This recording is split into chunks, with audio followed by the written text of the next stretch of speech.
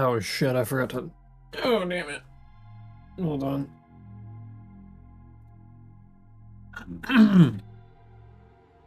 Greetings. Hello. It's gonna lag it out a bit. Oh boy. Bear with me. Oh, what the hell?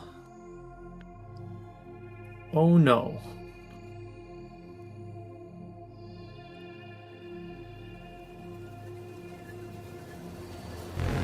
Holy bingus!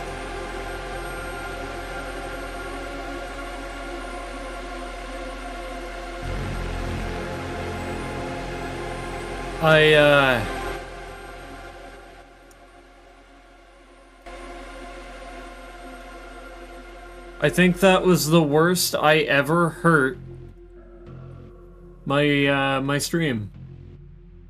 I think that's the most damage I have ever dealt.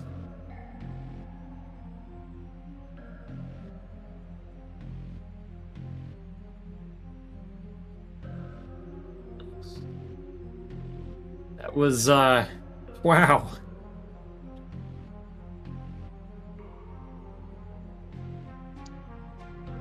Go ahead and make sure you're caught up with the stream. Because holy bingus, I think I nearly killed the computer. Holy shit. You got in 2 shorts, nice.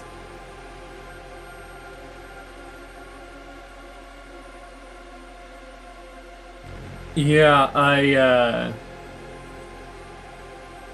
I was about 4 streams behind on shorts, and now I'm only about 2. And I uploaded 7 YouTube shorts today.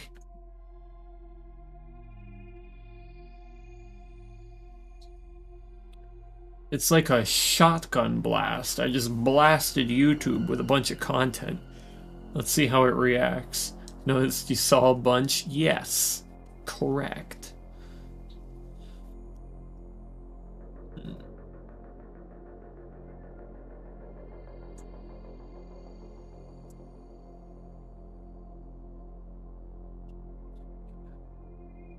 I need to figure out what I want to do for my next emote.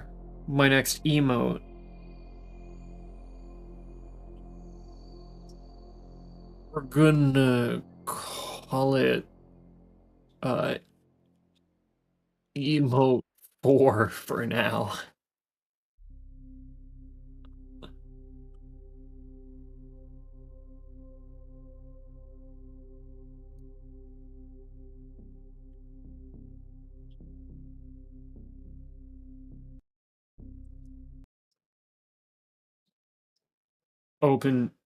Open canvas. Are you okay? Open canvas. You drawing with open canvas? Open canvas. Oh, fuck's sake. God damn it, open canvas.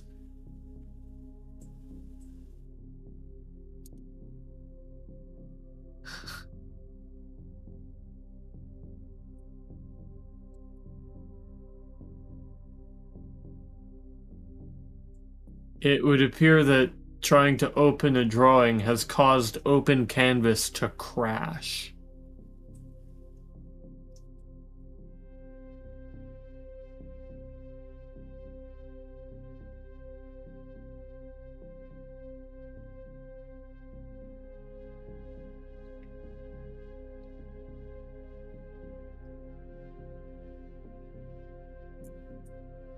I'm also too far to the right.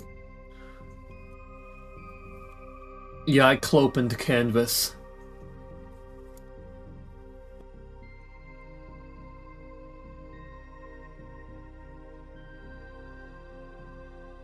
Oh.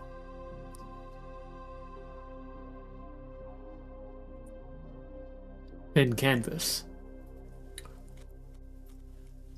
The fuck?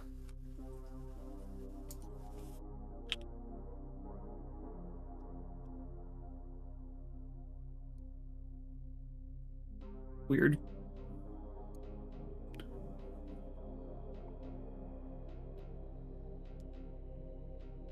We'll try that again. Hopefully it doesn't crash.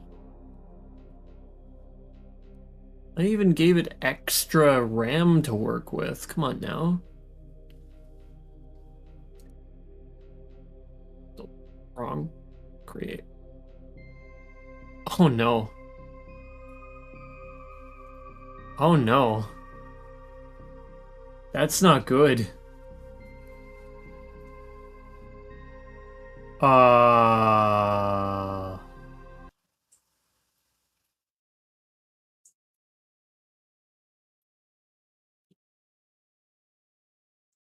Did it just...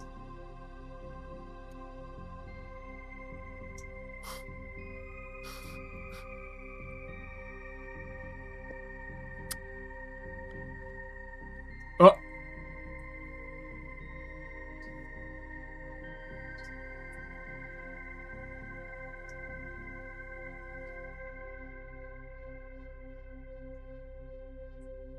We're gonna pretend that didn't happen.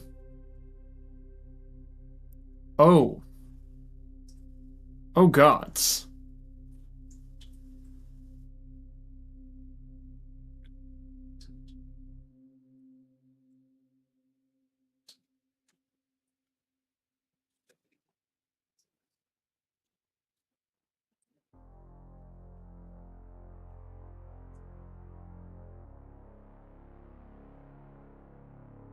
Oh no. No. No. No. No, something's wrong with Open Canvas. Something has gone wrong with Open Canvas.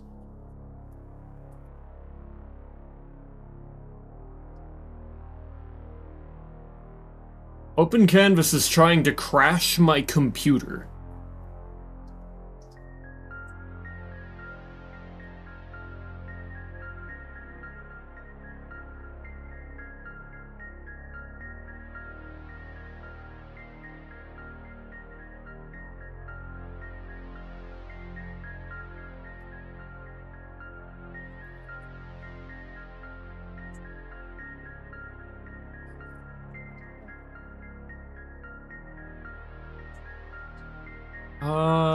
Properties.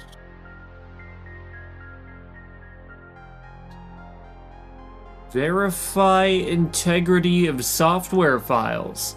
All 14 files validated? You're a fucking liar.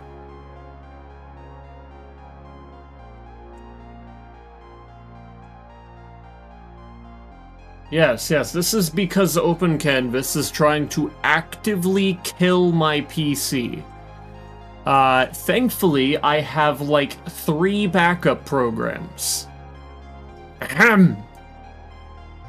Launching Krita.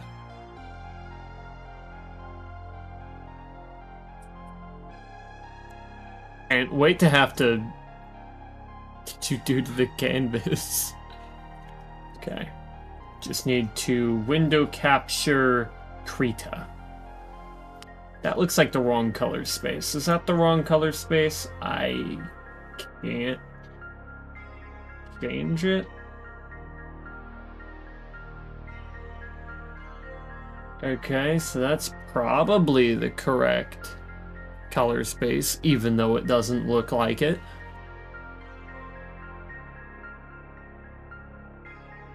New image.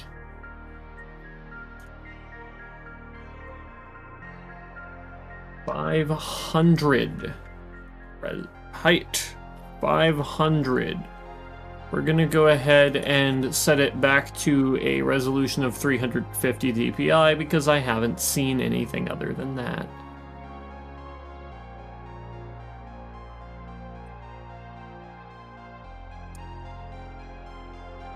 Oh, fuck, that's a lot more complicated than I thought it would be.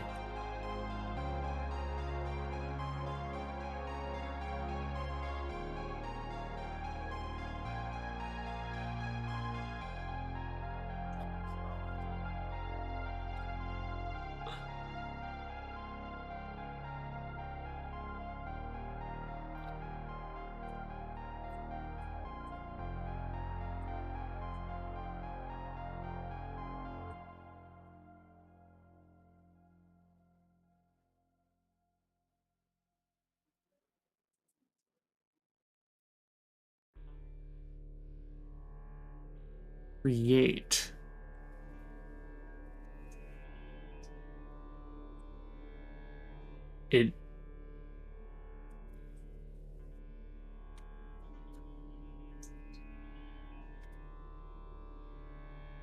It works. Now I just have to figure out how to use it. Edit shapes tool, rectangle tool, polygon tool, ellipse tool, line tool. Is there just one brush?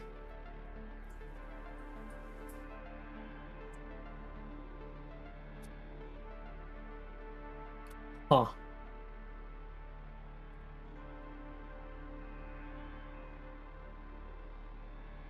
Where's the undo button?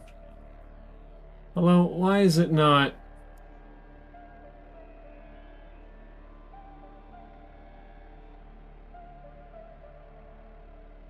I see. Can I capture this window? No. Oh, hello?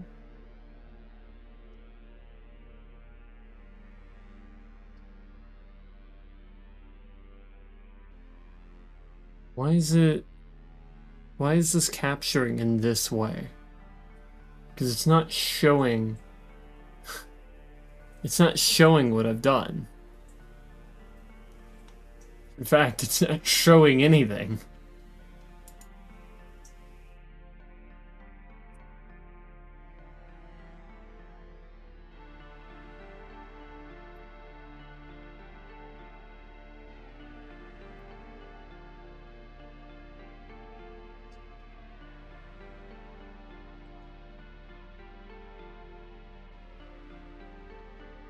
My computer's been acting fine today, but for some reason... This is the first time I've ever tried to record Krita.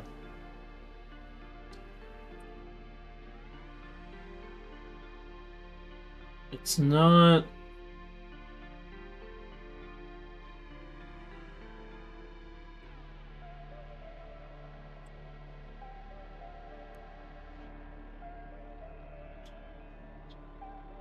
Huh?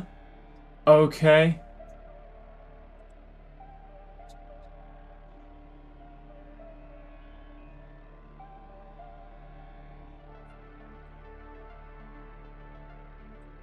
Sure. Lovely. Is this the pen tool, or is this the pen tool? No, it's called Basic 1. Basic 2 Opacity. That's probably basically the equivalent of pen. Now, the real question is, where the fuck is the undo button? If I want to just hit that. Why does it not exist?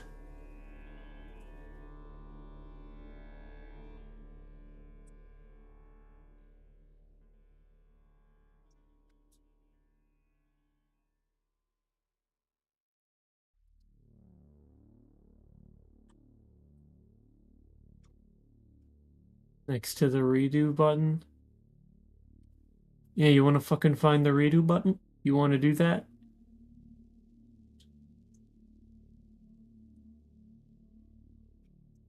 Fucking texture. That's crazy.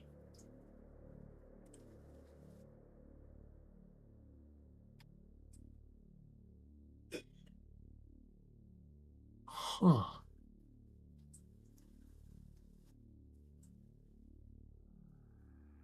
Uh-oh. Didn't like that for a moment.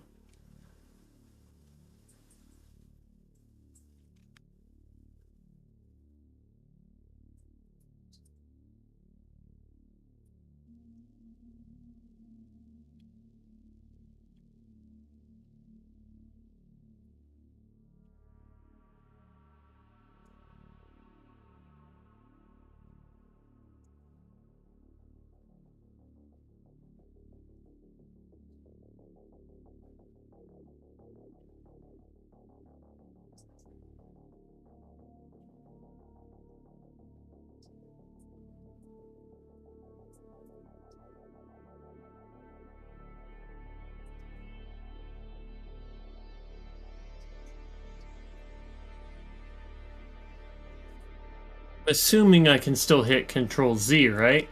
Okay. There's no button? What the fuck? There's gotta be a button.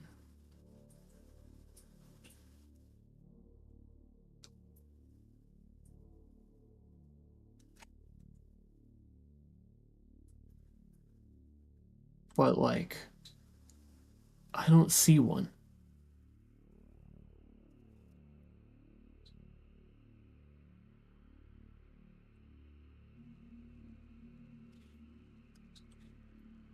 Fuck. Let me try to see what the problem with open canvas is. I don't think I can just switch programs on a whim.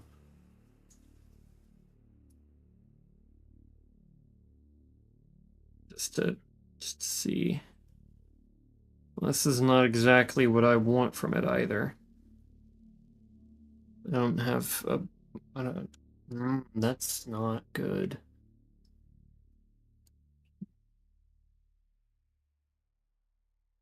Click on edit to see. What the fuck? Yeah. Let's see if I can't figure out what's wrong with Open Canvas. I'm gonna uninstall it and reinstall it, see if that fixes anything.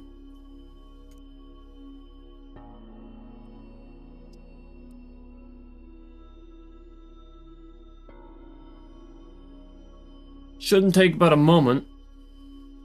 It's only 60 megabytes. Look at that. Lunch.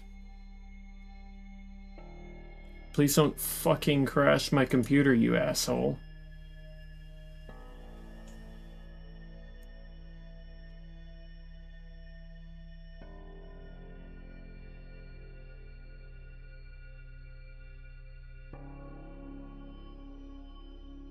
What if I just try to open up Husk? Ah, god damn it. It doesn't want to do that. Why? Why is Open Canvas behaving in such a way? Don't worry, I can kill you by force.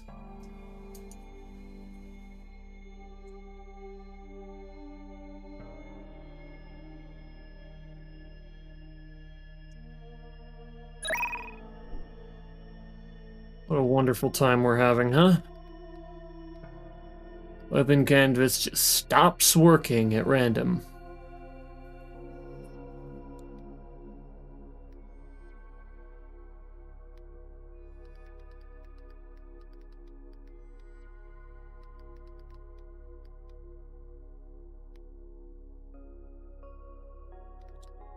It's actually really funny if I look up Open Canvas not responding on opening a canvas.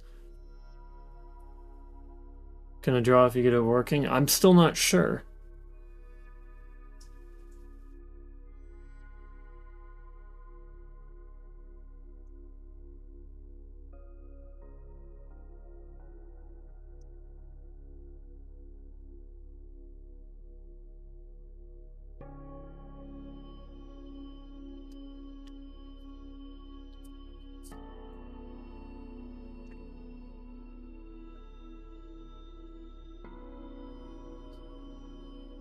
What?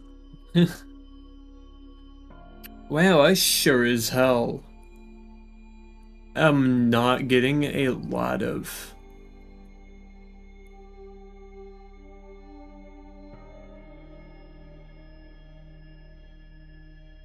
Okay, that's...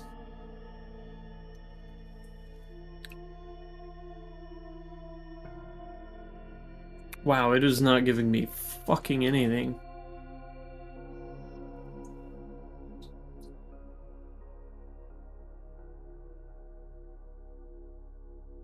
Nice one, OC7. Nice one.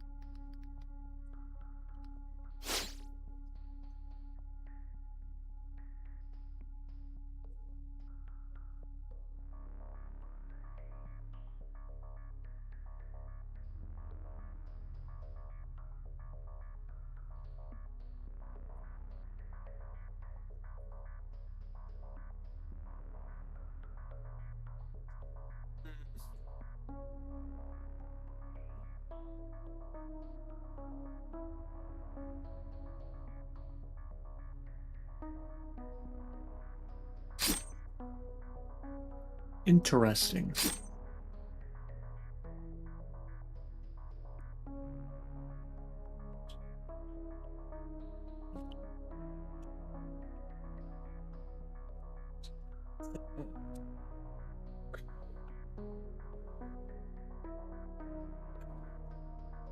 Ah.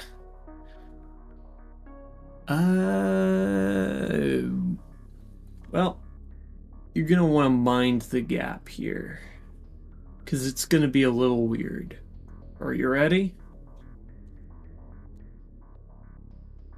I sure hope you are, because it's gonna seem like I didn't intend to do this, but I promise you I did.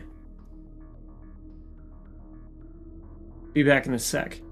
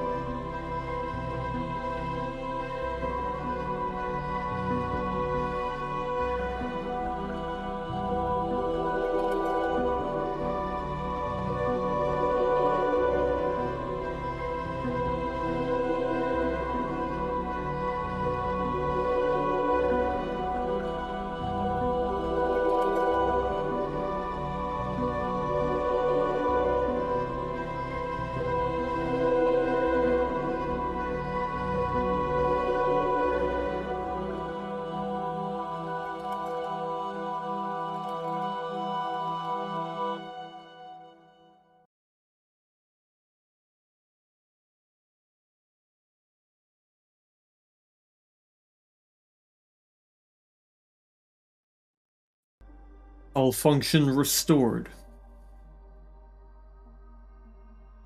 The techno-necromancer strikes again.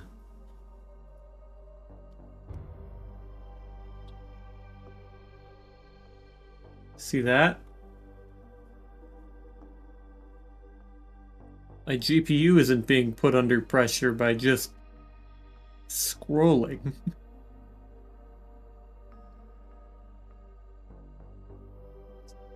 No.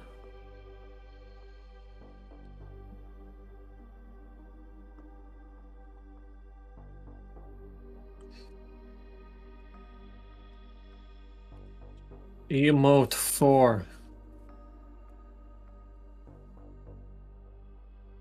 Create. Wow! Look at that!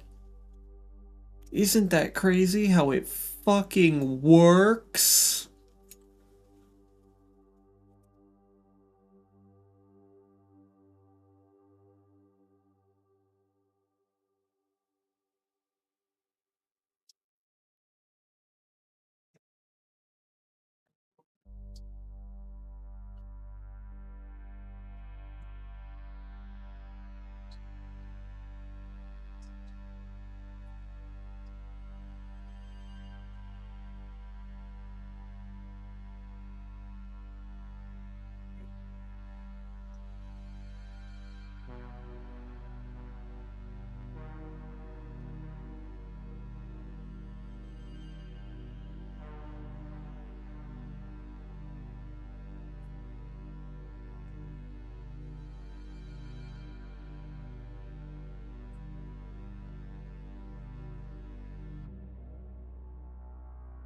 I have it in the wrong place, huh?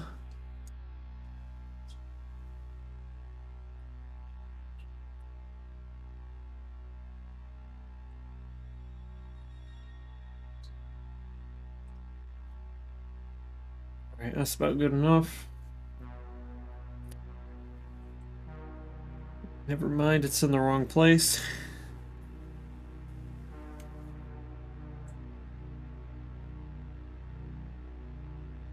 That's in the wrong place.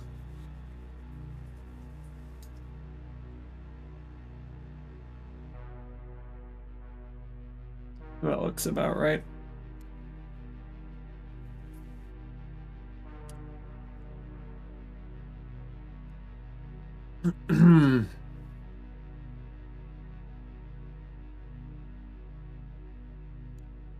We may now finally begin. Only after 45 fucking minutes. Now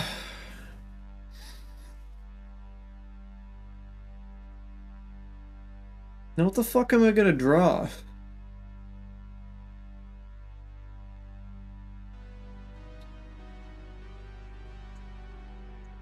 Like, I legit have no idea.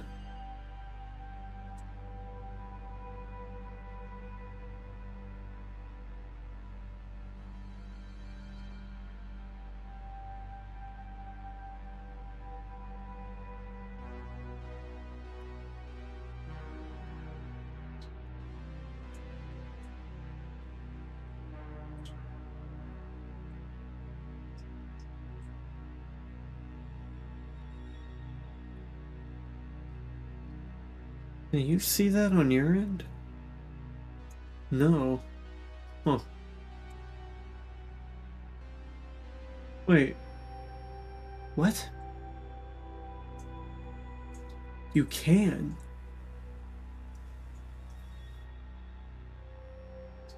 But only sometimes?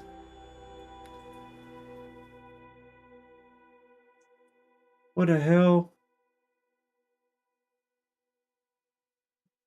YouTube marked it as spam.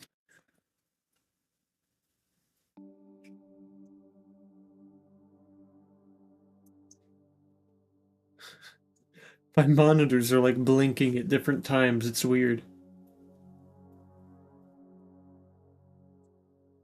Closed bracket.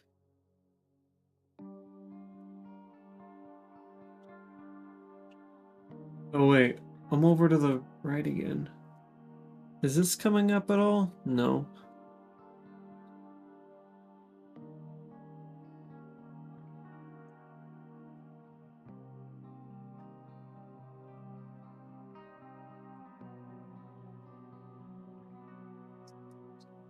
I guess I will go look for emotes on the internet.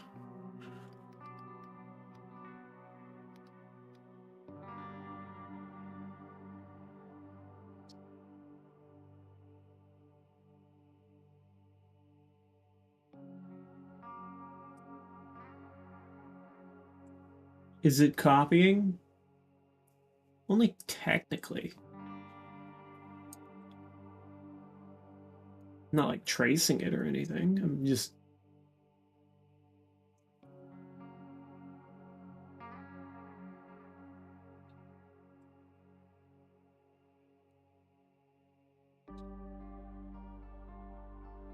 there to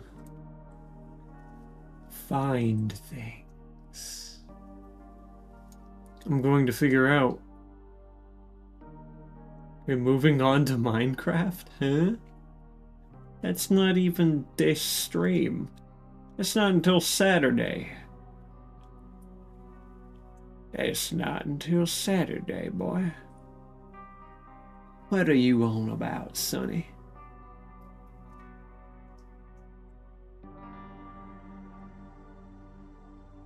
Listen, y'all whippersnapper. What are you on about?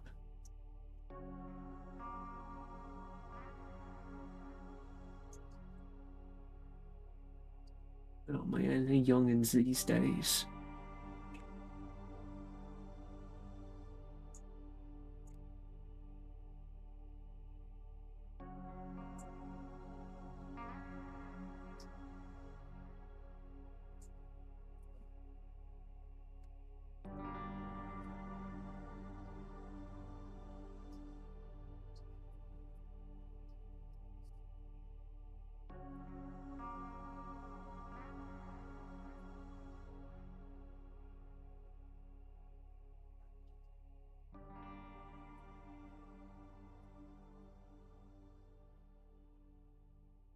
I'm gonna do human face horse. That won't work. It's not an emote.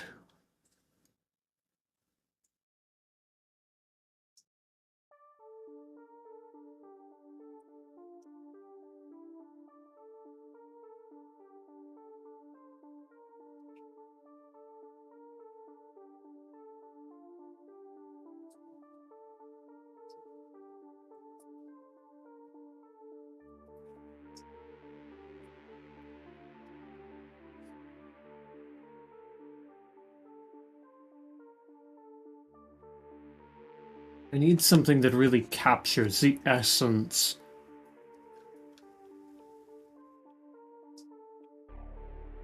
Of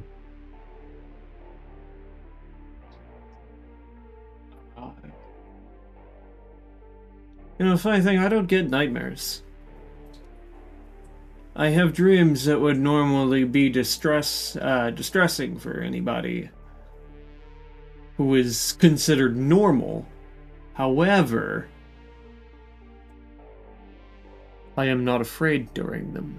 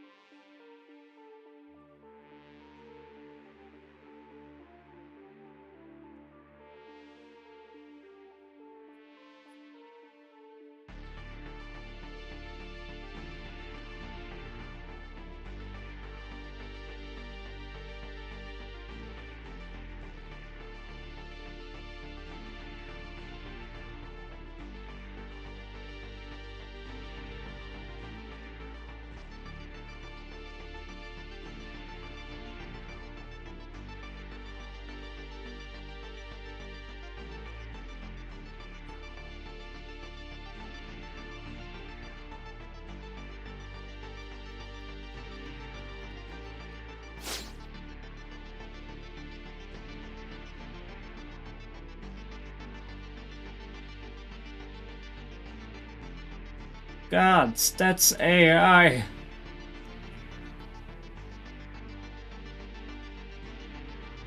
Not a moth. Why would I do a moth that has nothing to do with me?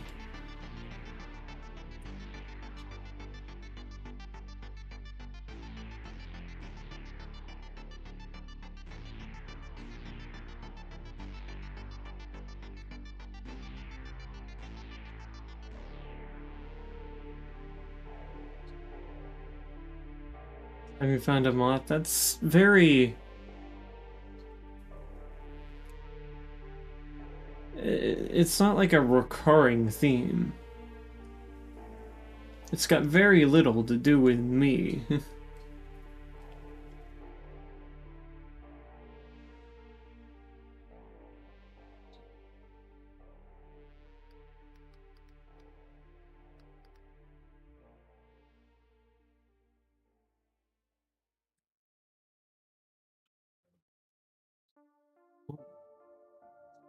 Do one that says auto-corrected?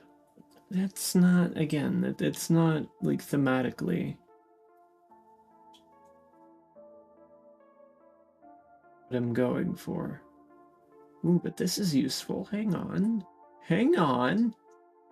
That's part... No, it is not.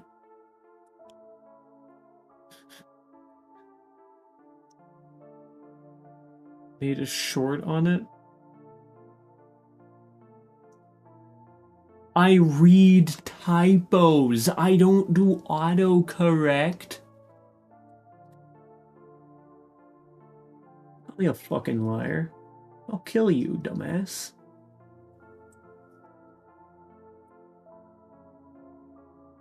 I did find this thingy.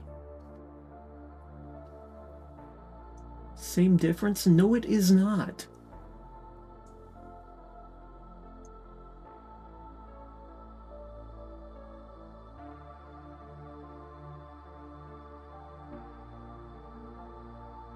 Typo reader there, perfect. Yeah, that's not going to be very legible.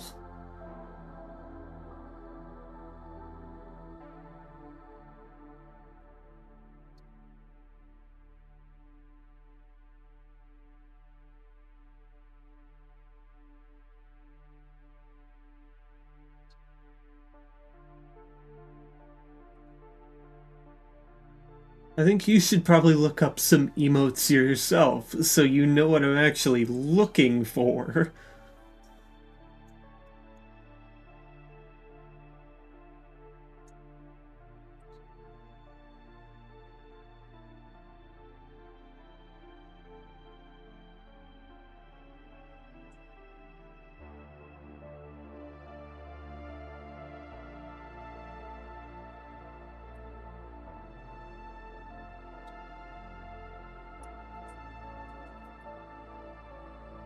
Hmm.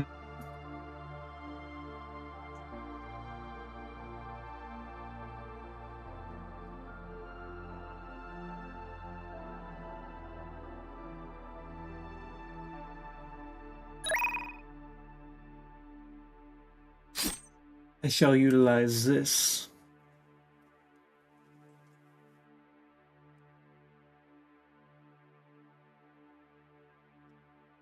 This shall help me in my task. It will be beautiful. The first one you see when you look up emotes is a fucking moaning marshmallow. Thank Google AdSense.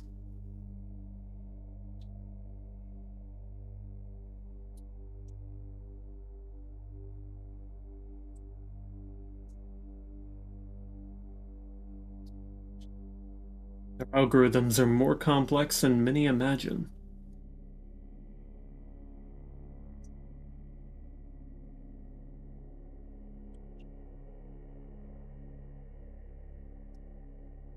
Bonk. Do you have Bonk? No, because Bonk is unrealistic for my character.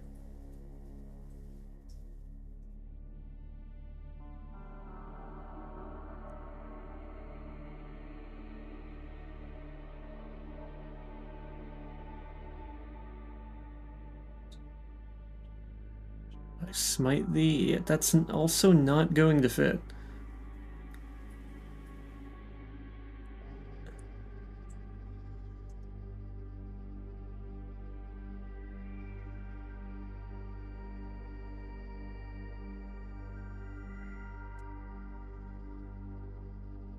Emotes are very restrictive with what you can do, and I was really pushing it with Huge Mungus.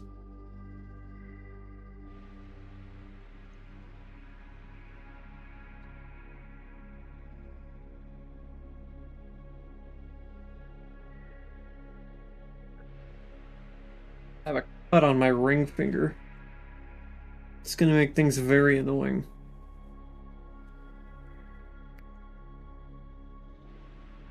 What about a clock? I mean, it's thematically appropriate, but it won't work.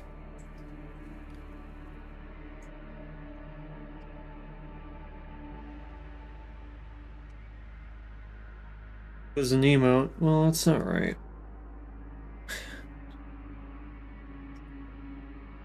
Because it's not an emote. It's just an image. An emoji.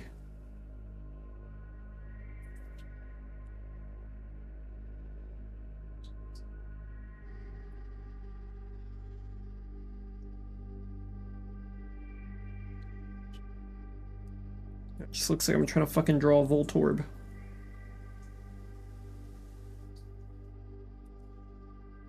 Oh.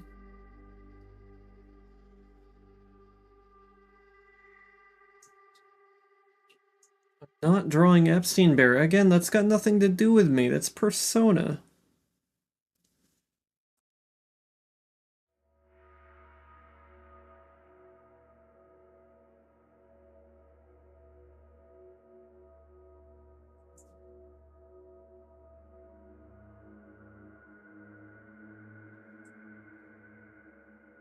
Ah.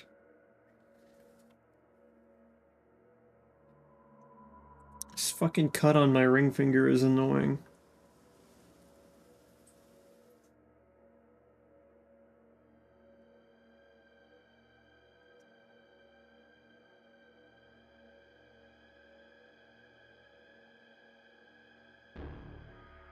Shit, that was going fine until...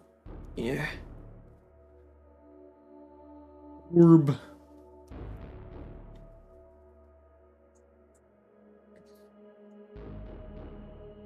Yeah, my fucking...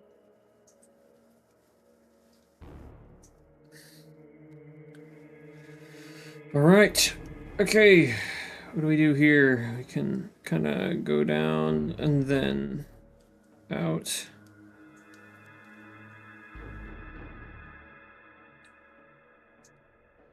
Yeah, no, hold on. I'm gonna need this to be a flat surface to draw this. Ooh. Come on now. Ah! Fuck. Make a command that costs... Again, bonk doesn't make sense considering my lore.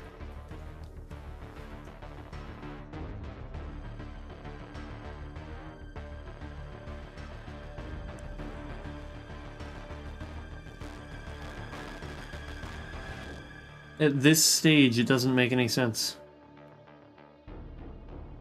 Yeah, it would be funny. I mean, it's a common one, but it doesn't exactly work considering my lore, and my lore is much more important to me.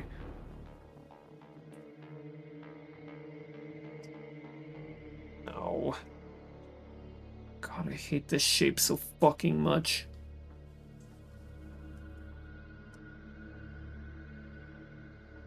I'm gonna commit a war crime. Is that tenable?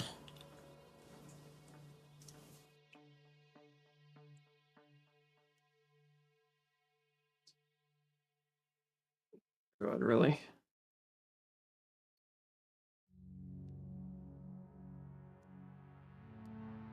No, you know what? Fuck all of you. I'm doing this slowly and steadily. You little shits.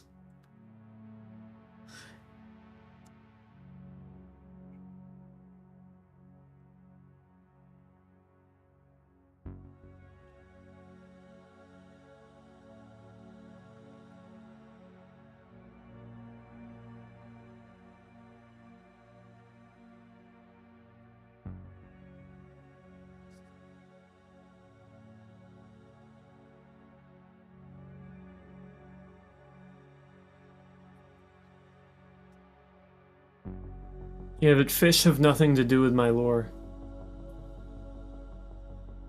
Yeah, it's my loading screens. It's not got nothing to do with my lore. I just purchased those because they were nice.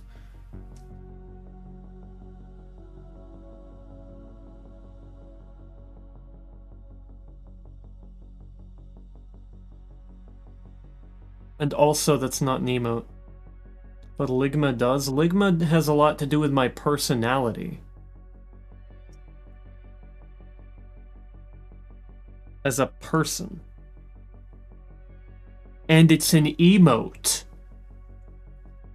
More importantly, one redfish, one bluefish is more of a member badge than an emote.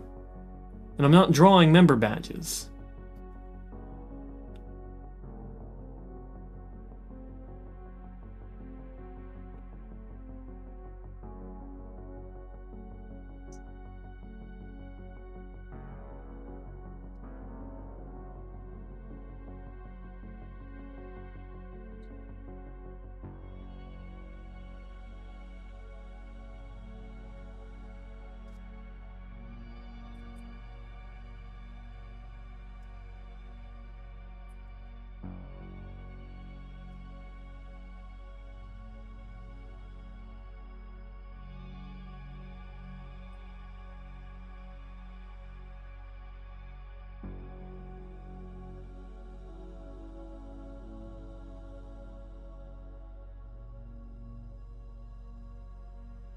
You drawing right now? I'm not entirely sure yet.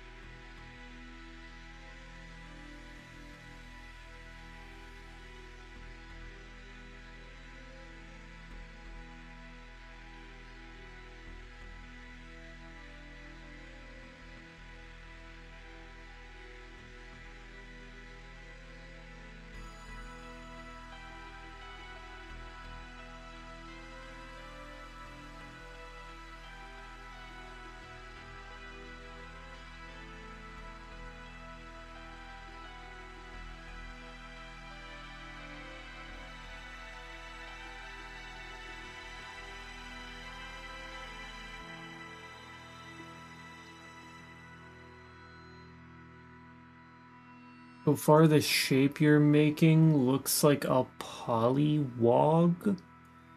Maybe that could be your pet? The fuck is a polywog?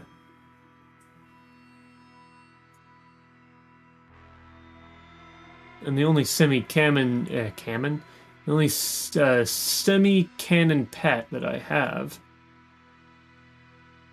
is a frog baby. It's called a tadpole. Does this look like a tadpole to you?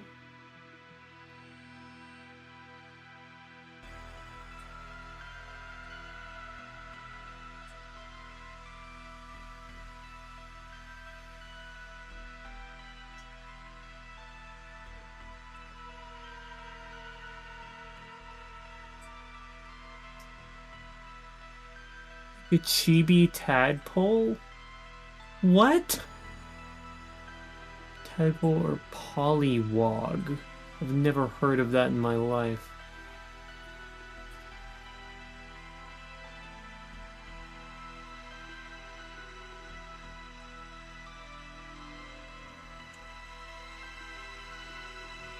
Yeah, there's only one, like, partially canon pet, and that's a raven.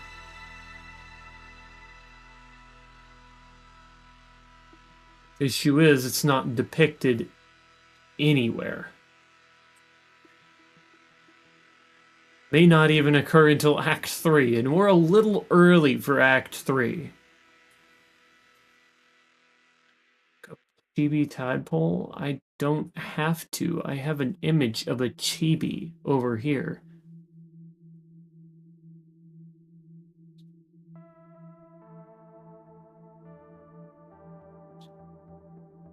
Fuck! This goddamn cut on my finger.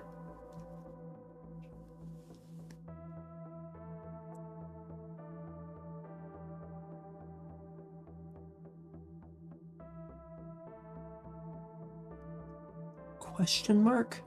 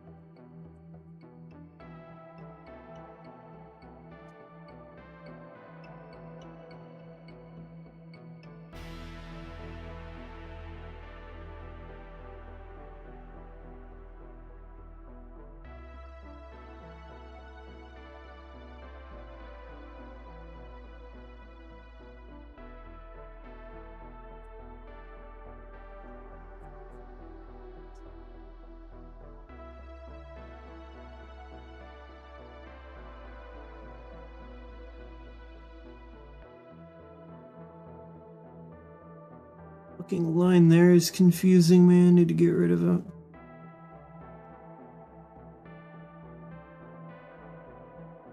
Bigger.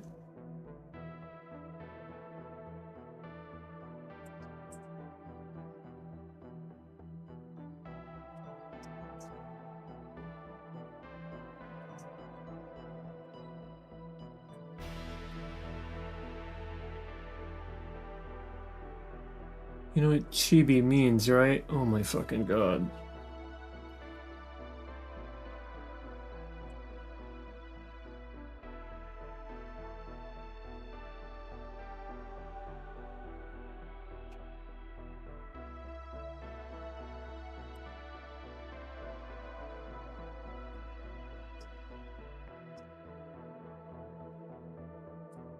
The way you said it sounded like you do.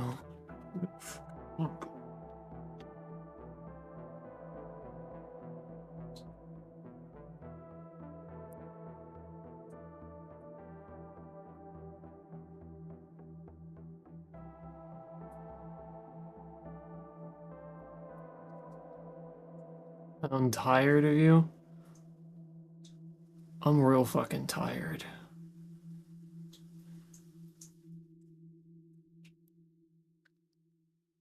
Started with this fucking program not opening for shit.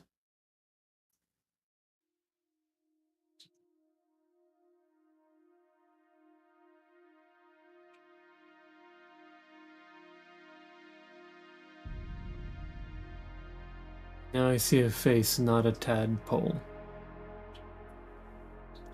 And all I had to do in order for you to see that was add a single nose.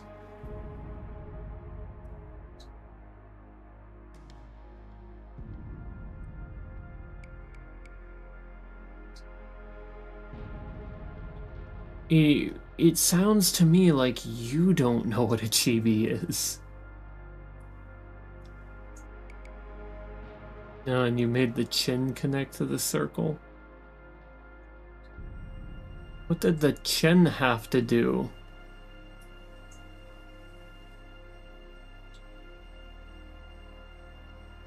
With it looking like a tadpole? I really don't understand your thought process here.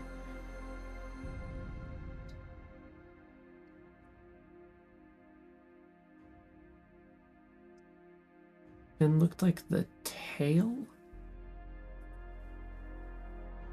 I think I've been more confused in my life. This is rather confounding.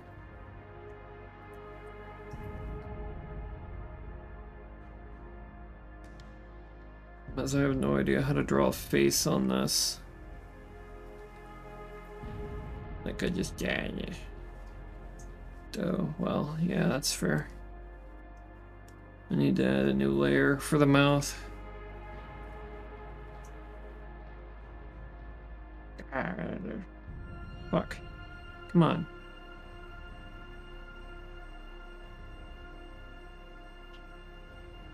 Okay.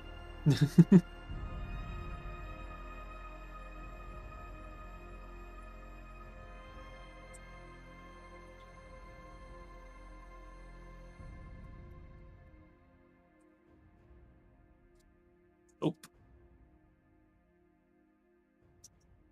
Nope. Nope. I need to make sure that the edge of it is aligned here. But I mean, I guess I can kind of just rework it as things go.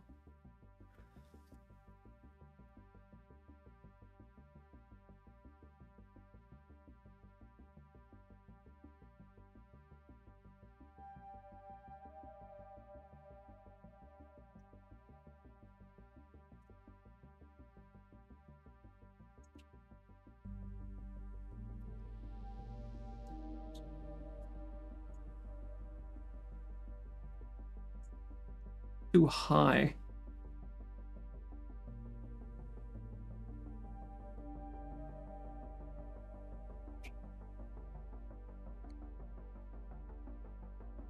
Nope. Nope, nope, nope, nope, nope, nope, nope, nope, nope, nope, nope.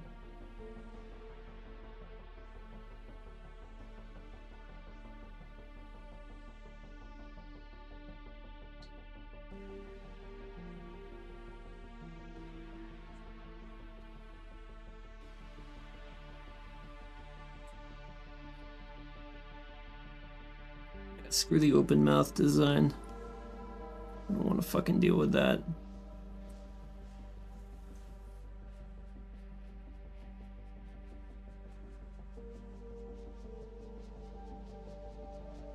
Great.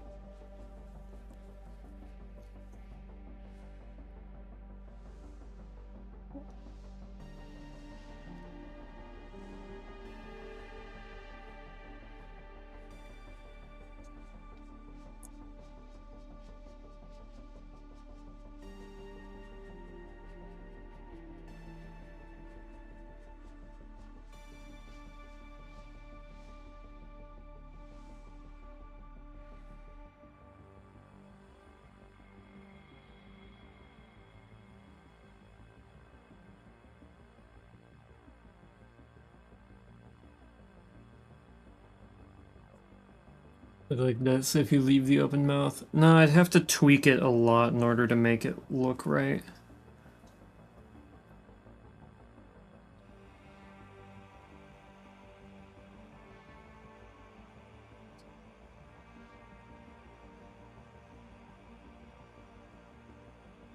So we'd want the base to be right about here, right?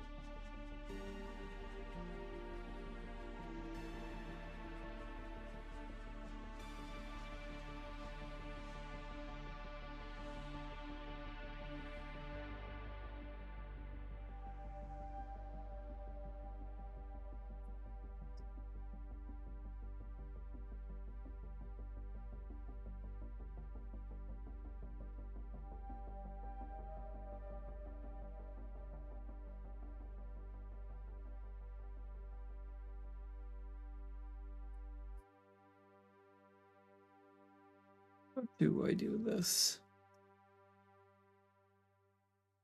With my style specifically.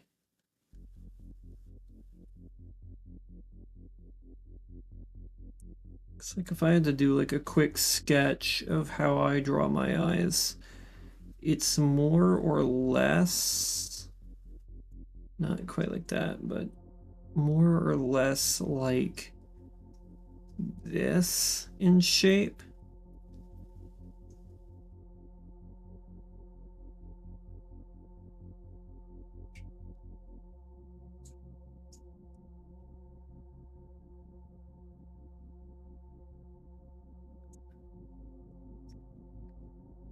It's not very...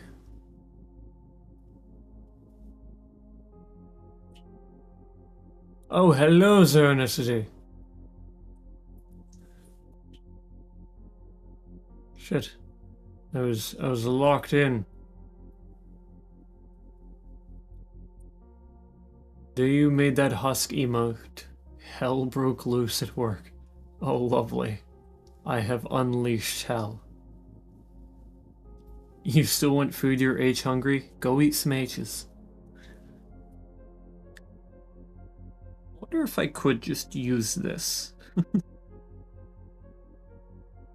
mean, technically not exactly how I draw eyes, but...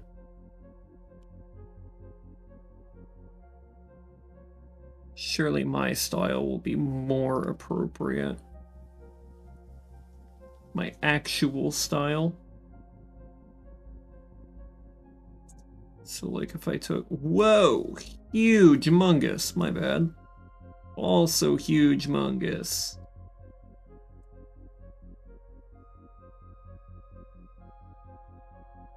It's in the wrong position.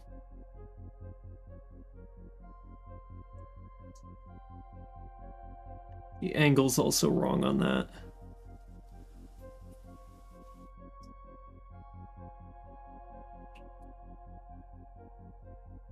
Fucking A. Like, how would I say H is like that for plural? Fuck do you spell H? Have fun.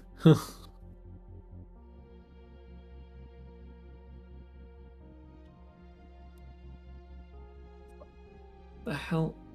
Why am I getting notifications from my job at midnight? They don't work until midnight.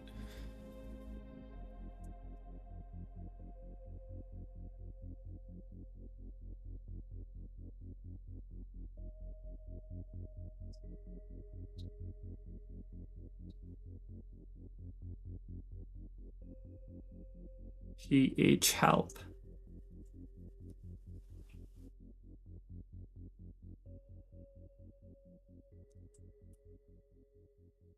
Ligma himself with his with my Ligma emote? Yeah.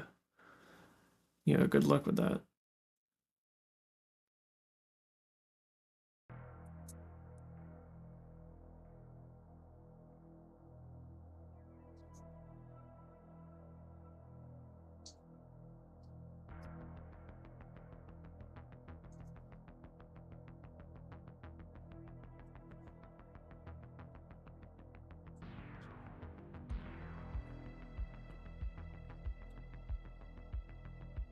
Excuse me.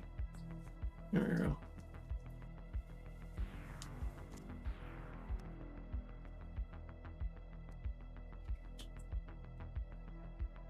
Nope, too much.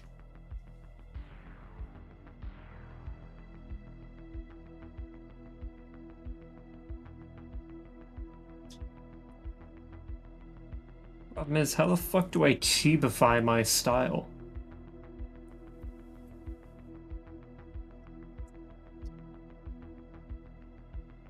Like, how do I do that?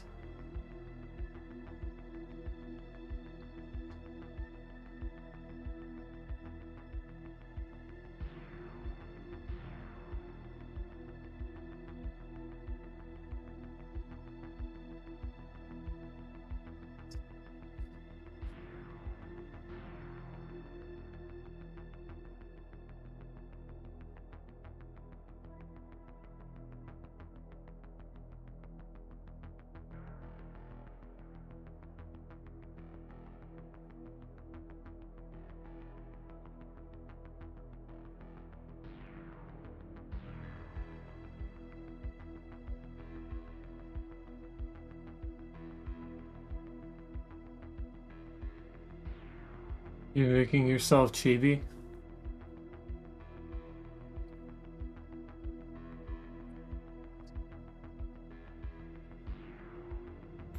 That should be your answer.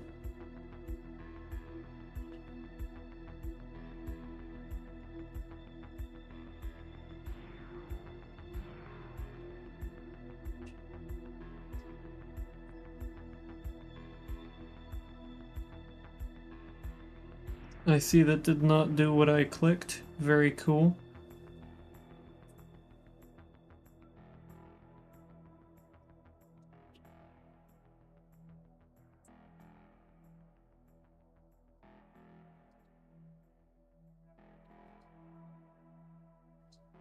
Like, my eye shape is not very chibi. You know?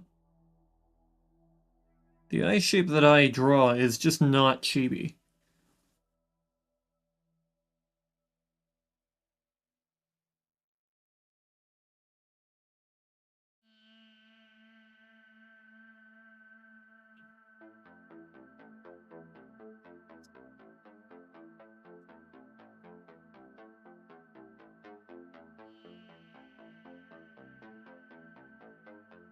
Then there's, of course, the question of the eyebrows afterwards, which, whoa.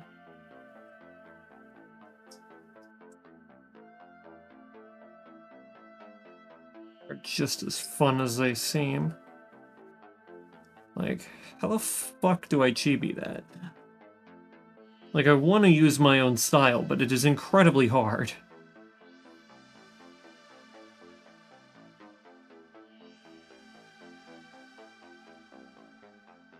So far it looks depressed, so pretty accurate. Yeah.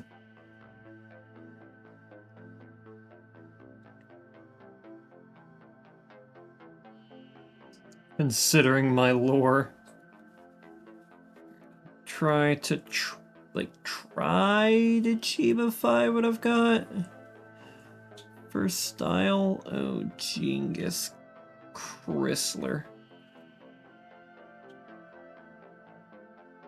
I don't know if that's a very good idea.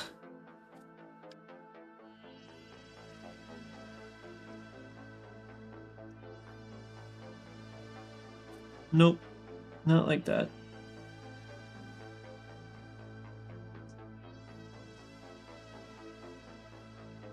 Not quite.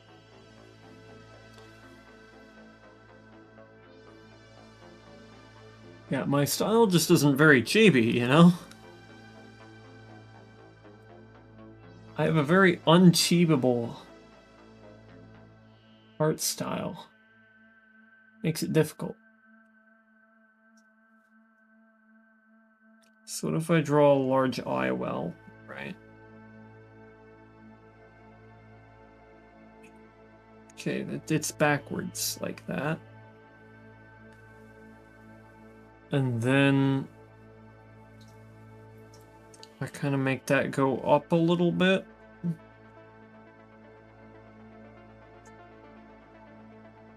And then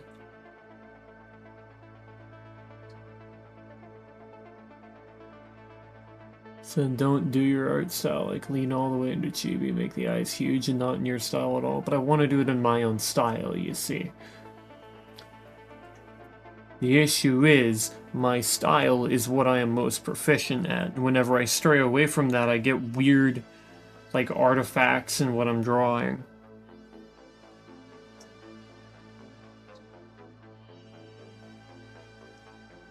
Because it's completely unfamiliar territory, eye shape and otherwise.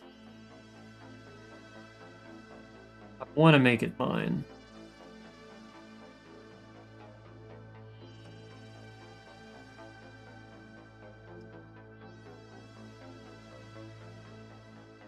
But it's rather difficult. Yeah, I'm not even happy with that. Fuck.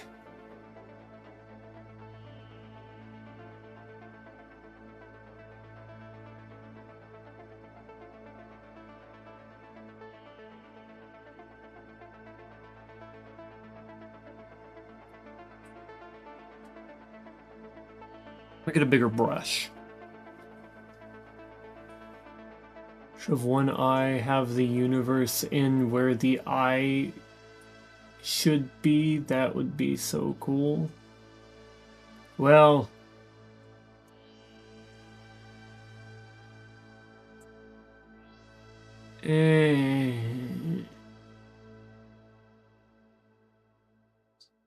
really doesn't go with the clock motif.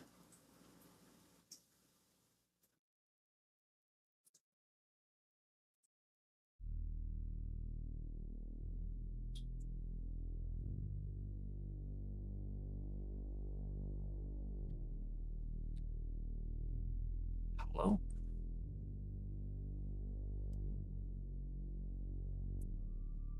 Whoa.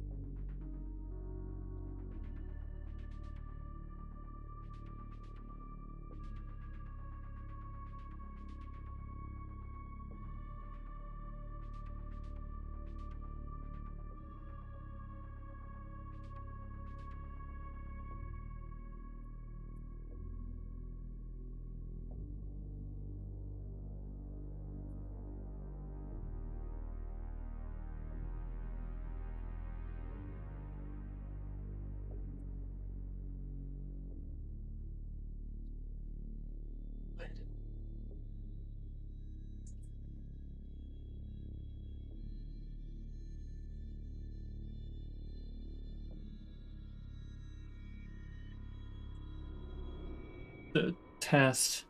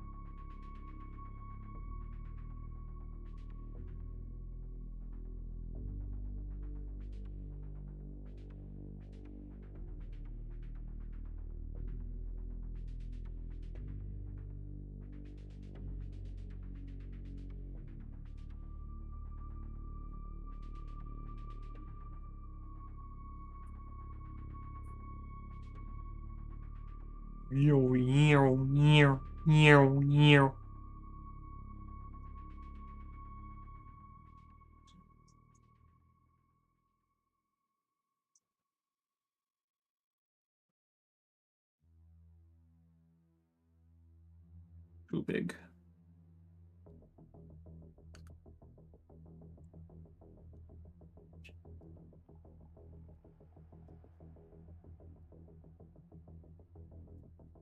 Too big.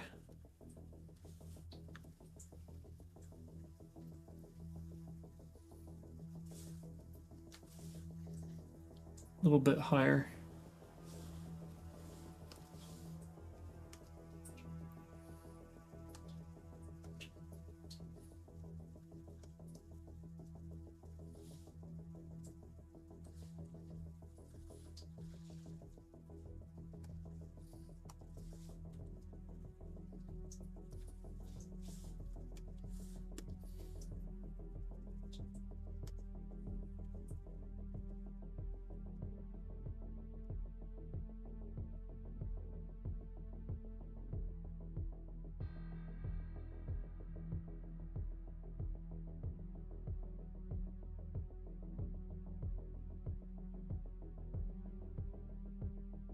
What?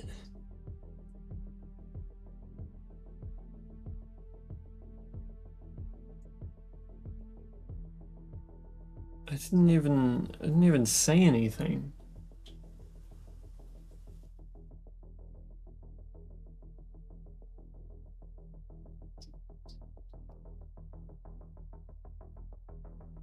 Let's see if I can cheat this one.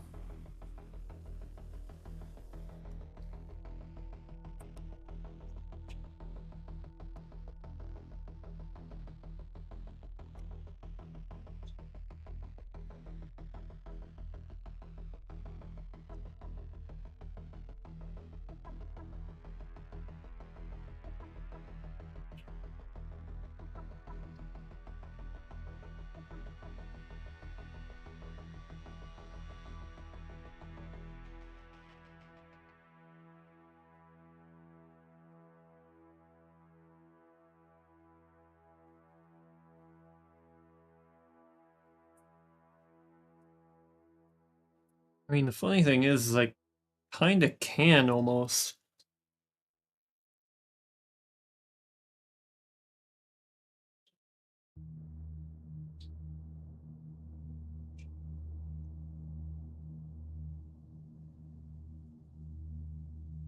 Like, that's totally tenable.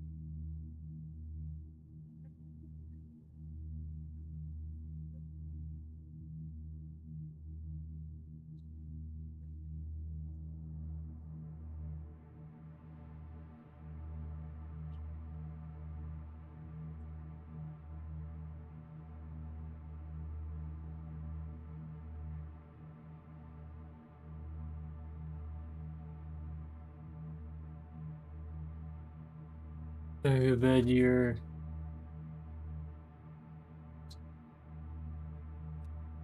Alright, I'll see ya. Duplicate layer.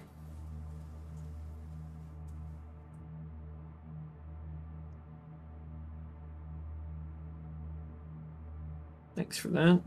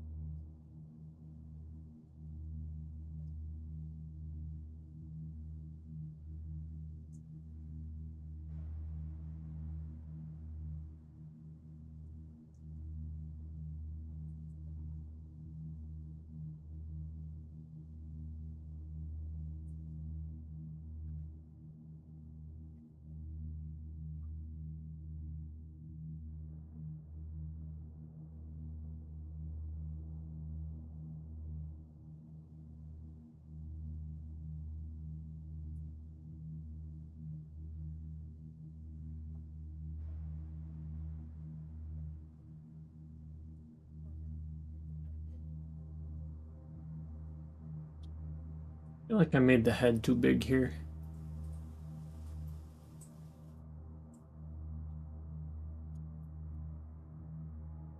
Or not the head, the face.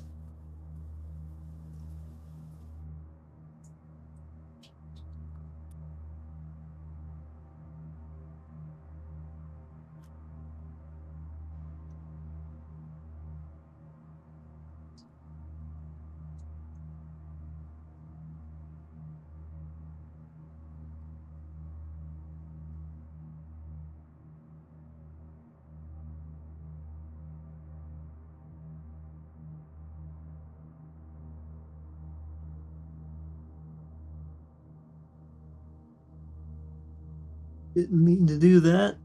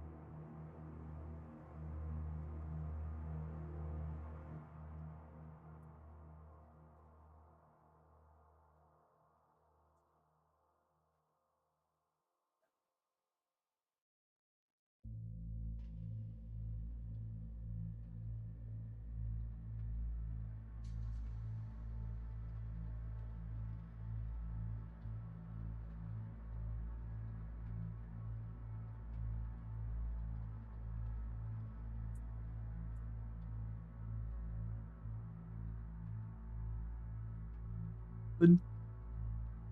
Need a pen. New layer.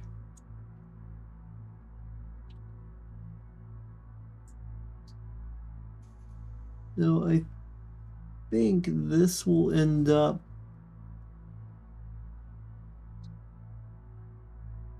covering a good amount of that eye, right? From this angle, at least. Because, I mean, take a look, and I guess I don't really have a whole lot of head motion here. Do I? Interesting.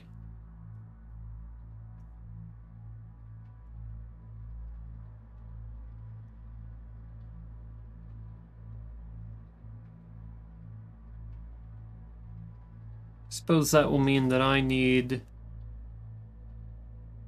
to really kind of get it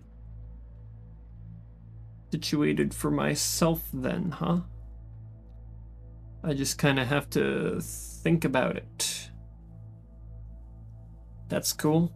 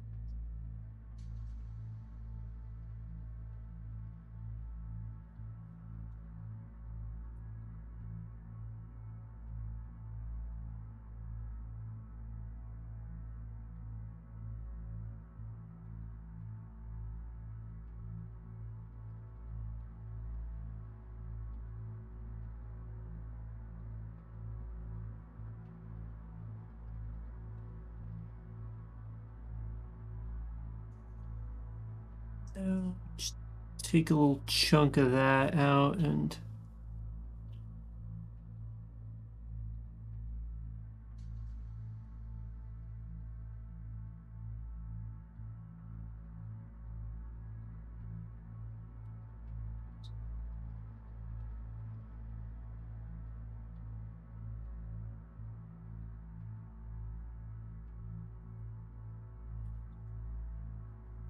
then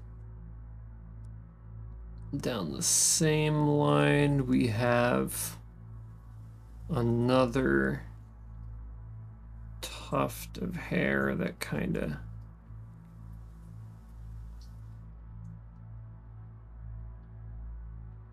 It does one of these and then comes down around, does one of those. Not quite like that though.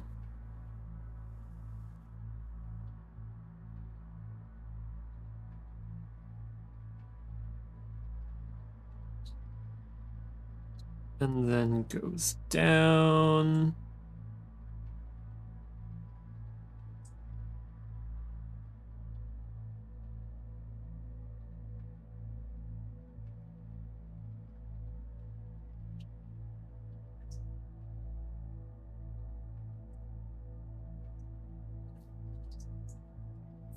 So one of these and then goes down like, ooh.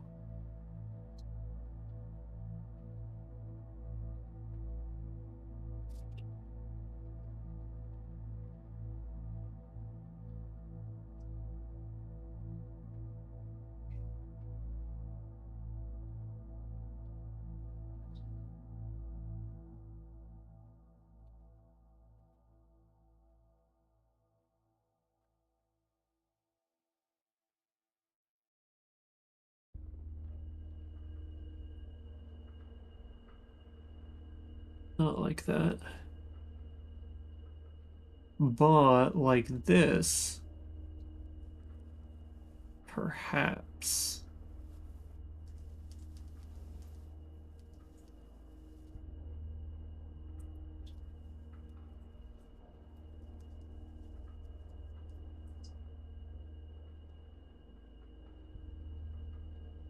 Let me figure this area out a little bit.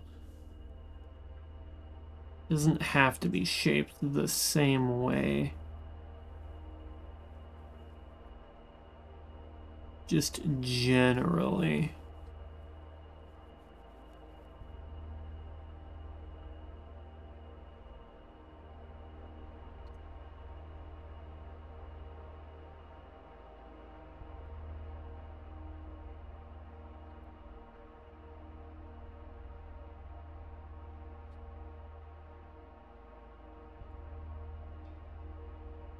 The third layer that's even further back. And we'll only call this thing around here.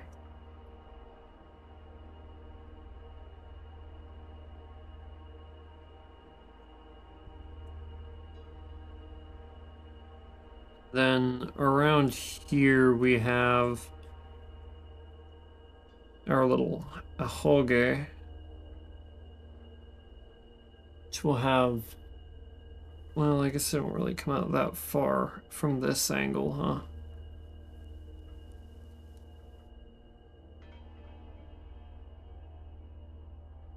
Then you can kind of get that one back in there.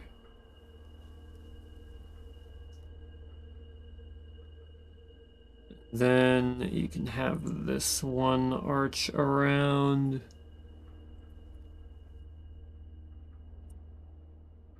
Maybe not quite that far.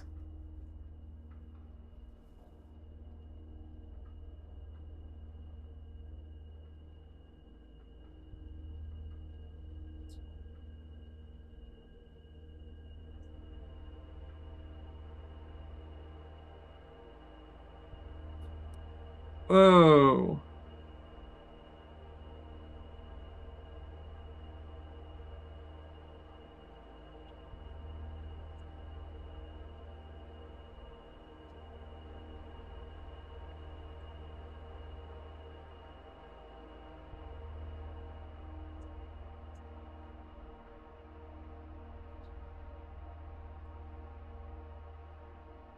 That whole area is a mess. Hold on.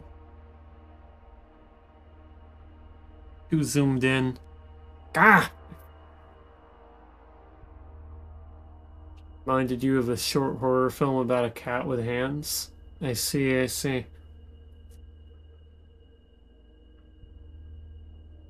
Keep pressing against this damn cut on my ring finger.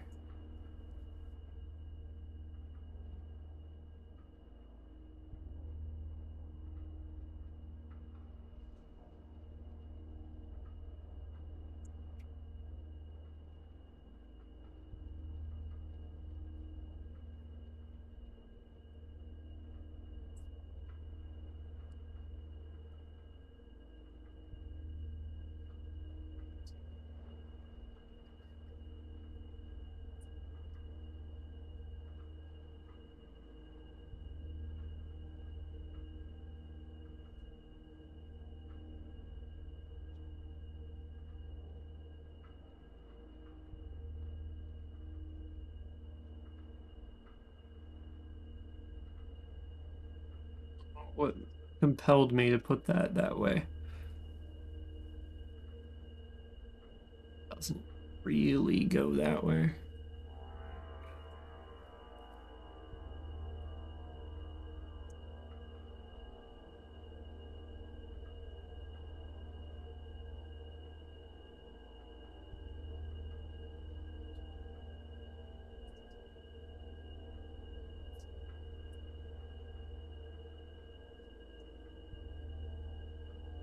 Now that I realize it, I have no idea how to fucking use that tool, and I shouldn't.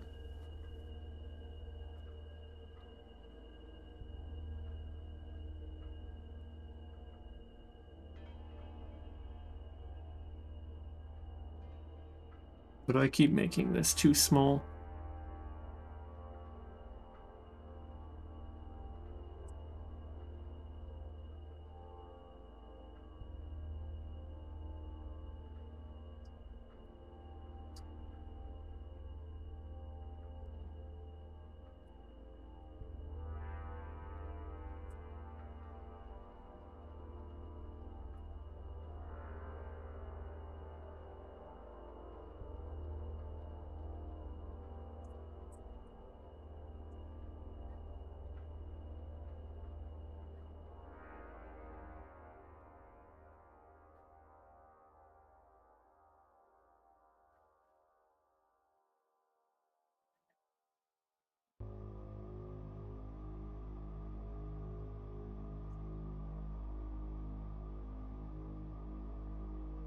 I'm not doing it.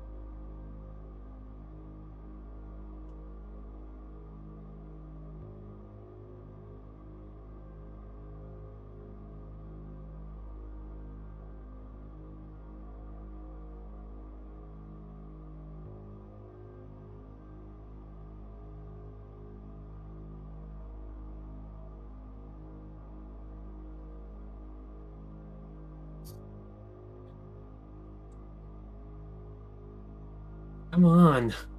Why the fuck can't I get this?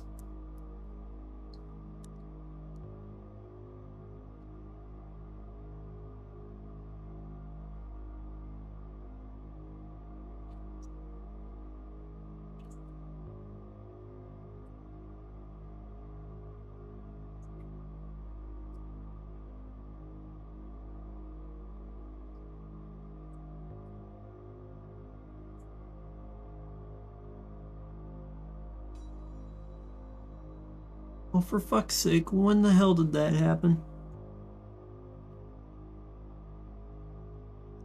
Oh, that's cool.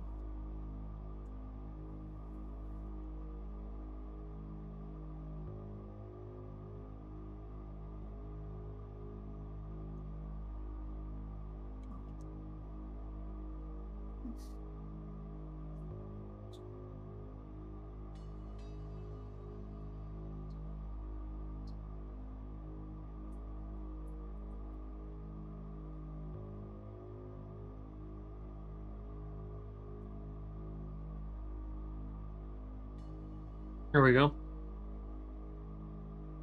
That should help. Maybe flip the canvas and make yourself draw it the other way. I haven't ever drawn it from that angle, so I don't know.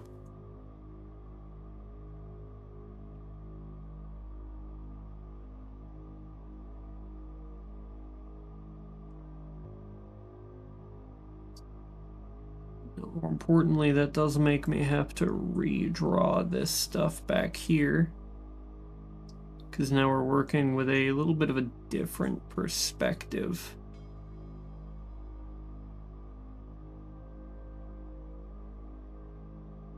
Not a different perspective, but a different scaling on the hair.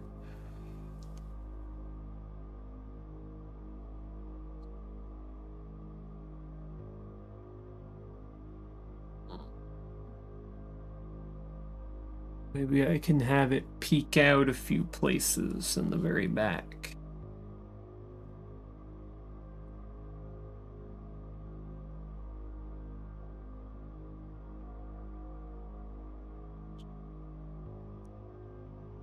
Like there, for example.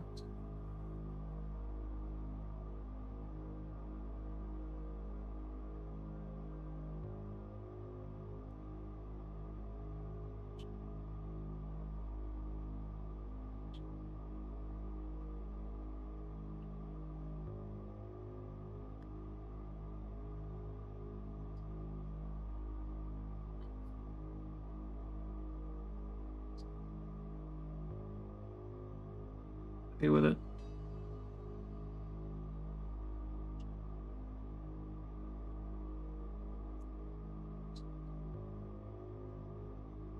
Let's work with it a little more out and about.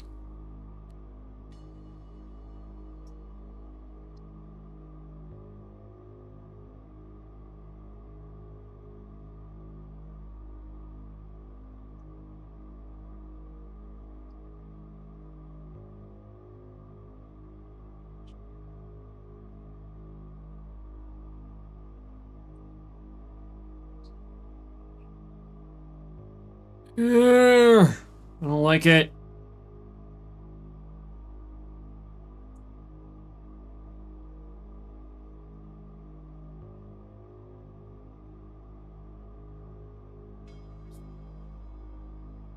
I don't like it, and it's annoying me.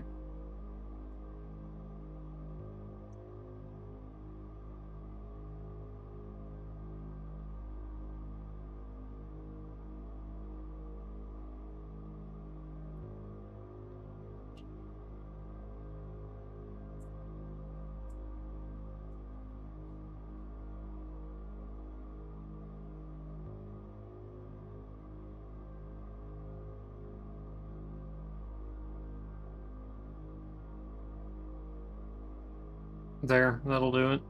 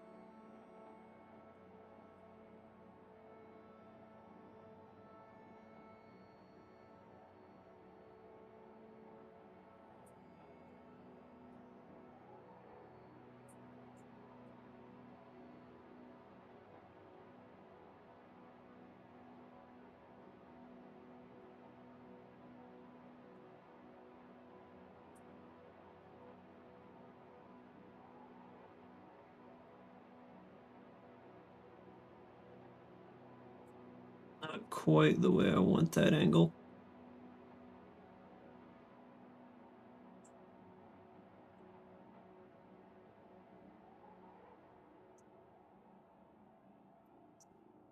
How's that? Yeah, that'll do.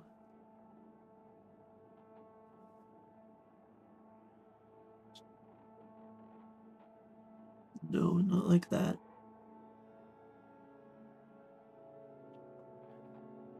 It fucking unlooped again, didn't it? It fucking unlooped again. I'm gonna commit a war crime.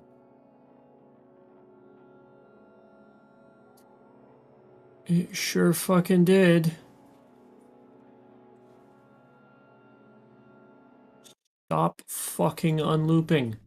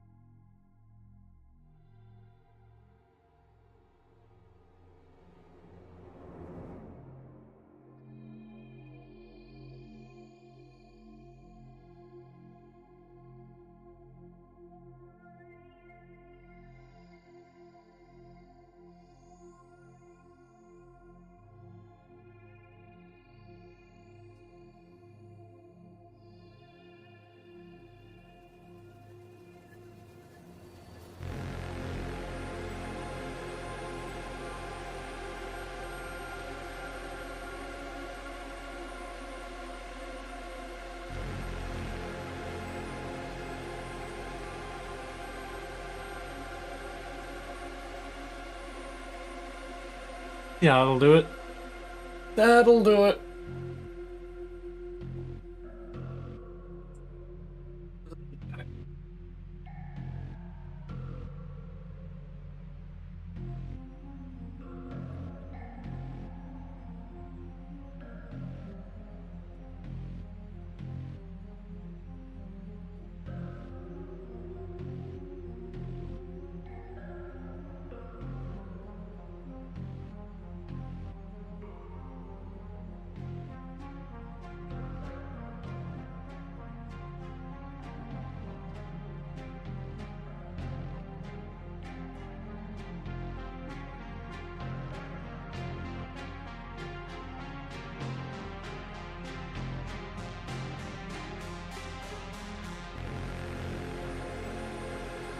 Oh boy. It's doing that fucking thing again.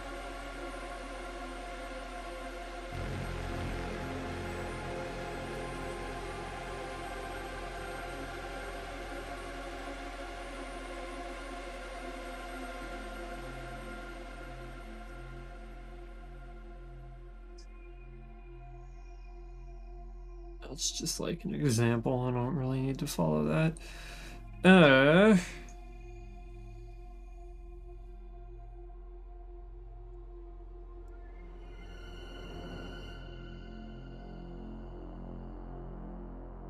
Boss battle music started. Shit's about to get real. Funny part is, this is just the background music I've been using for all of my art streams. Logan, fellow vampire.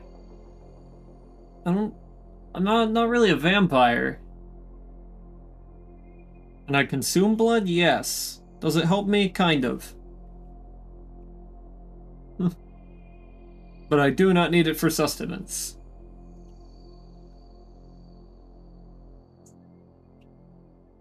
Do I...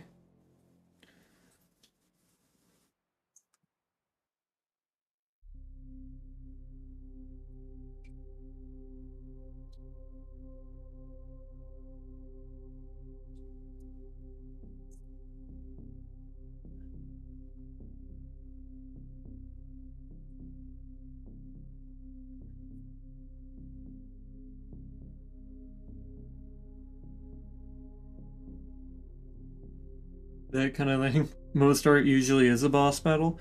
Yeah, that does remind me. We're gonna see more of some of my, like, middle adaptive digital art style.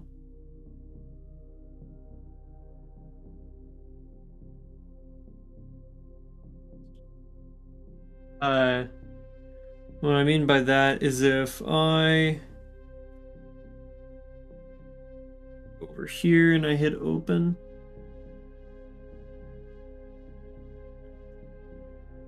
and I think it's this one. Yeah, this was a piece I was working on that I crashed out on like a month or two ago. But we're gonna be seeing more of this eye shape, or this eye in general here.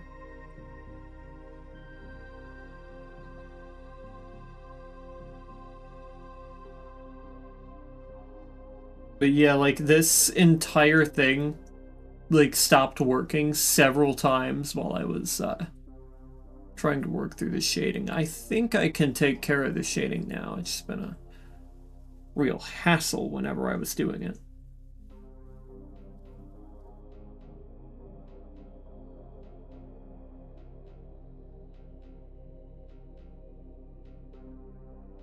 Some pieces do be like that.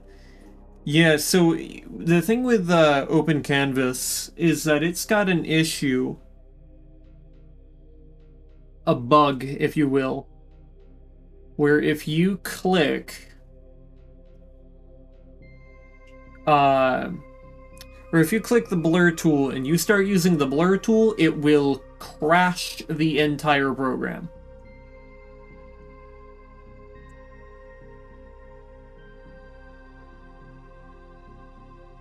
And a lot of like tutorials for shading were saying, "Oh, hey, you can use the blur tool."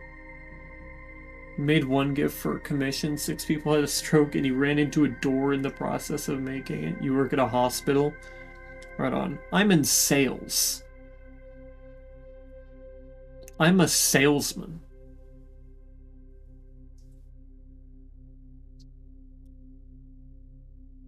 Ain't that kind of funny? I think I'm ready to start doing line art for this. I don't think that ear would be visible, because that ear would be like around here-ish.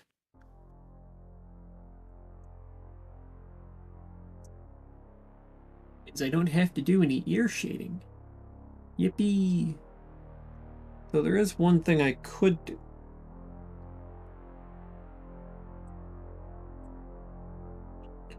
Where are you from? Gotcha. Fucker. You're using Photoshop, you can get away with using the blur tool if the brush size isn't too big. Yeah, no, the blur tool on Open Canvas will just like 90% of the time crash your program.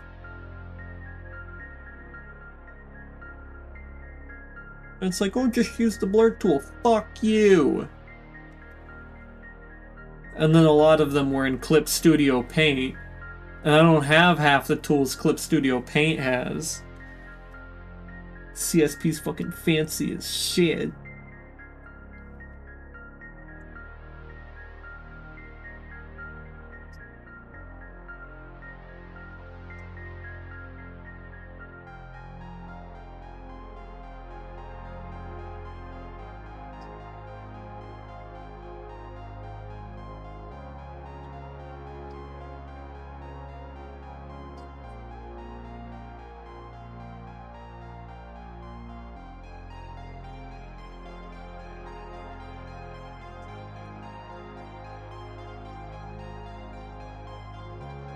You've had to move to Krita and nothing makes sense anymore. I almost had to because Open Canvas wouldn't open. I had to clopen Canvas.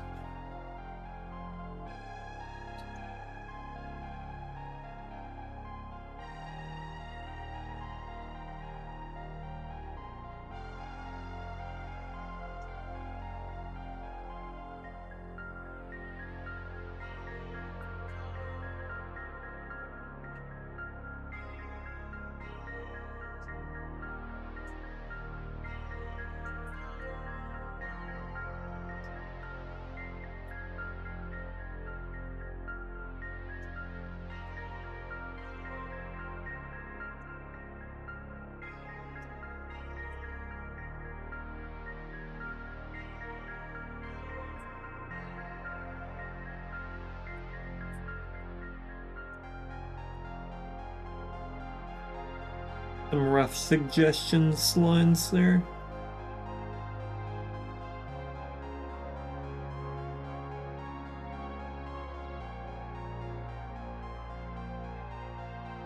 You had to get a new pen tablet and turns out it won't work with Photoshop. Have you tried Open Canvas?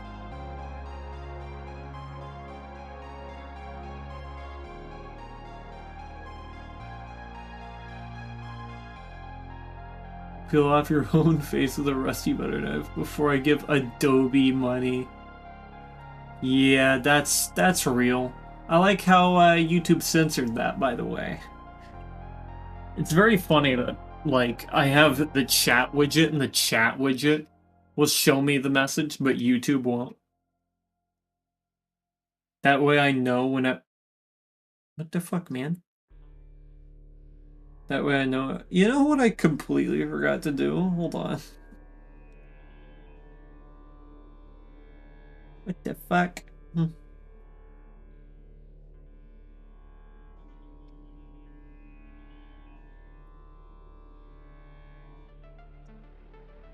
There we go.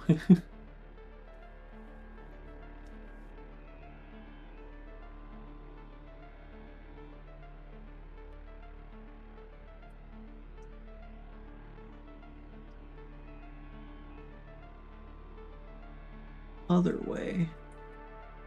God damn it. What the fuck?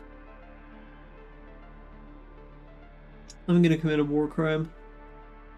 Holy shit.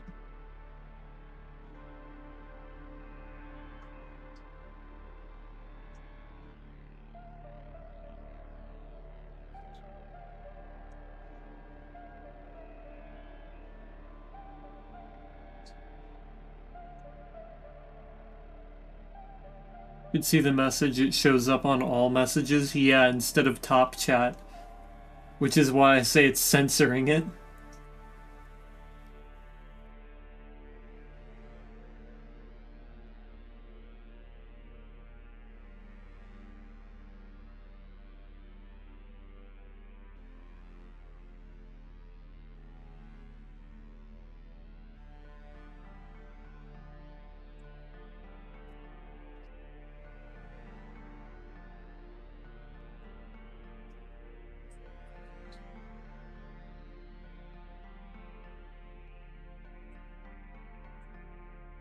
That's definitely too large. Why? Why does it do that?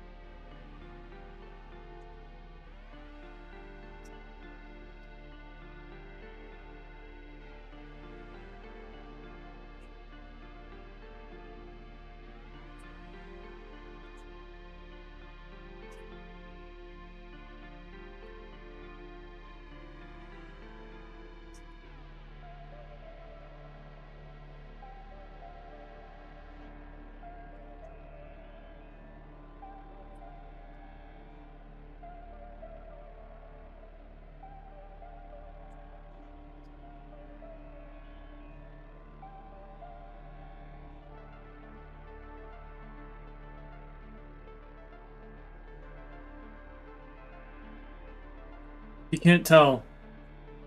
YouTube chat is such a prude. Yeah, true. But if you can't tell, I used to draw fire a lot, like this kind of fire style, back when I was younger.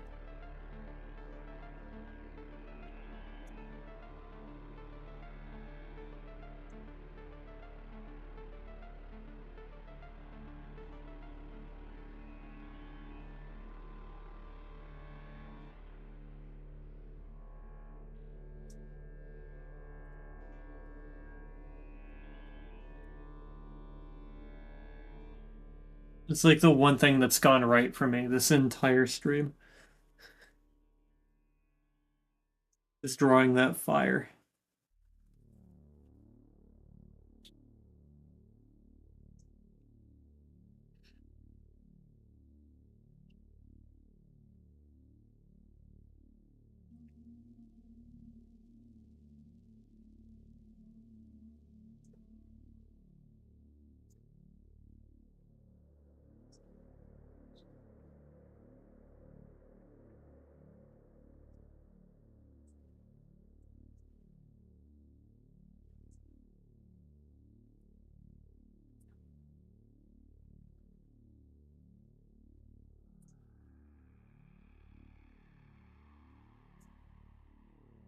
This line art is giving me an aneurysm.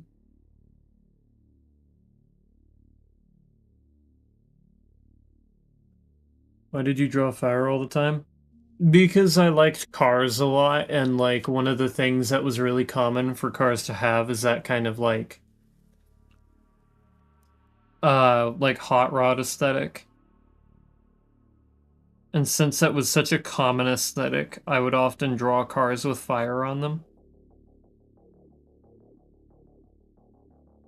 If you look back in my channel, you'll see that uh I play like Need for Speed Carbon and stuff.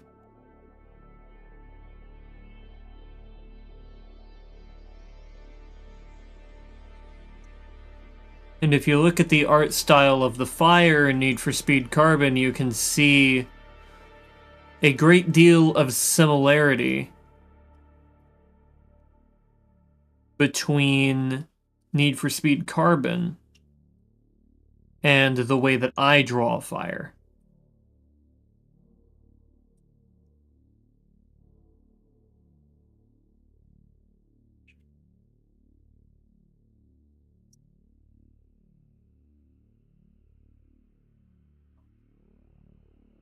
Art imitates life, life imitates art, art imitates art, and life imitates life.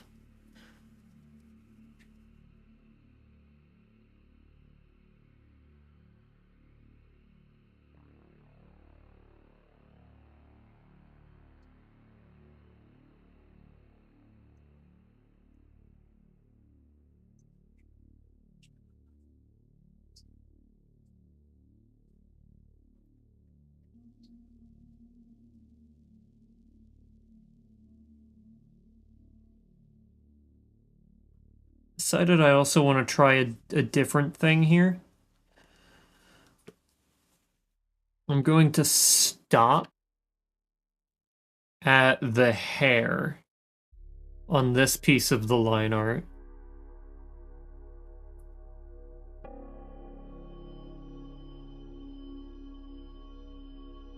And then continue back down here.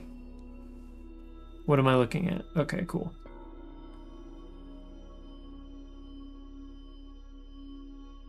I found myself at a crossroads.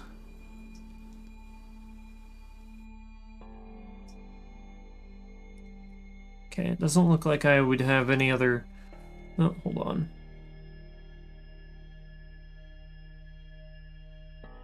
And here, I think I'm going to erase these pieces.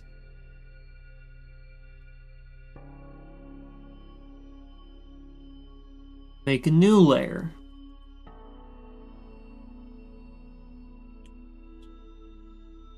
I think if there's anything to call this, it's like advanced line art.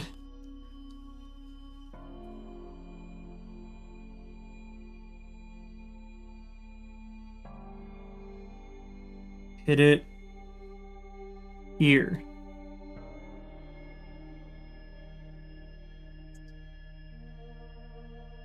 Now that I think about it,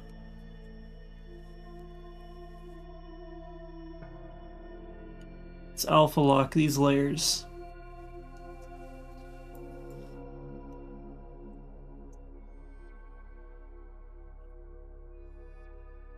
And then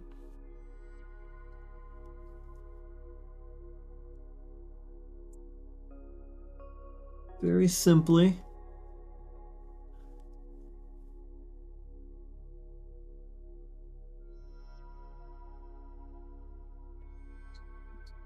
just run through here. Now that I think about it, that's too bright of a red.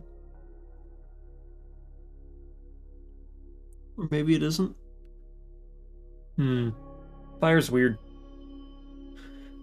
Fire's weird like that.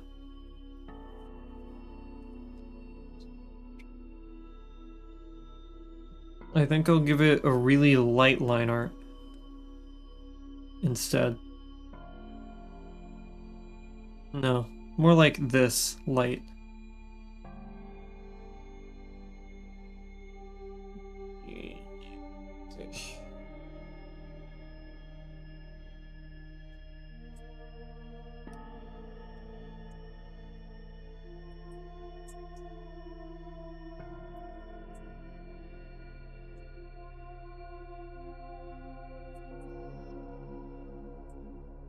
think...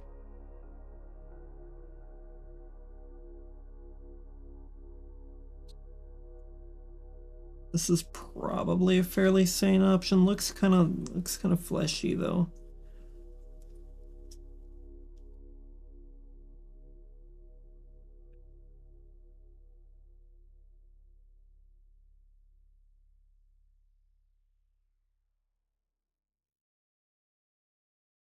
And that deep red does not help that fleshy look.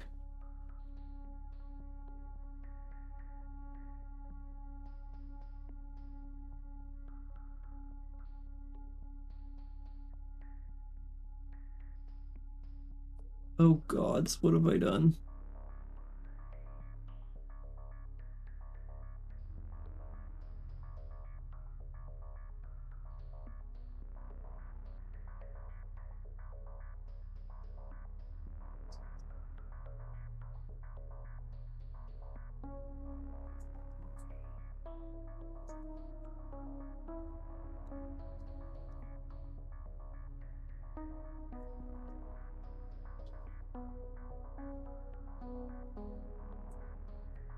Outline that fire in light yellow, and then when you color it in, start with orange, then gradient out. Well, I have a plan. It's just the line art here, I don't know what color it's gonna end up being. I'm just gonna give it this kind of pinkish tone for now. And then we're gonna worry about the rest of it later. As for this, we're gonna take... wherever I might be able to find the base color for this. I think it's probably like right here, maybe. And then emote color, take it and then just drag it like way down. That's not what I meant to do. It's you, right?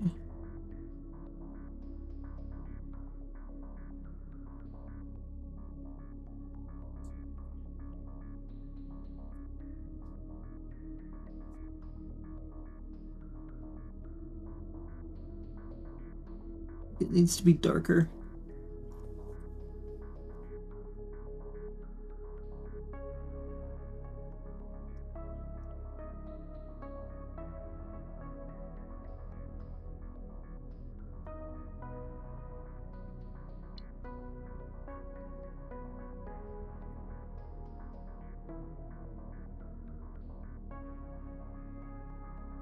And then that can go like that. And then for this line art, we are gonna want a dark red. I'm gonna unalpha lock these in case I ever need to work on them again.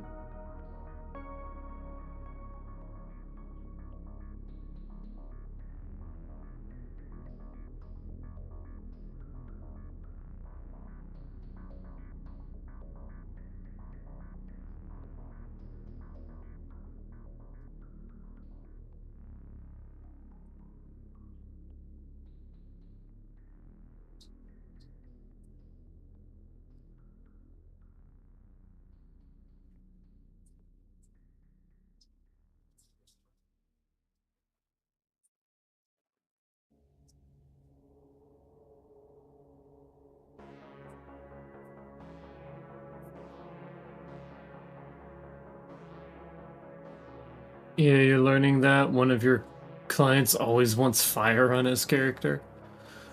I'm guessing they're actually fire-based. Mine is not. Fire has very little to do with my character.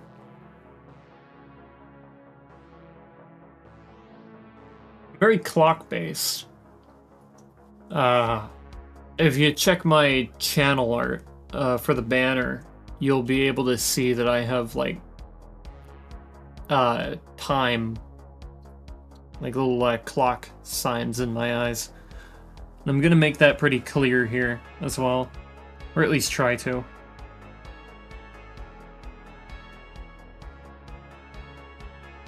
I take that. Nope, wrong.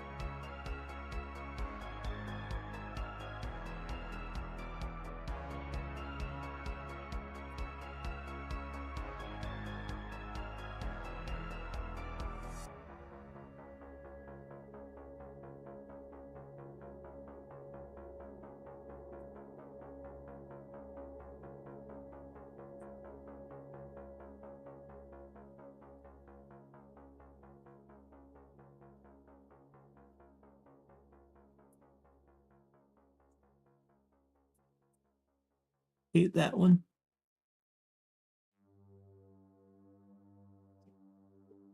Rotating. It usually goes for lightning, but sometimes he switches it up. Yep. I don't look very, my character doesn't have much to do with lightning either. I do have supernatural abilities, but both are technically invisible.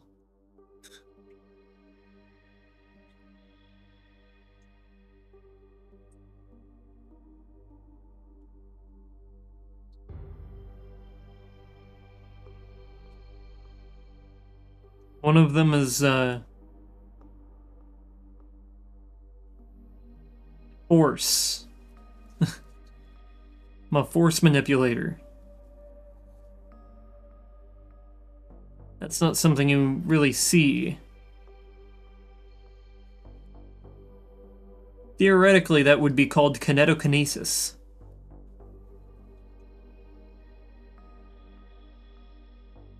Which is a funny thing to say. Stop zooming.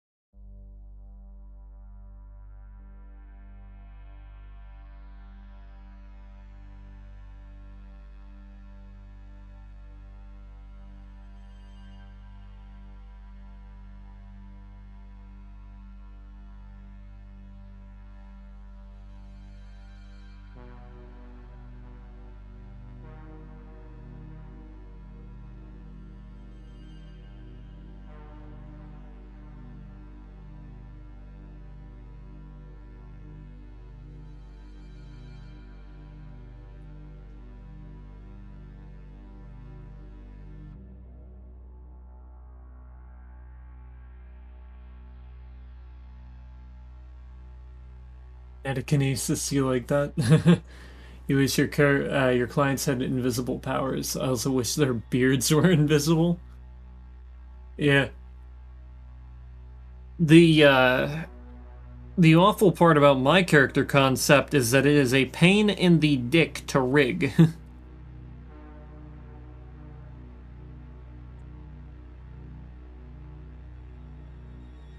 You see, my personality and life experience twin, Maros Hire, does rigging, and she told me this. That it absolutely would be a pain in the ass to rig.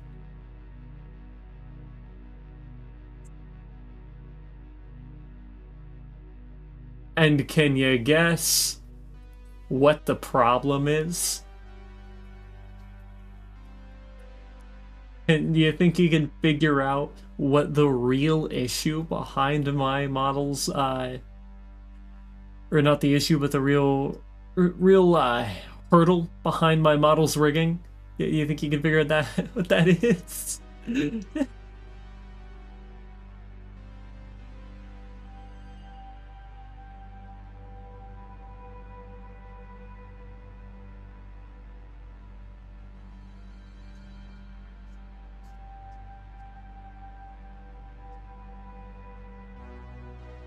Your cybernetic neck?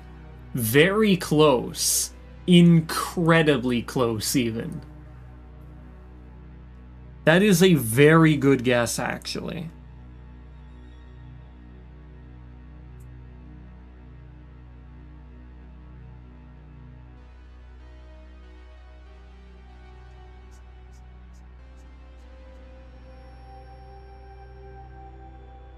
Your jaw, then? Yes. It's the jaw. You see, the actual intended design for my character looks a lot more like Husk would, or Husk does. Here, let me. Notice that I draw my character with these here stretching to the corners of my mouth, meaning that you would have to animate this entire jaw if you were to actually rig it in this way.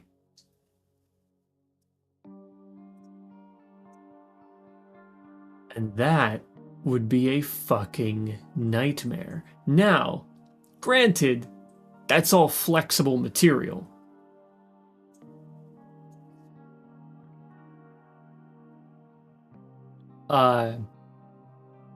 So theoretically, they could just kind of... Yeah, she must hate you. I think the rigger was a guy, but I'm not too sure. I know my artist was a girl. You see, my art was done by a duo, which is a guy and a girl. I don't know who did the rigging.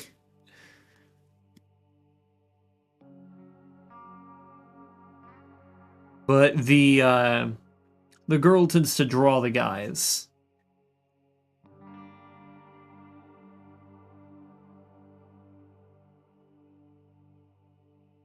They also don't really distinguish themselves. This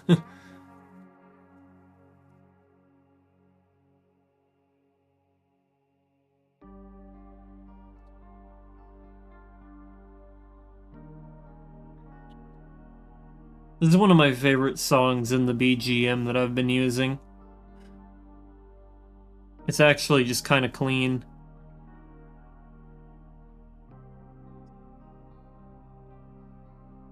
And the reason I use this BGM is that you're supposed to feel like you are in, you know, the midst of this absolutely awful, oppressive empire. As in my lore, I am the main antagonist and part of an antagonist group called Oculi. And Oculi are basically the emperors of the multiverse, conquered and ruled through an iron fist.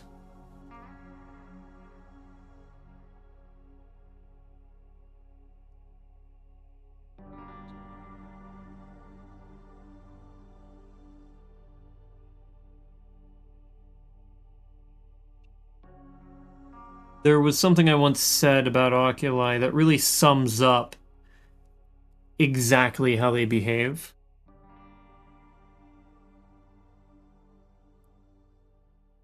And this thing that I said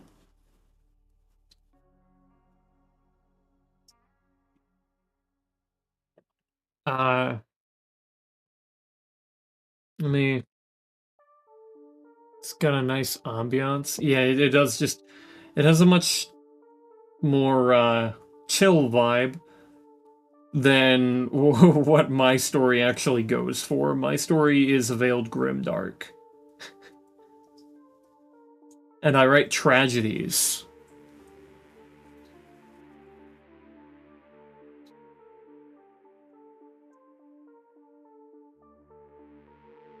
Uh...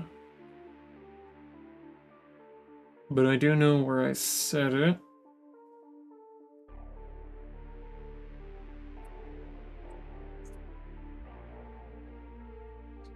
Yes, so the thing that I said reminds you of the coding work playlists on YouTube you listen to sometimes. Yeah, right on. It tends to be a few things that I have to like cycle through in order to really work. And that's mostly for shorts, honestly, because I put out a whole lot of shorts content. I'm actually like really, really behind right now, which is why I released 7 shorts today. But the thing that I said about oculi that really, really well captures their behavior is that oculi cries no tears, sees no pain, and holds no malice.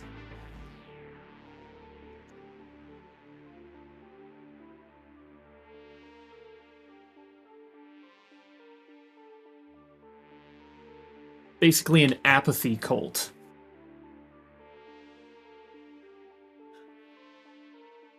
And that's a good line. Thank you, thank you. I didn't take those writing classes for nothing. Yeah.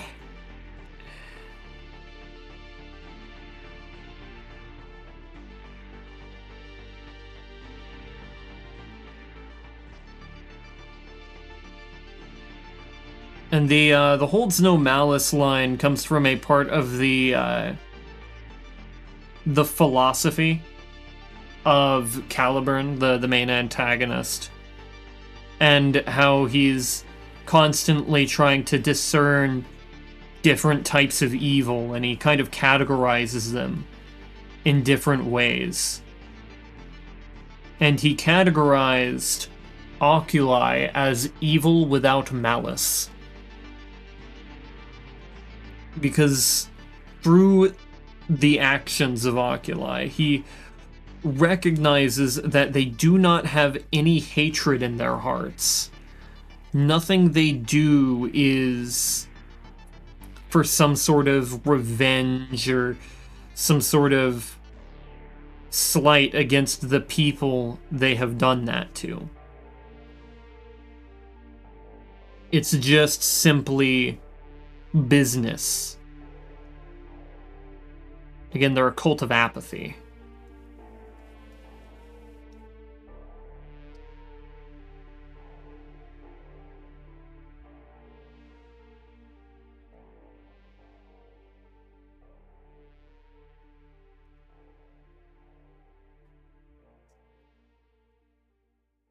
That's not exactly the angle I want to take that from.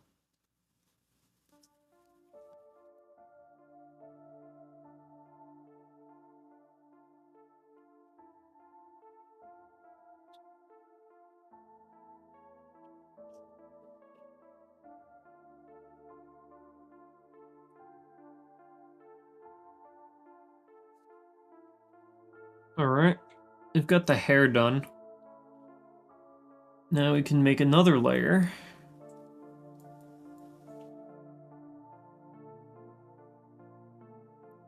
And this might just genuinely be the mouth again.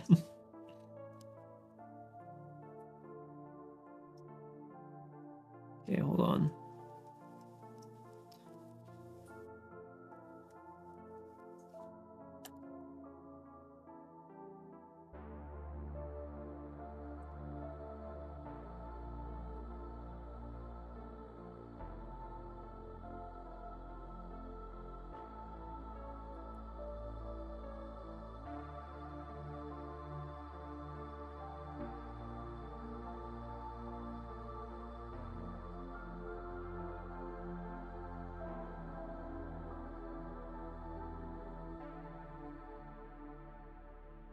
You ask me a genuine question.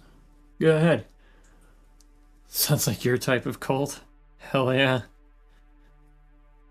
I see you remember that your heart and soul belongs to oculi.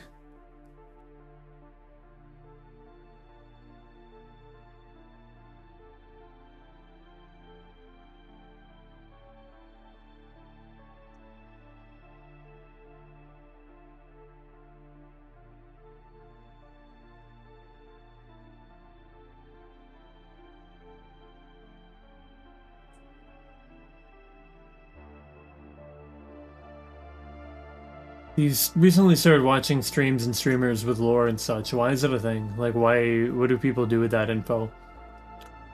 Well, I don't know for the vast majority of streamers with lore. I'm a writer.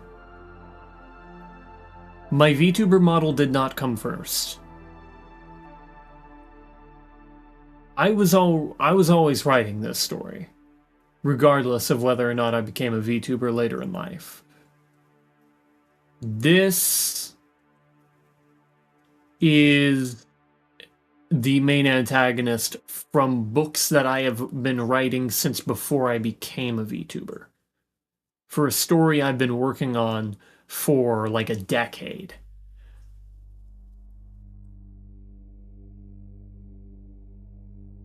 And so,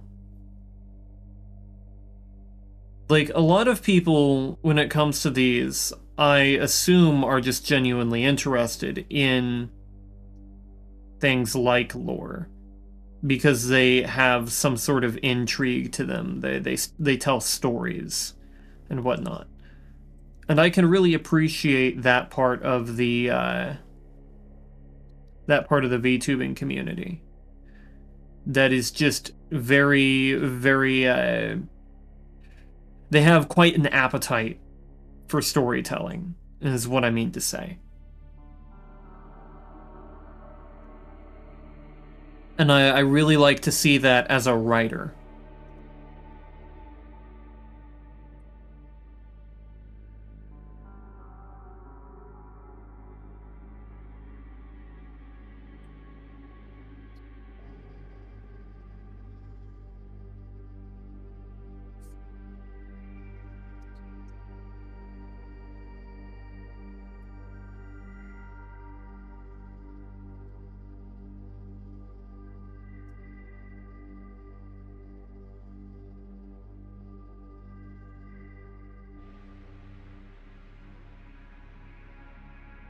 God damn it. That's fine.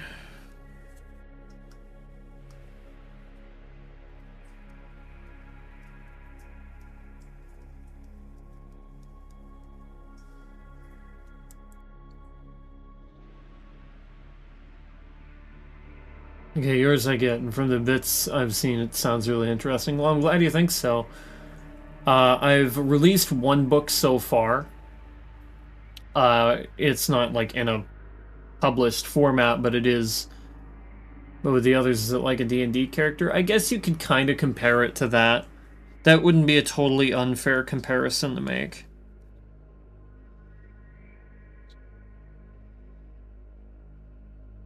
In a lot of cases, it can be. I think, generally speaking, the rules are going to differ from person to person. And the reasons that they have lore differs from person to person. And I think some people, they just have that lore because it's part of the VTubing culture. Because so many VTubers have lore, others have compelled, or others are compelled, I should say, to make lore as well. I think that is a fair way to say that.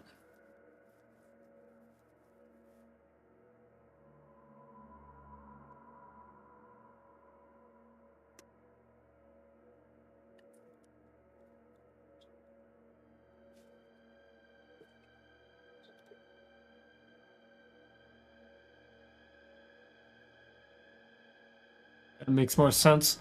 Yeah, it's really difficult because people are obviously not a monolith. So each person's reasons for doing things certain ways is going to be different depending on who you're talking to.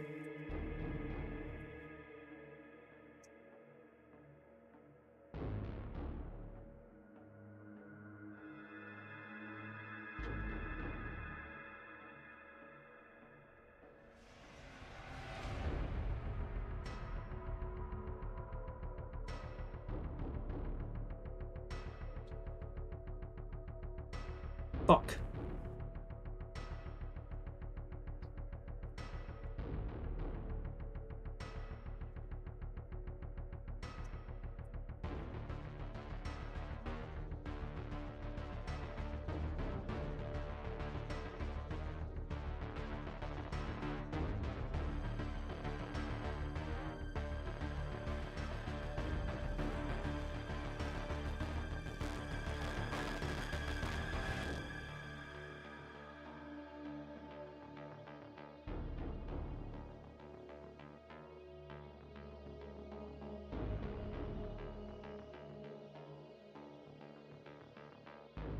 Yeah, wanting a model to not have to show your face, but the lore thing really threw me off.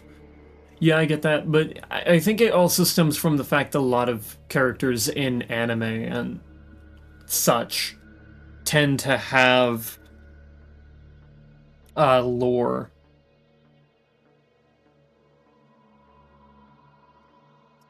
to them as well, and that they exist in their own universes. I don't know where having lore as a VTuber kind of originated from, but it's been here for so long that it's like very deep seated. Like that's here to stay, and it's been around for a very, very long time.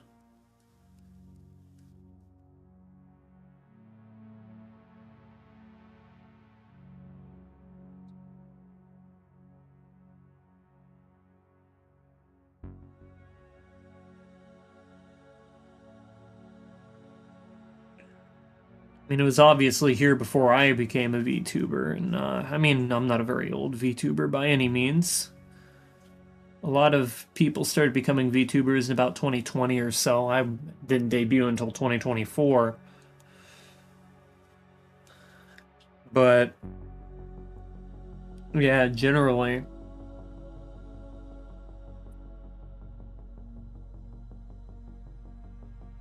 it's been around for quite some time.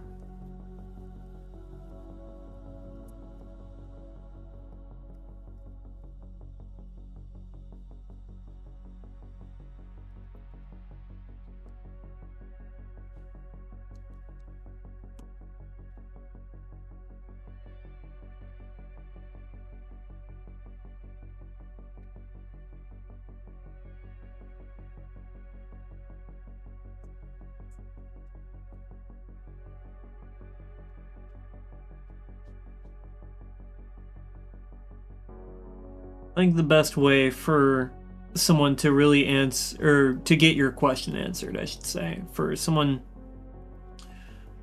you to have your question answered, I think it's best if you just ask everybody basically individually.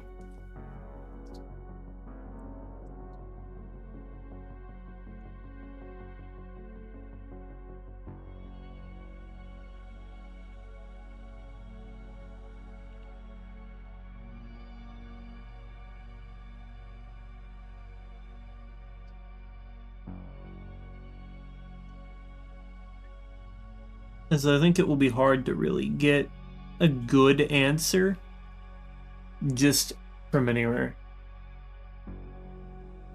Recently got to be Discord friends with another VTuber I was working on a design for, and asked her a question. She called herself a magical cat, etc., etc. I got very confused. Yeah, part of it might somewhat stem from idol culture in that regard.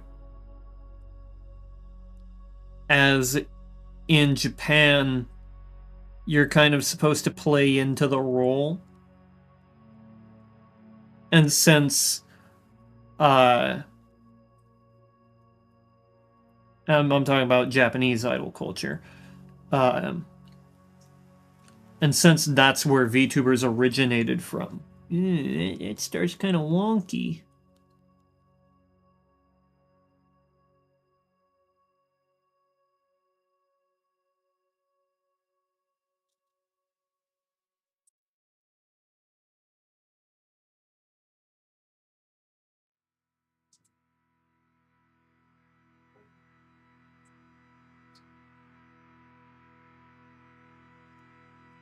Since that's kind of where VTubers originated from. I think there's a good amount that you can say is directly attached to that sort of method. Though I don't think that really explains where the lore thing started.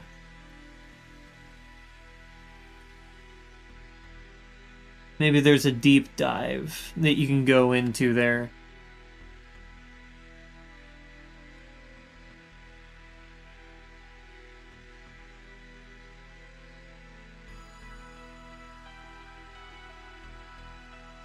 Oh, it's the other eye? What? She's in the Midwest? Huh. Must mean same time zone. That's interesting.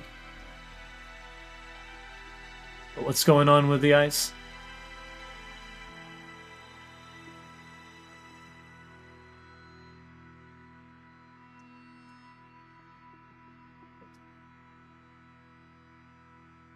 It's probably important to write the,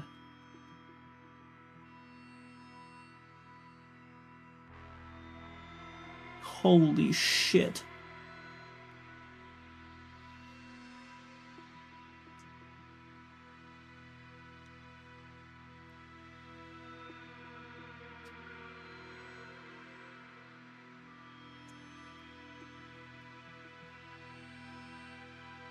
This sort of thing here.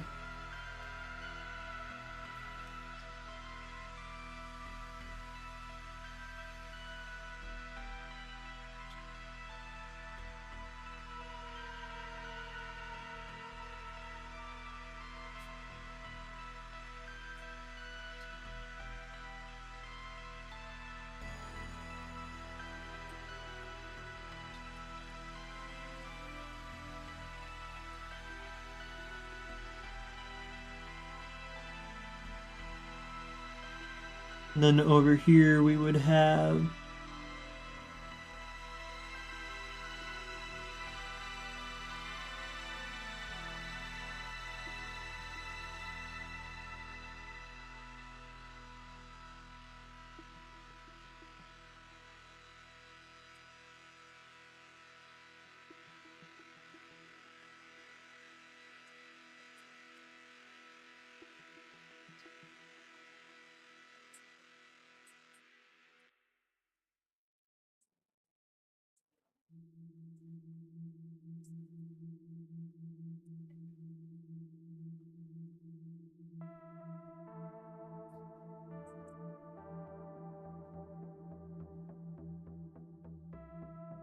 Yeah, I think you're swearing.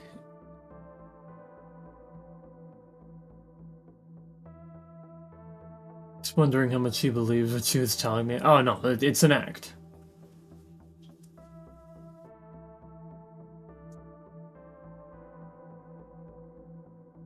Yeah, I think you're swearing and you're making another eye joke. I see.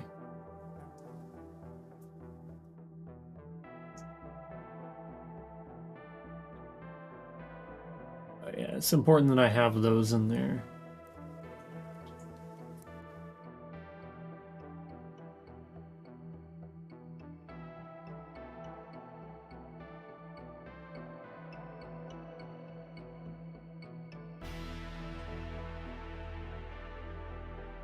Alright, so just under layer 13, we shall begin some of our coloring.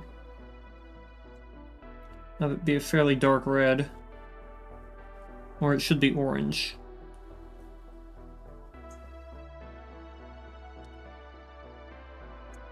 Maybe we won't even hit the red.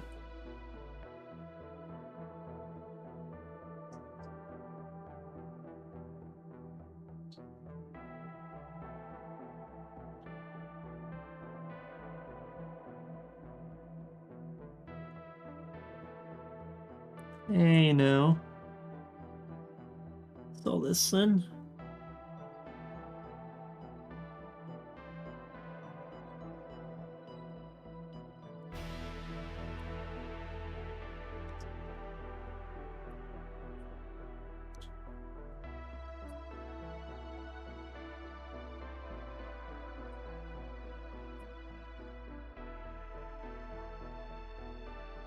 There's a friend from high school that I have that does a lot of digital art.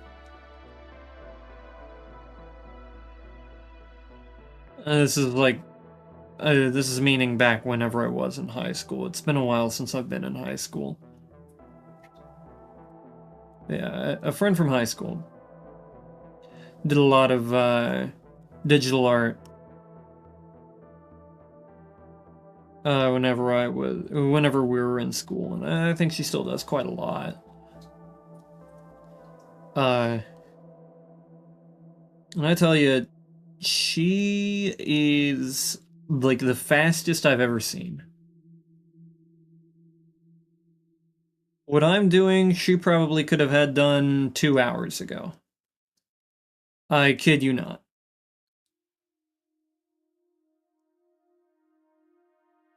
She is unbelievably fast. Like, to like an SCP degree. Like, they need to contain her.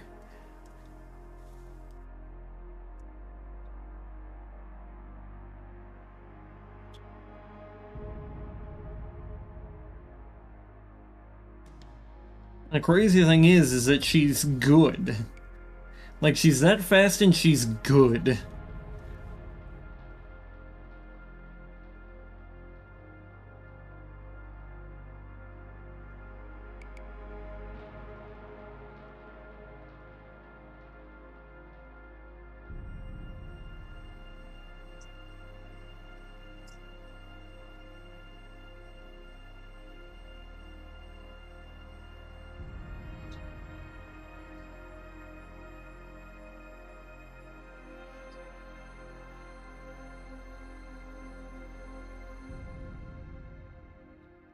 I just thought I'd mention that because it's just something that's so crazy to me. And that I think about every time I spend time drawing. It's like, god damn. Gives me a sort of appreciation for that speed that I already had, but it's impressive. Hope one day someone describes your level as SCP level scary. Yeah, like I'm sure someone eventually after you've put yourself out there enough will be like, god damn, that is crazy. But like, she gets SCP level with speed alone. It is terrifying how fast she's able to draw, and she basically does it freehand. Like, it's nothing to her. And I remember in high school, I would sit there watching her, like, draw, and I'd be like, holy shit. Holy fuck. Got somewhere to be? She was fast. She still is fast. See, one of the very first pieces of channel art that I had, my old PNG, was made by her in 30 minutes.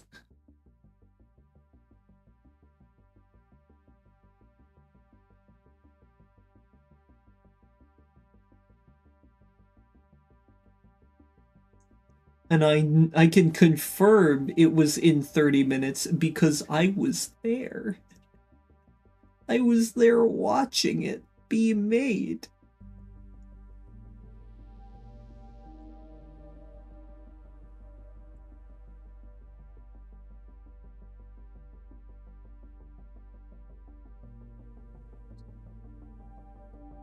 Gotta art fast, I guess. Yeah, she had speed unlike any other. I feel like if she started doing commissions, she would be able to make a lot of money because of how fast she is.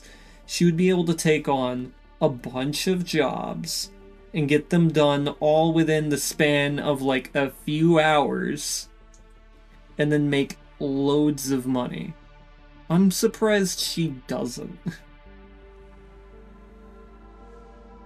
Also, welcome, Felania. How do you do? It's good to see you. Oh.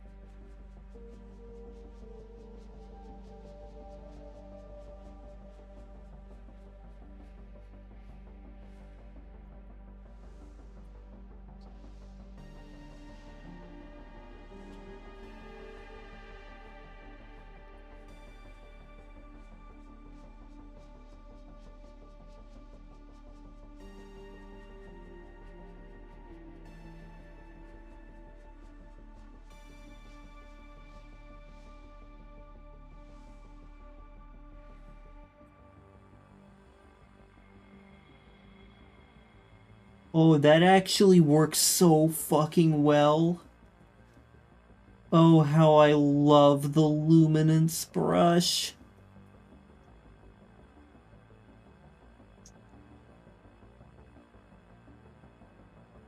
Thank you, oh lovely luminance brush. How I always knew I could count on you. Guess it depends on the commissions. Never wanted to do commissions, but felt like going into YouTube thumbnail art for some friends. Turns out you love it. Oh, hell yeah. You see, basically since my model got done and since the YouTube banner was made, I've been doing everything on this channel entirely on my own. God damn it.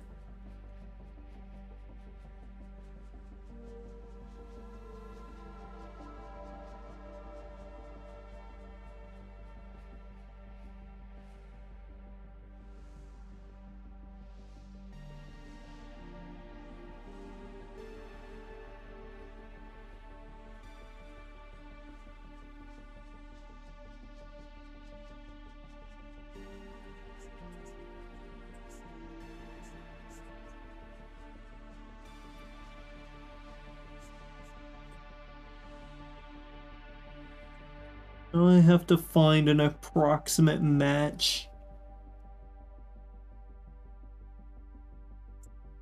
It just looks a lot brighter now.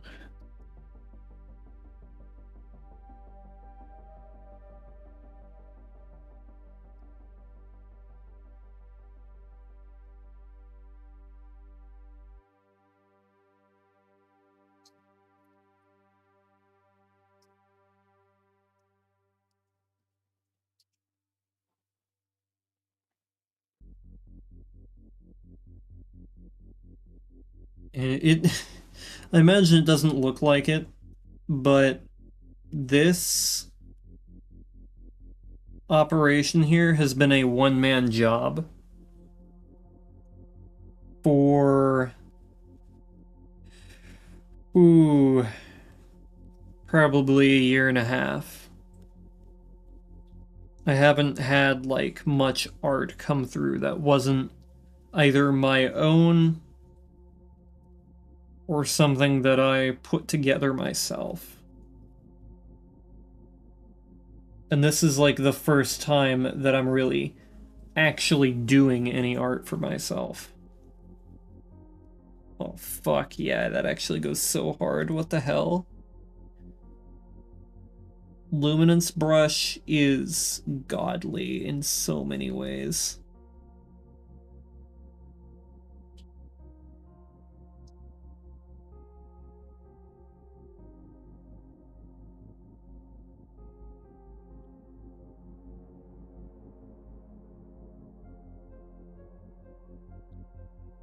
You have a friend who's and you're literally the only person you know who can draw. Ah. Well, it's good to see you here.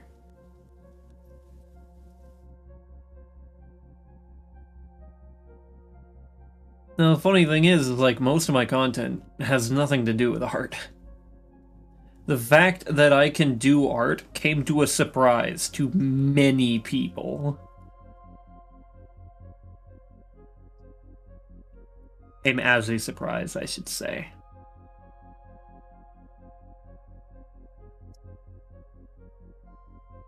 Including Felania over there.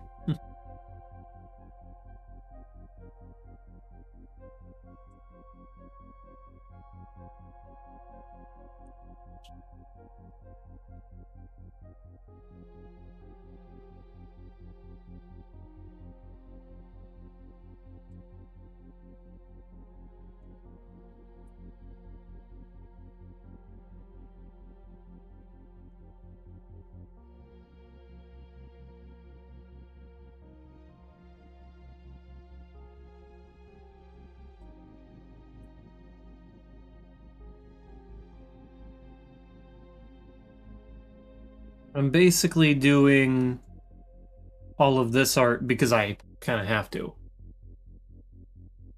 It's really fun getting to talk to other artists. Yeah.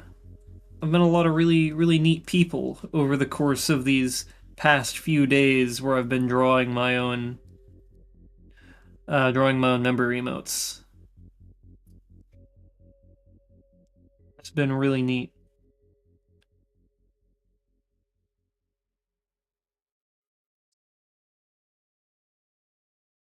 I love how good that looks, despite it, like, being just a little bit of work done. That's actually peak. Let's go with a more yellowish color. More bright yellowish. And then hit it with... Save. Hit it with... airbrush. Big ass fucking airbrush.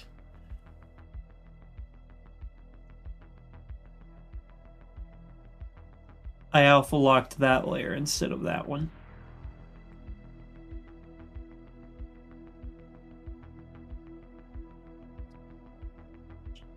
Not quite the effect I wanted. Slightly smaller airbrush.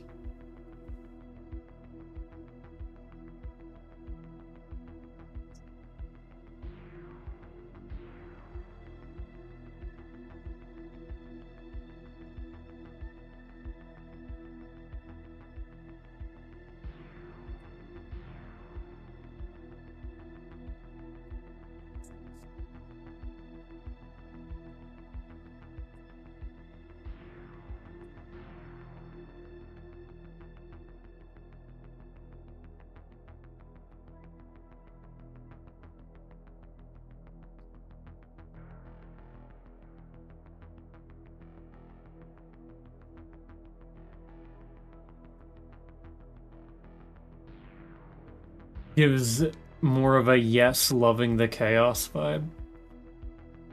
It's giving fine. This is everything is fine.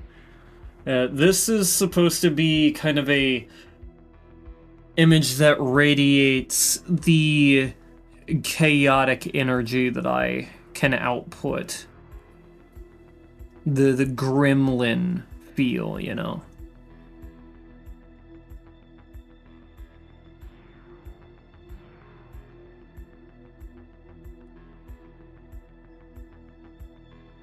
You know what? That is not bad for fire. Yes, it's very, very, like, basic fire. Shit-eating smiley, yep. That big-ass, smug-ass grin. You know I had to do it to him. I like how I fully rendered the fire, by the way. I didn't even finish the rest of the, like... like, the rest of the base colors. I just fucking decided to go all out and fully rendered the fire.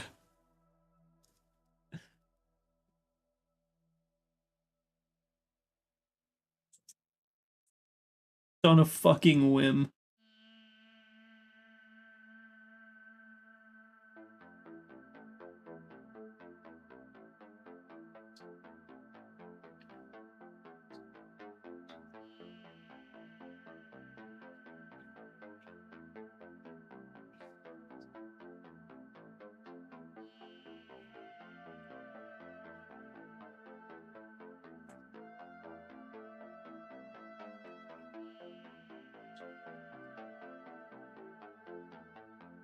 Kind of cover up that layer there.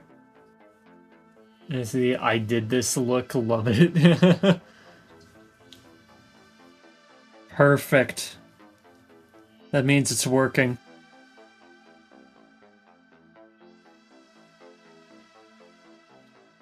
Whoops, I keep accidentally flipping over to the art for Fen.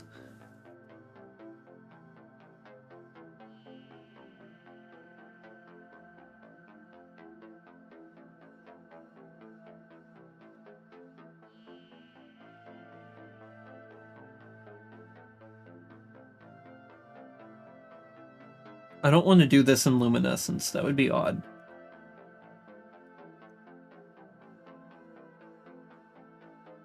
Nor do I want to do it on that layer.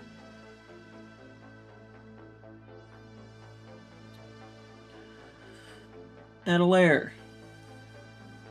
I should name my layers. I feel like there's a part of that that would be really smart.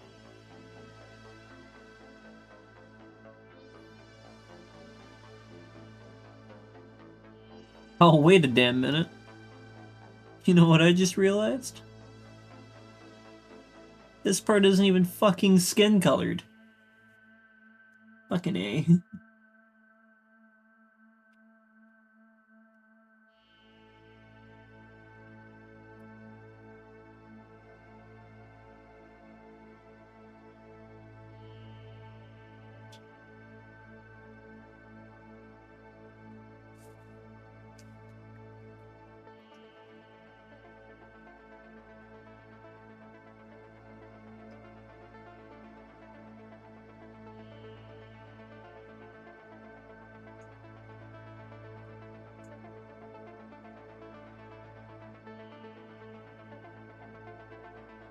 Where the fuck did it go?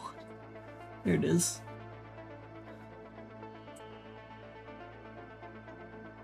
Oh, too large. Excessive size.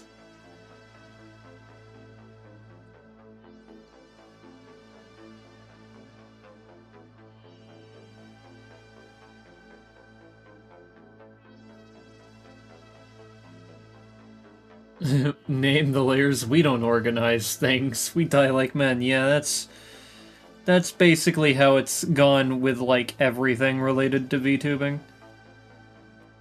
I shit you not, my current schedule file for streaming is called copy of copy of copy of copy of schedule in parentheses 6.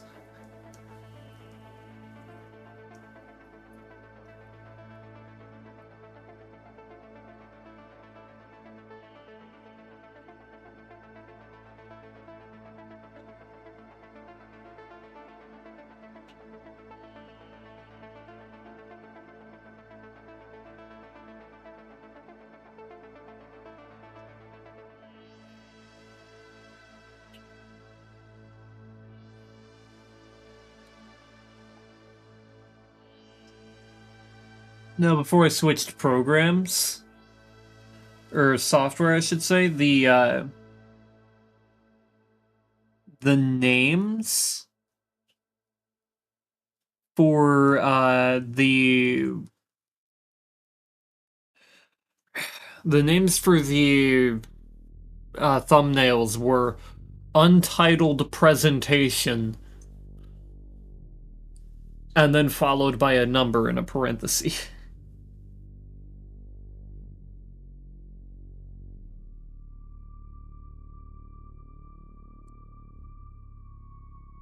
I just realized I just made a fucking huge ass mistake.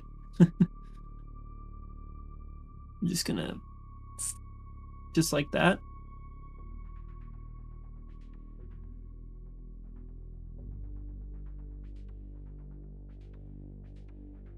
It's basically good from that point on.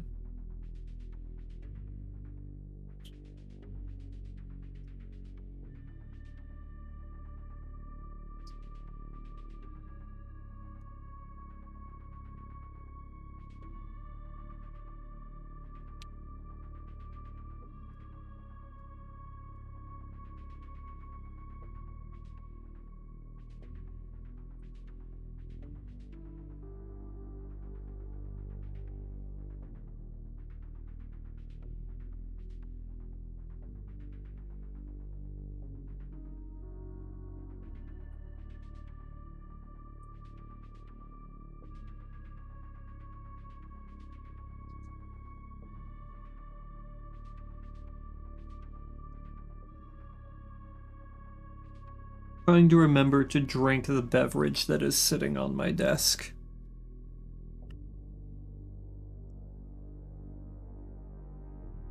When you've been there. When you did graphic design, you would name things 01, 02, and then when a client wanted changes, I'd switch it to 01A. Oh, by the god, that looks like a fucking code for a gift card.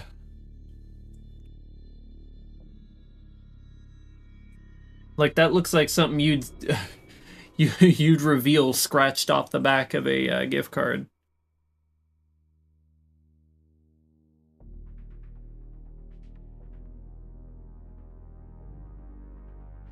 That's crazy though, for real.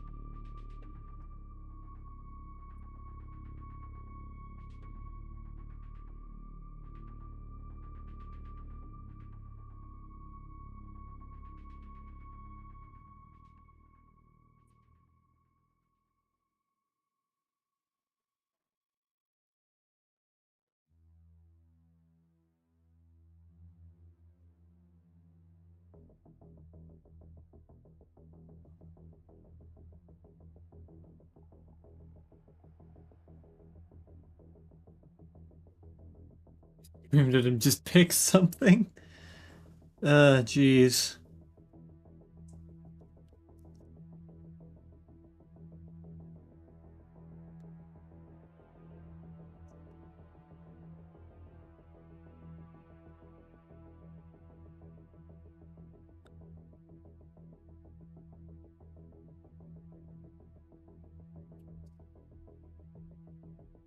Sounds like you're having quite the time.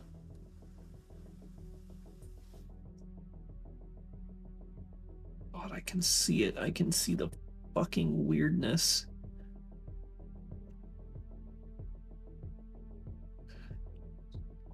Today I watched a really, really weird deep dive into Pixar lore. And it went into how, like, by and large, is like the one antagonist the entire time. And that, and it like eventually gets to the point where they had like invaded the entire like universe or something and went and created the universe. Hey, graphic design on unhinged YouTube is way more fun.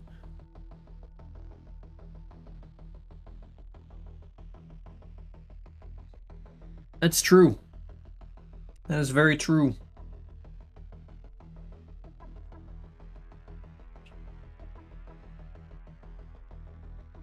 Whoops, wrong thing again.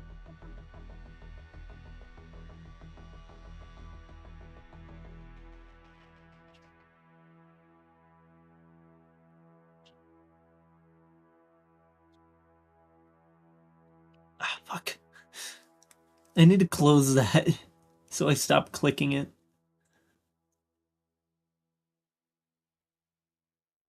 I love a good deep dive lore vid too. Yeah, it was more or less just a theory.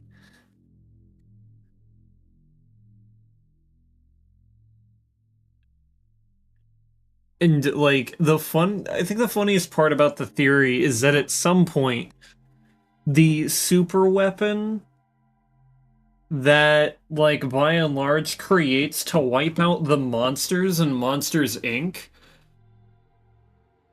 Was Baby Smitty.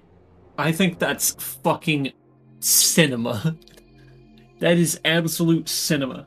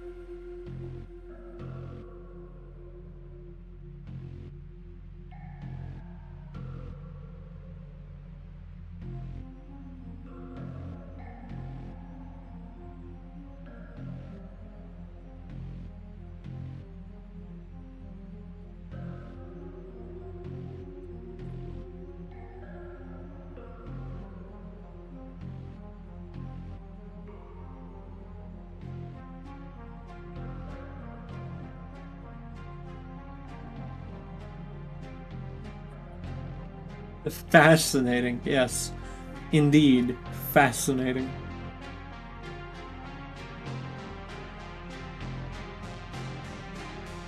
That's something I said whenever I found a nut on the ground. Like, for construction. Just a nut. I looked at it and I said, huh, I found a nut. Fascinating.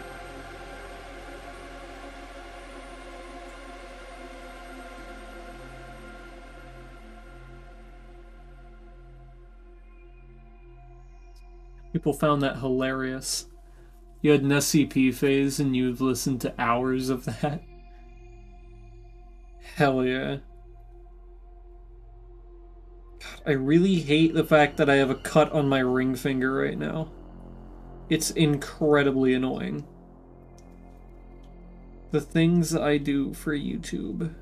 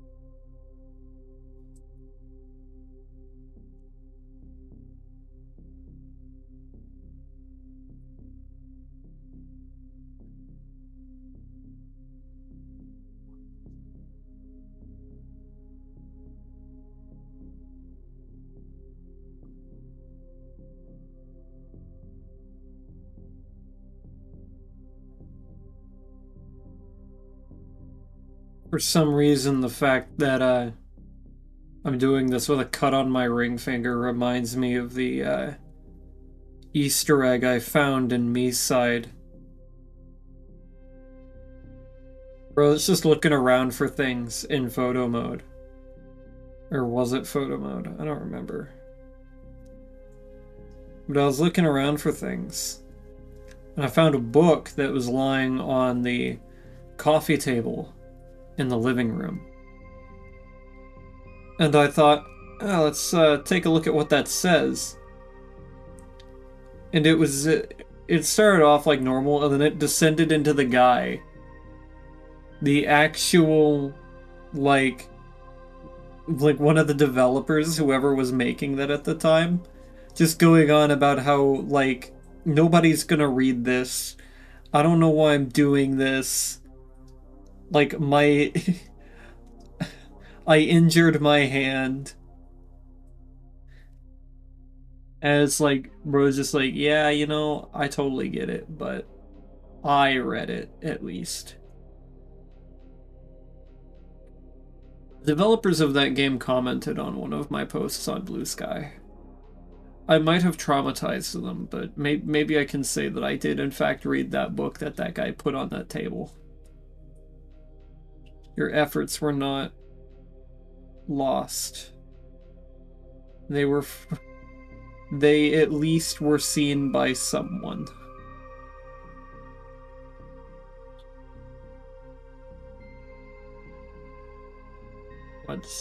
You watched a 5-hour deep dive about Faith the Unholy Trinity just so you could do a thumbnail. That is insane. Like, people say they like my thumbnails. And that kind of astonishes me because I don't really think about them all that much. I can only imagine how good yours are.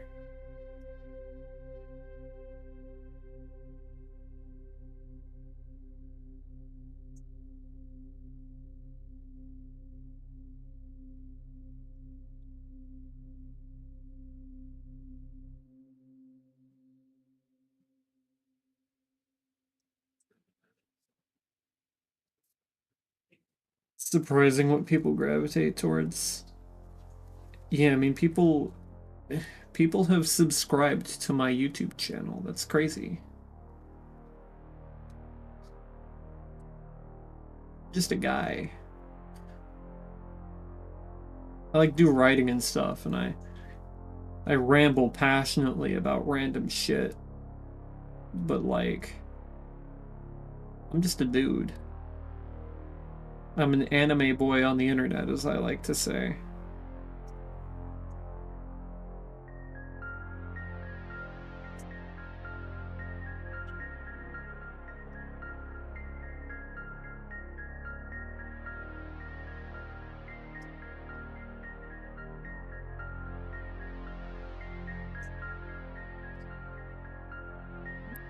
Spend 90 hours making something, 12 likes, shit out a joke piece in 20 minutes, 300,000 likes. That's true in and of itself.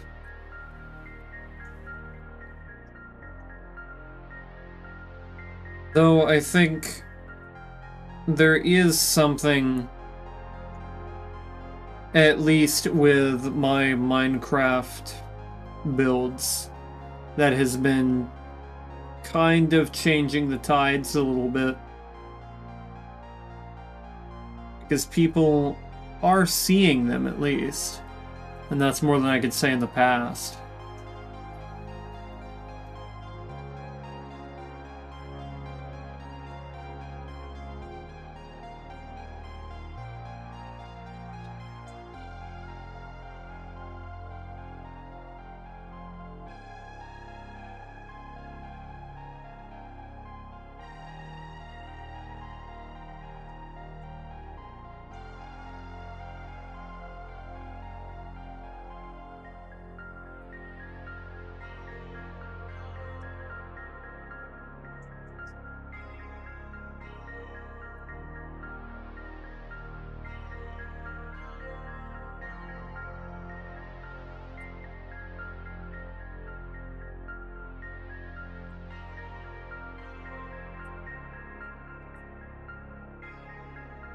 But the guy who made the book that you read truly appreciated the fact that you read it.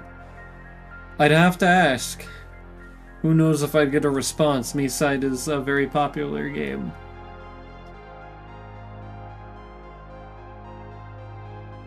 But yeah, the guy wrote that entire thing. He actually put words in there. He didn't have to. He did not have to do that. He could have just put lorem ipsum dolor sit-emet and nobody would have batted an eye. Also, I really love Me-Side. Me-Side is such a good fucking game. And it's not like, you know, just based on parts of its story and whatnot alone.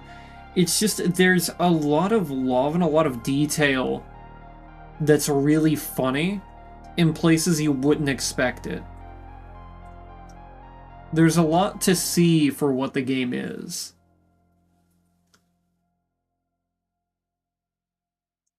Like, there are books on bookshelves that are titled things like Cook with No Hands and Cream Yourself. And I found that deeply amusing. Like, the guy never had to put that there, but he did anyways. And I think that's funny. They just came up with funny things to call things.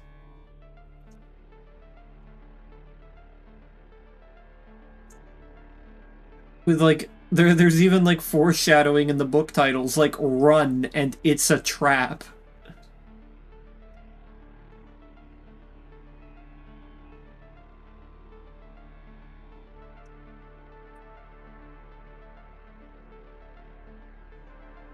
There's something so charming to me about that.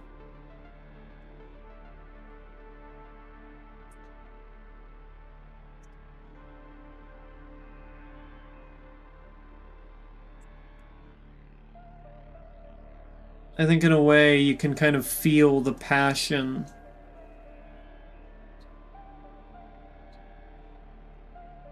behind their words, you know? And their story and their game. That kind of shows something, you know?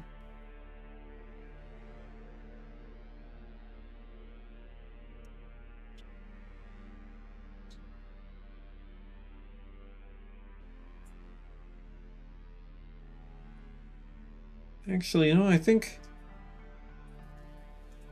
giving it a very, very like silvery, glassy off-white for the eye whites would be interesting. That's a sign of someone truly caring about the thing they made. Yeah, it felt like an old game thing to see those kinds of Easter eggs. So when watching you play through that, it gave you nostalgia. Yeah, and I was very, very happy to see that they had little details like that just kind of hidden in there. It was very, very nice to see, very refreshing.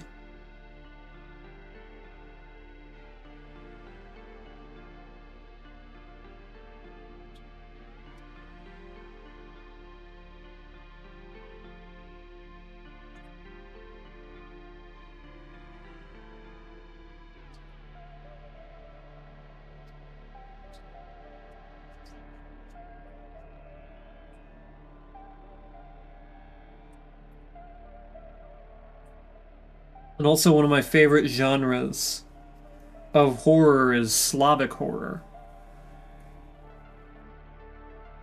Slavic horror has always been very interesting to me.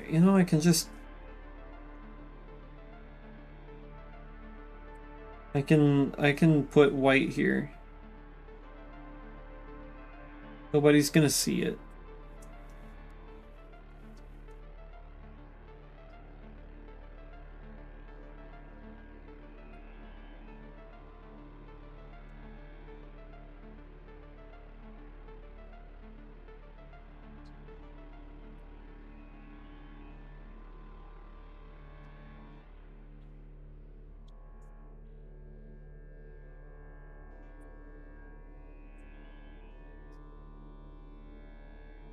Slavic?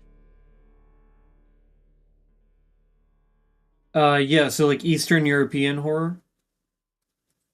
Like for example, one of my favorite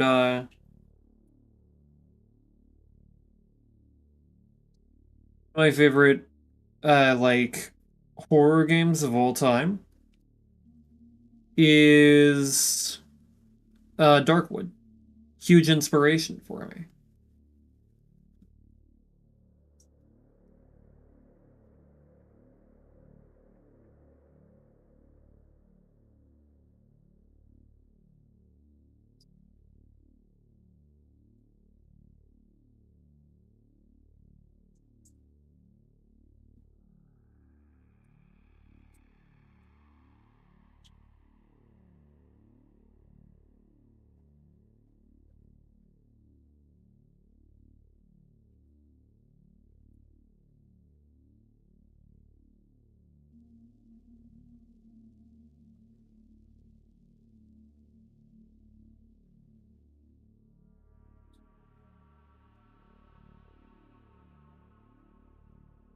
Is it different from regular horror? There's a different vibe to it.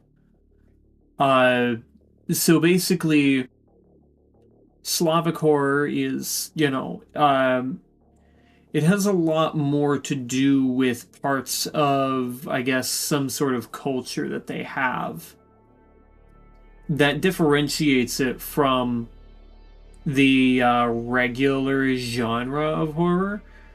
And I think it also has to do with like the setting, right? For example, in another series I'm very fond of, Metro, which is also another Slavic horror style, though it's a lot more thriller. It's set in Russia. It's set in the metros underneath Moscow, and uh, there's also, I think, Lithuania and a lot of other places that are Eastern European.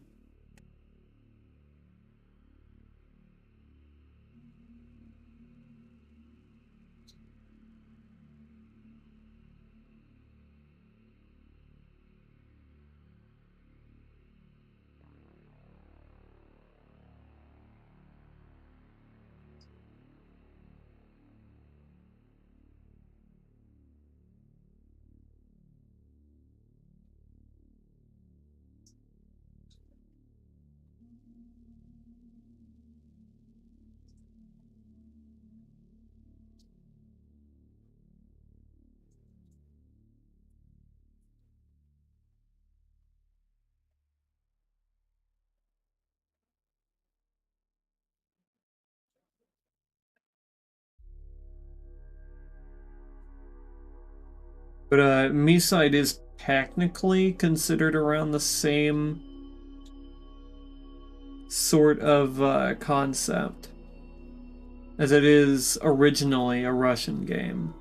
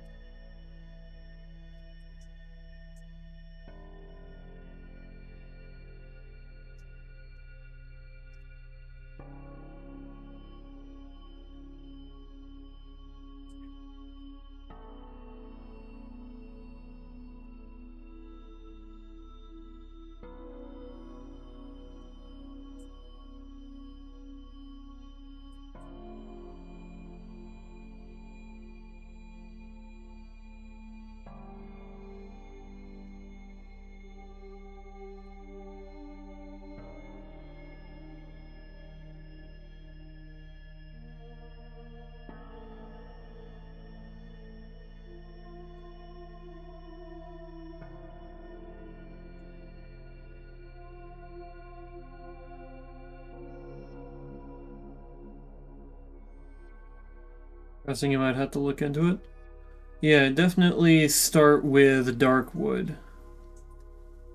Like I said, Darkwood is a huge inspiration for me.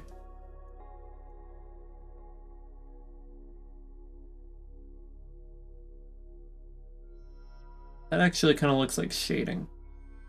Shit. It's not good.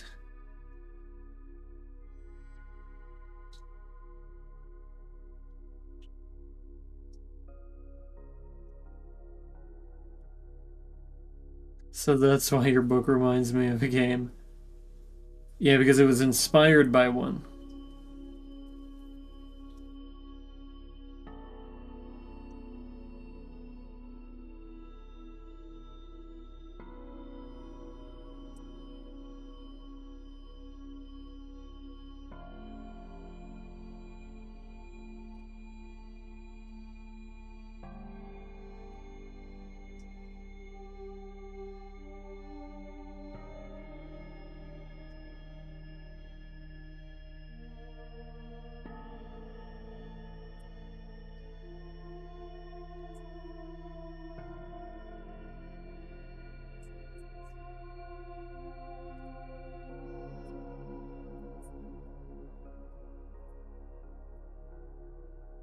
Played a long time ago, but only once, so it didn't click at the time.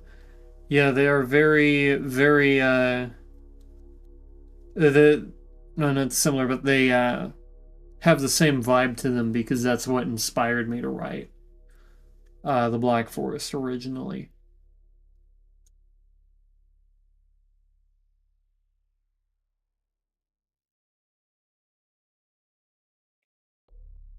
Eventually evolved into something so much crazier than its original inspiration.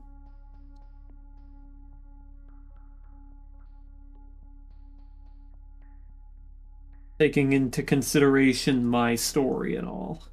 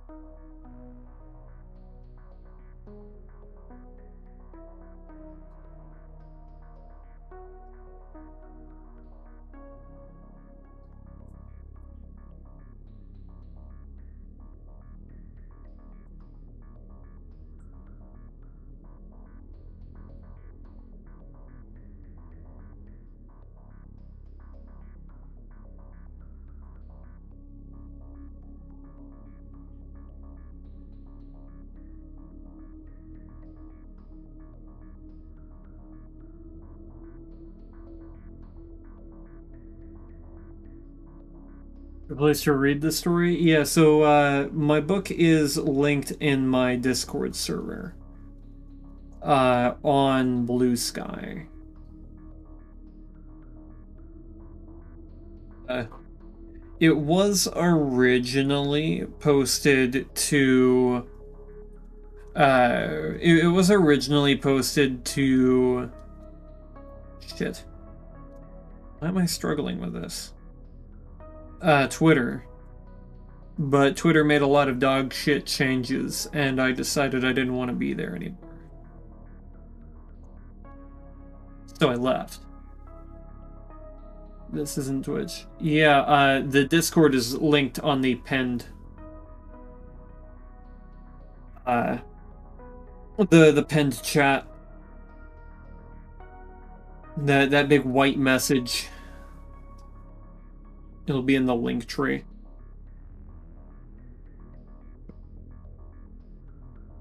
I do also have streams, 3 of them in which I read the book.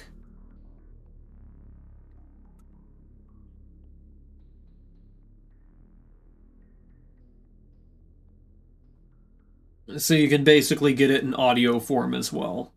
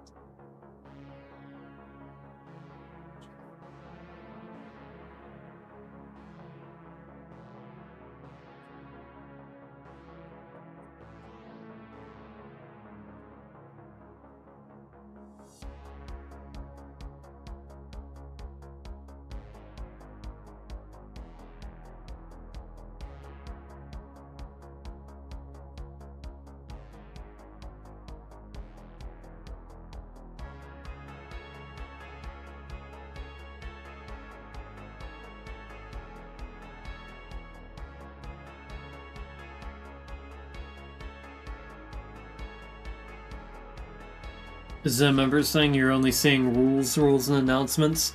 You have to respond to the respond with the appropriate emoji in rules in order, or in roles in order to get access to the server. It's an anti-bot measure.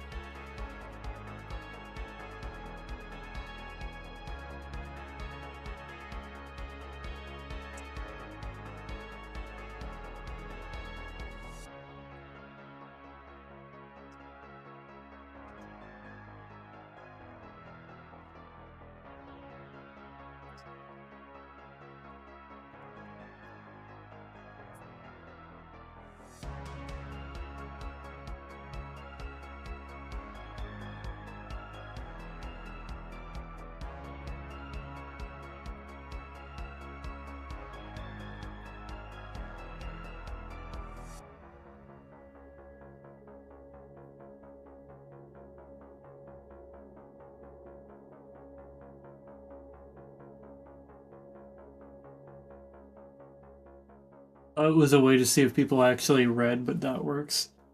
Well, yeah, there's that too, of course. If you have the illiterate rule, or the illiterate role, then I know you didn't read the rules.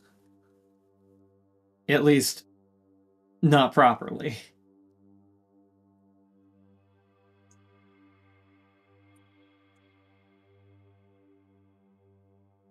But it was installed as an anti-bot measure.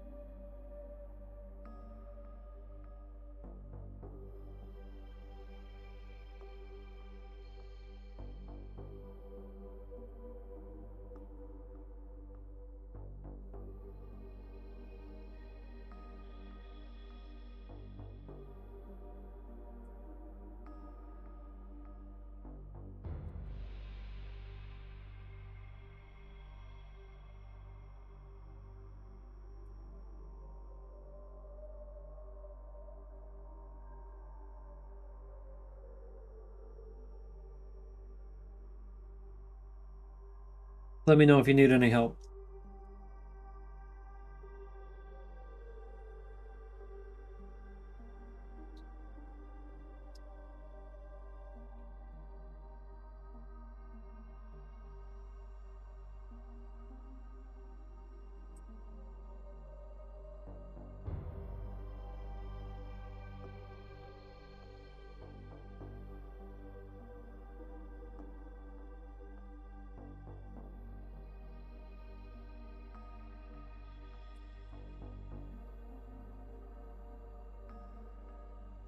I think you got it. Really new to Discord. I get it. Yeah, things like these are fairly common. You see, Discord has a bit of a bot problem whenever you're a public figure of any kind. So, like, bots will join your Discord to try to sell their art scams to people.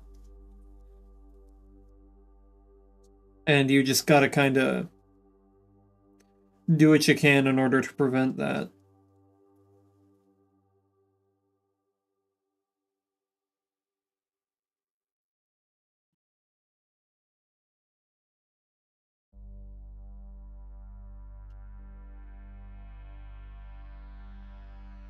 We were invaded by bots once.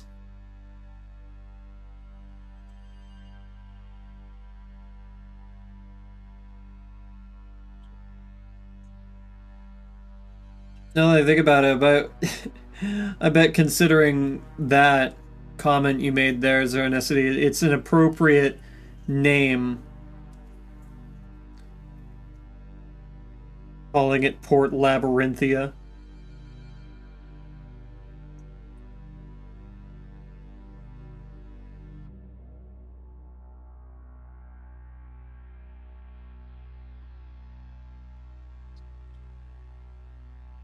I think the gods are not actually in Labyrinthia.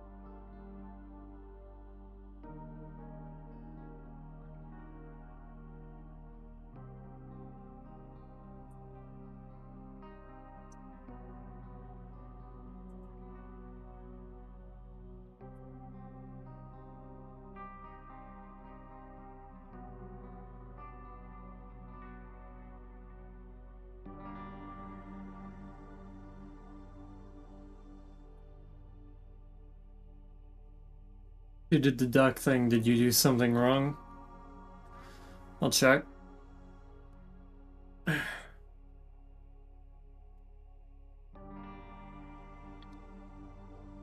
Okay.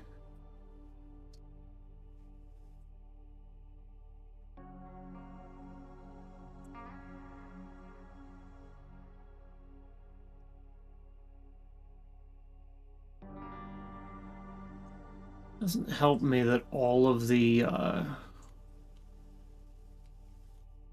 responses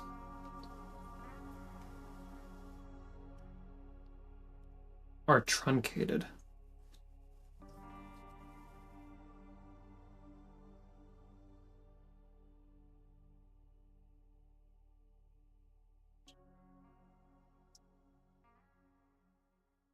It doesn't look like you reacted appropriately to the final to the thing. Let's see where you reacted.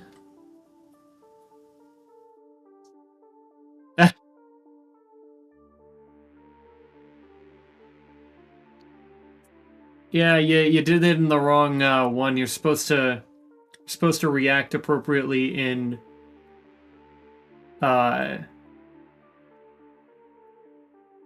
roles. Funny thing is there's a question mark there. Because I was curious as to why people would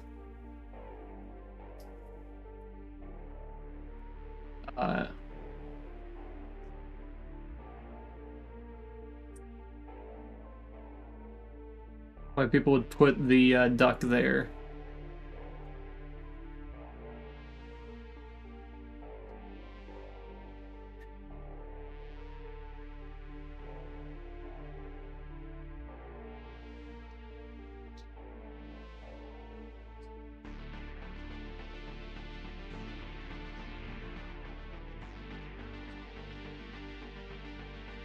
We're in roles. You can't send a message in that. You have to react to the last prompt and roles with...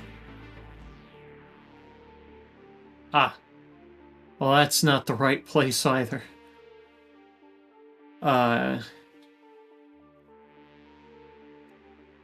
It's the last prompt. That isn't just... That's not quite a prompt. But the message above that.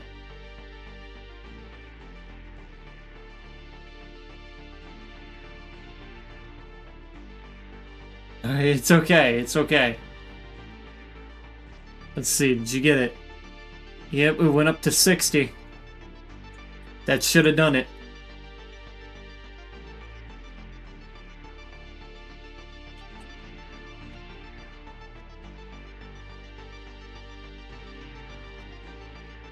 Choosing any of the other options in that message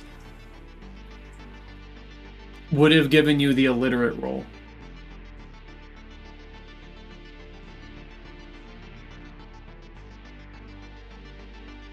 Which is funny because I have a bunch of bots in there that I didn't think those were prompts, thought they were posts. Yeah, it's technically not a prompt. They are technically messages, but they're prompts so that you can like react to each of those messages in order to get certain roles in the server. I have a bot set up that does that. So basically, whenever you go to roles and you see the first one, want to be pinged every time I make a slight move, react with the corresponding emoji to get pinged for each content type, and then it has those react and then an emoji for whatever it is. So like you can react the red circle for YouTube Live, you can get the butterfly for Blue Sky, the little notification bell for YouTube Other. So that's YouTube Other is like my videos and shorts. And then you can react book to get book updates. And then the little purple atom for Twitch, right? And then there's the eyeball, and the eyeball is to see if I'm hosting any events. And for the next one, this is a very common prompt for servers. So basically you have close to DM, ask to DM, and open DM. And closed means you do not want people messaging you. Ask means that you're okay with it, but you want people to ask you first, otherwise it's not very appropriate. And green is you're all right with it.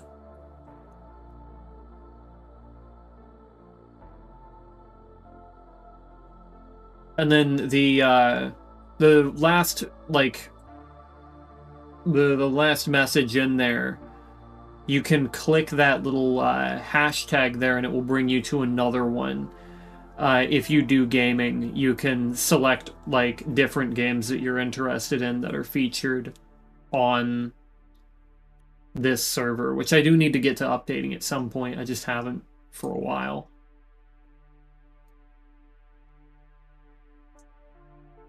Hopefully that helps.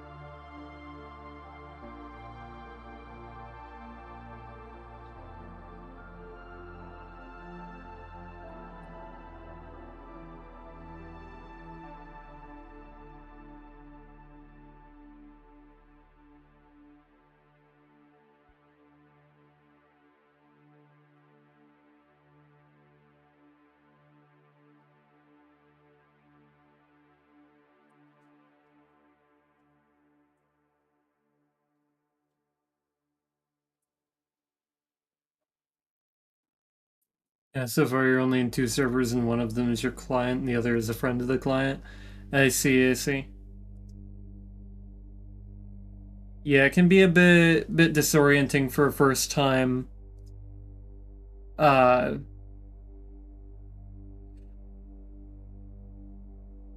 damn it.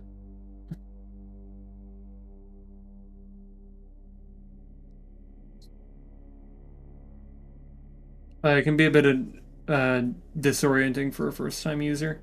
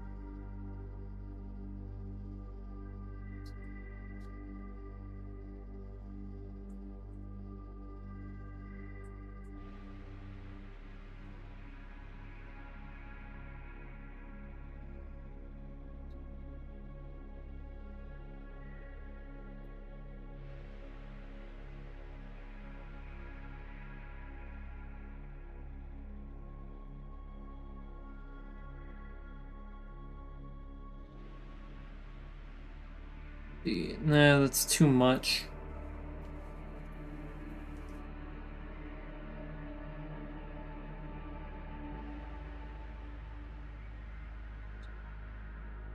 It needs to extend out, but not quite so much.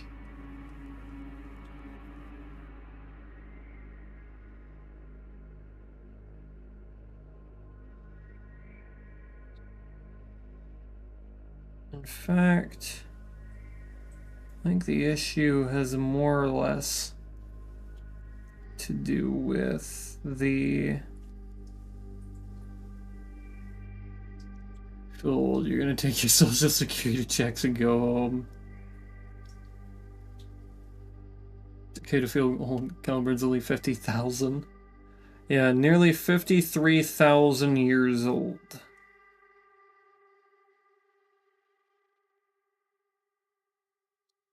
I think I ended up not doing this quite the way I should have.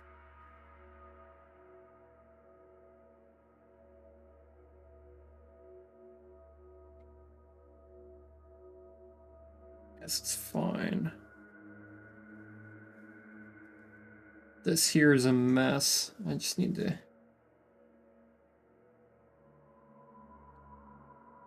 clean it up until I've got a line I can work with.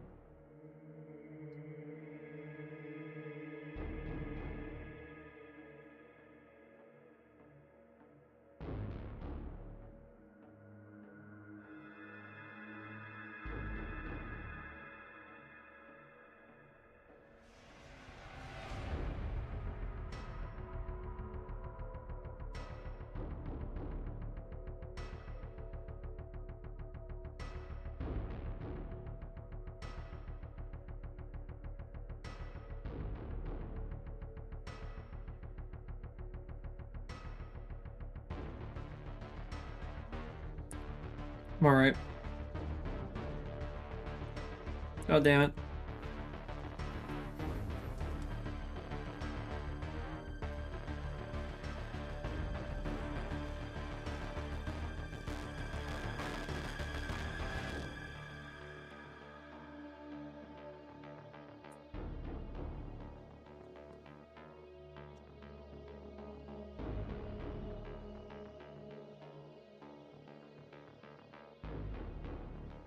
You have to go. Have a fun stream and see you later. Alright. I'll see you later, Zernicity.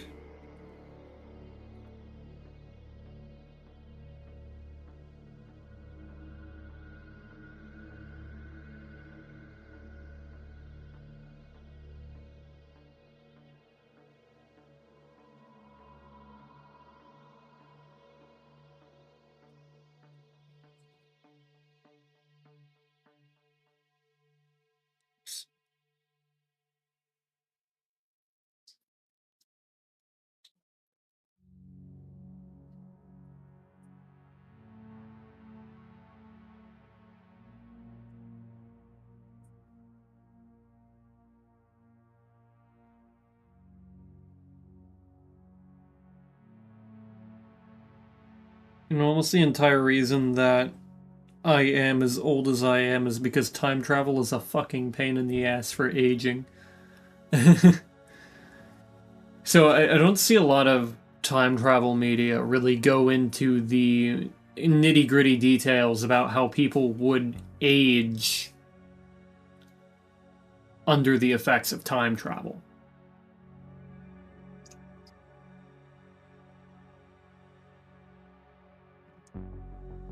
And the way I have it set up is that the more... So where's your TARDIS? I do actually have a list of the augmentations, and the chrono manipulation engine is in there.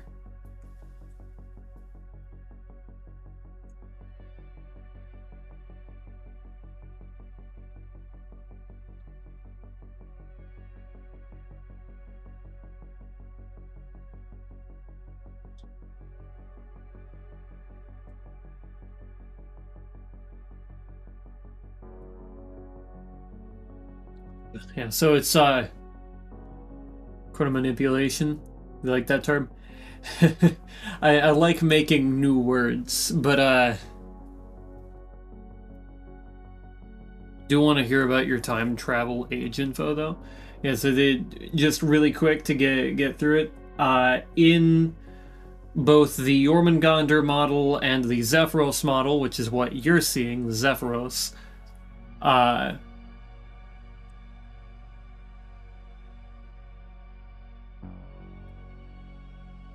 they both have a chronomanipulation engine in their neck. And that is basically the thing that enables time travel. Initially, the first time machine was actually a washing machine found in the United States. Basically, this guy reported a strange occurrence that his clothes had vanished after running them through the wash, only to then reappear a week later. A washing machine? That's hilarious. I'm glad you think so. It was partially inspired by Steins Gate and how their first time machine was a microwave. And I thought, that's pretty funny. I want to do something similar. And I thought, what is significantly less convenient than hooking up a phone to a microwave? Oh, yeah. A washing machine that sends whatever's inside of it ahead in time. And that concept eventually would lead to more and more time machines. But the point is, eventually,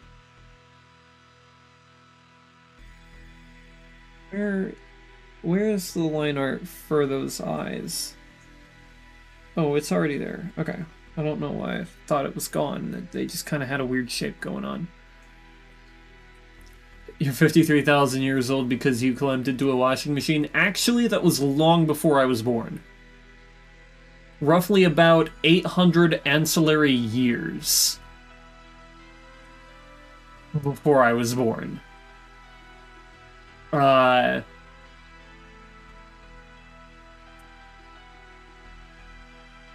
was back in ancillary year 1980.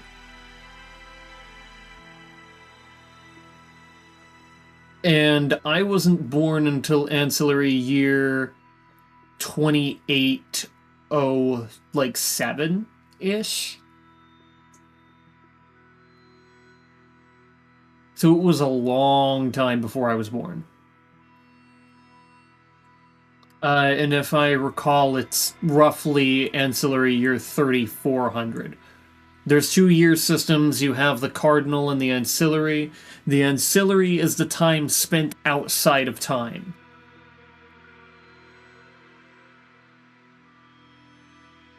And any of the time spent in the celestial plane, which is outside of linear time, is moving at a much slower comparative rate to the time outside. This is so interesting. Thank you, thank you. I've been working on this for a while. So while you are outside of time, time will move faster depending on a variety of different circumstances. For example, World Route Alpha, which is the original world route that people came out of. It's a really cool concept. I'm glad you think so. World Route Alpha moves at roughly 100 times the pace of ancillary time. And they tend to stick around 80 to 120 times, and the older those timelines get, the slower they become. Basically, whenever you are time traveling, you are spending basically ancillary time in relative cardinal time. Which means that the more you time travel, the quicker you're going to age in comparison to everything else around you. I have spent 53,000 years, almost 53,000 years, time traveling, basically. Because I started time traveling whenever I was 34 years old. And I spent basically 53,000 years doing time traveling in cardinal time. But an ancillary year, basically 5 years in time travel years is 50,000. Not quite. It's closer to 500 equals 50,000. So if you were to spend 100 years time traveling, then the time that would pass in the ancillary, which is outside of time, the celestial time, if you were to return to your timeline in the present would be 100 years. Or it would be 100 years past where you were if you left in the present. The new present would be 100 years after that. But only 1 year will have passed, comparatively, in ancillary. Very complicated, but I think that's what it gets. Things. But if you time travel, can't you just go back to the moment you left? Yes. However, the present will have moved past you. The celestial plane is called the eternal present, basically. There's no moving forward or backwards outside of the eternal present, which is basically the latest point, or it's an area in which you can see the latest points of each timeline as it continues to grow and expand.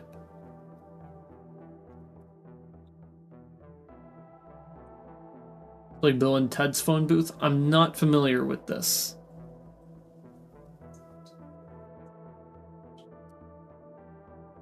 But leaving time basically means that you can no longer return to your timeline's present.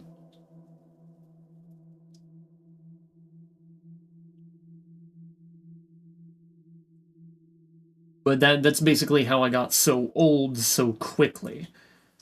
While so little time ended up passing in ancillary, I still aged beyond everybody else that was there. I'm the oldest member of Oculi. So Bill and Ted can travel anywhere in time, but time in the present is always moving. Yes, effectively, I'd say that's similar. In a way that it isn't similar, it's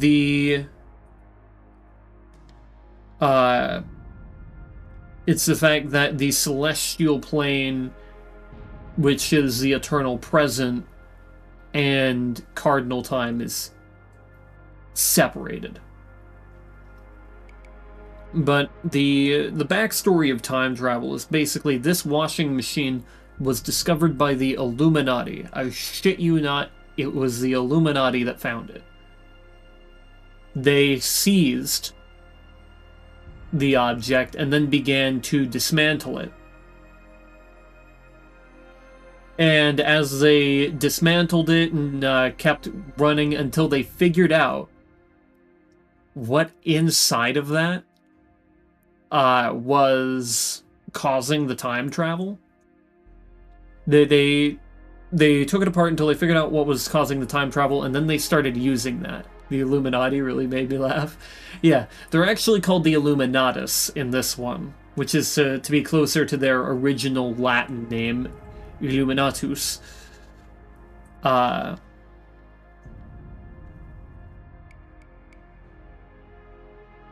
And they are basically an ancient Roman faction that is doing, like worldwide manipulation. And after they managed to figure out how to do time travel without putting people into a washing machine and made their own time machine, that is whenever they founded Oculi. Oculi would basically serve as a method of getting the best possible technology and surveying all the timelines around them.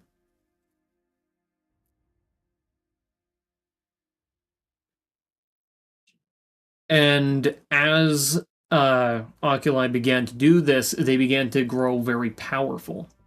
Washing machine just gets me every time you say it. Yeah, they don't throw people in the washing machines anymore as of the founding of Oculi. And alongside the founding of Oculi came the invention of ancillary time to the or at least the concept of it became known to man. And so you have all of those you have all those people time traveling, and basically they start effectively invading other timelines nearby, beginning to seize control of nations from alternate universes and creating a bunch of things. We must travel to 1842. Set it to spin cycle. Yes. At that time, they could only go a week ahead in time using the machine, which also, with enough media literacy, you'll understand that means that they weren't in the eternal present yet. They were not at their timeline's present until much later. They had to get to the present in their timeline.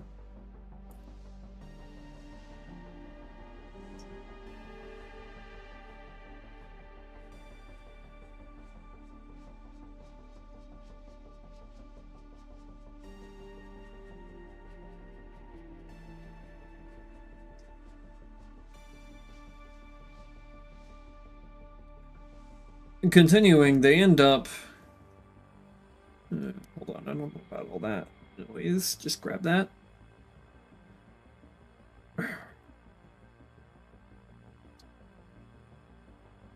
Right. Alpha lock. New. Layer that up. Woo.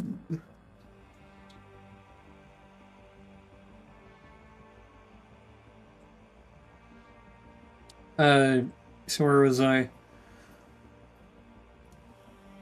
It's like the founding... We're at the founding of Oculi. And yeah, so as Oculi continues to get bigger and bigger by invading more and more timelines and seizing control of more and more nations, getting more and more technologically advanced, they learn about paradoxes and a lot of other very important information that has to do with the way that they function. And in order to avoid risk. When you say ancillary, does that mean normal time or time travel time? Ancillary is the eternal present time. And cardinal time is associated with a world route specifically. And a world route is basically the multiverse of one specific world. The first book, you'll notice, says World Route Kilo on it. And other books, like the third one, Neon Spotted Sky, says World Route Delta. This means that they are different universes that operate off of a different set of circumstances, along with different alternate divergences from history that we know.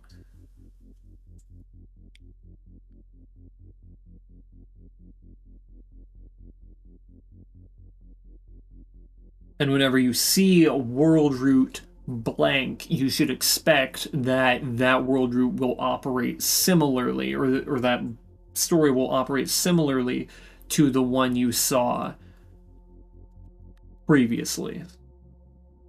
Cardinal is for that specific timeline. Yes, it's specifically for whatever timeline you're in whatever world root you're in. I think there's a part in book 6 which will even read out the time that it is. So, god damn it, I dropped my pen. Hold on.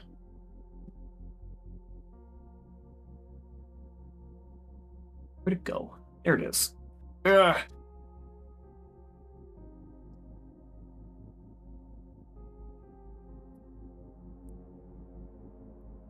Celestial just refers to normal time for that universe. The celestial plane is what the eternal present is actually called. The universe was created, or the omniverse, I call it, was created by something. And that something did give these things names, and the celestial plane is the actual name of what is known as the eternal present and the time outside of time.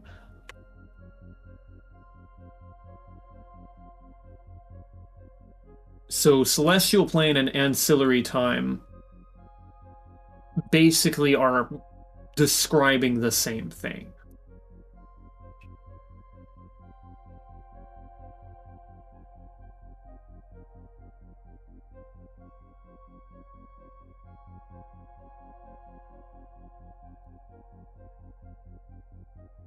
Oh, right, I alpha locked it.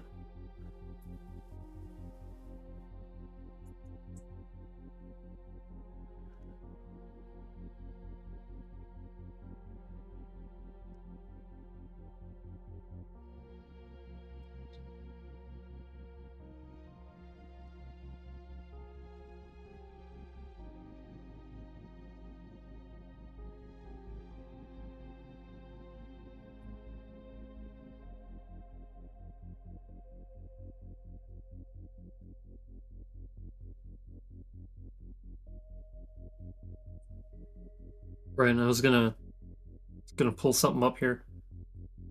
So was there always multiverse, or did the washing machine create the alternate universes from time travel use? There was always a multiverse. The multiverse always existed because the different choices were already made. Effectively, the washing machine would serve as a catalyst to destroy those universes. So whenever you change a timeline, it merges with an alternate universe, thus destroying whatever timeline it was and merging it into another one, which creates something that we know as the Mandela effect. A collective misremembering of events. Not because it was wrong, but because it was right, but it didn't happen where they were.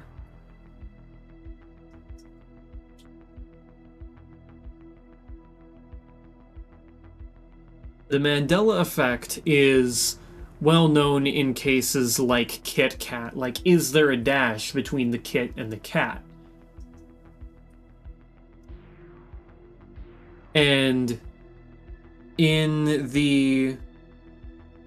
this book, the collective misremembering of events is caused by time travel.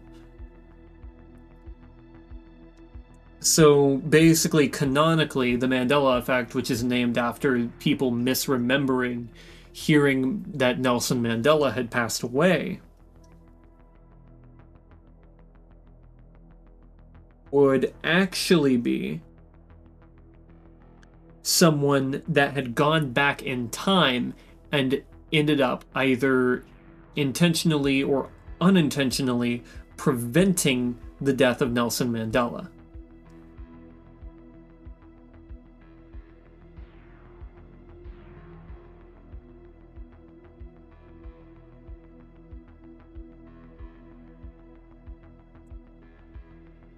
So the people who existed in the timeline that would be altered would remember that Nelson Mandela had died.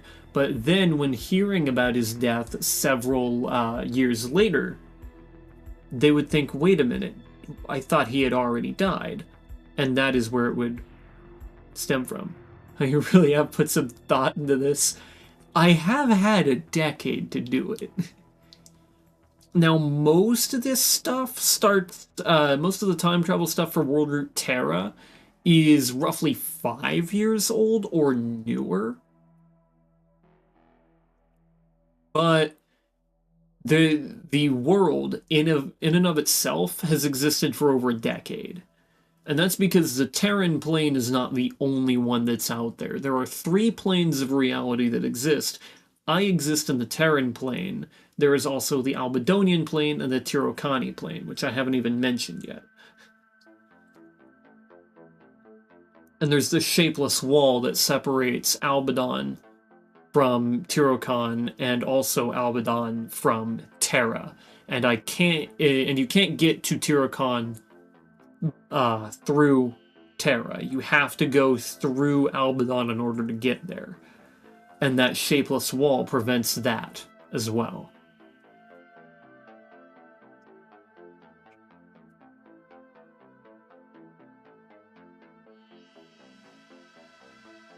Yeah, I have it pulled up now. In the very prologue of the first, or the not the first, in the very prologue of the 6th book, it reads undisclosed location, ancillary year 2810. And that's just prologue, and then basically where the prologue is occurring and what time it's occurring. And then whenever it goes to chapter 1, it then says Sierra Prime, Alpha Centauri system, cardinal year 2034.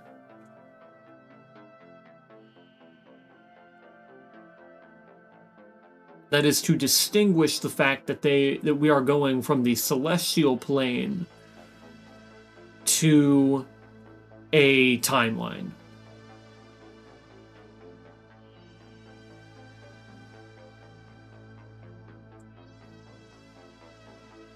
You have things like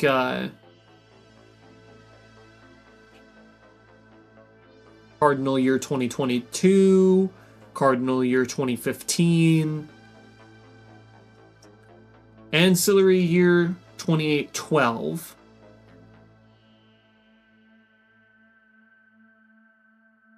cardinal year 2034 goes back to that.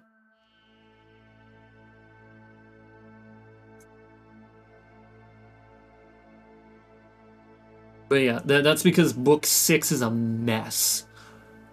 Book 6 is very, very important. And that should be obvious, because the title is Caliburn. That is the book that is actually about me. Where I came from, what my origins were, why I began doing what I had done. That sort of thing.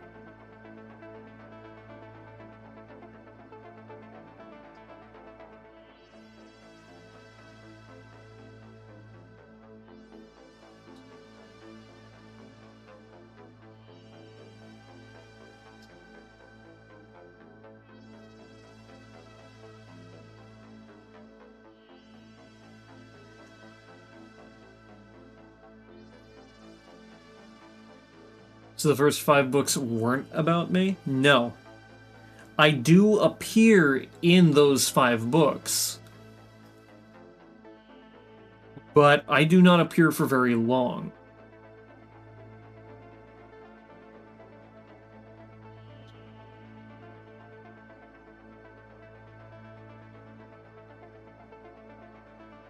In book 1, I appear in chapter 8 and chapter 11. And I am not there for very long.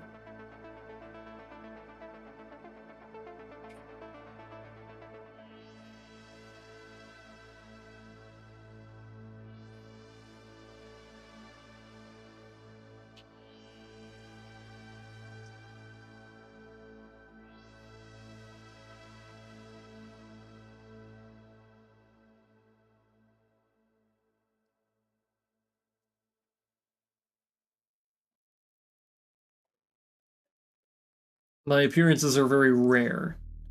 But the first 5 books, you'll notice whenever you're going through them. Or rather, when you're going through the first book, that like it seems to have absolutely nothing to do with me. And that's technically true. It's got very little to do with me. But there is something important in that initial book, as well as the book that follows it, that helps you know more about what I am and what it took to create me. Now, parts of my lore also mention that I am not a human, but rather that I used to be, that I was once a human.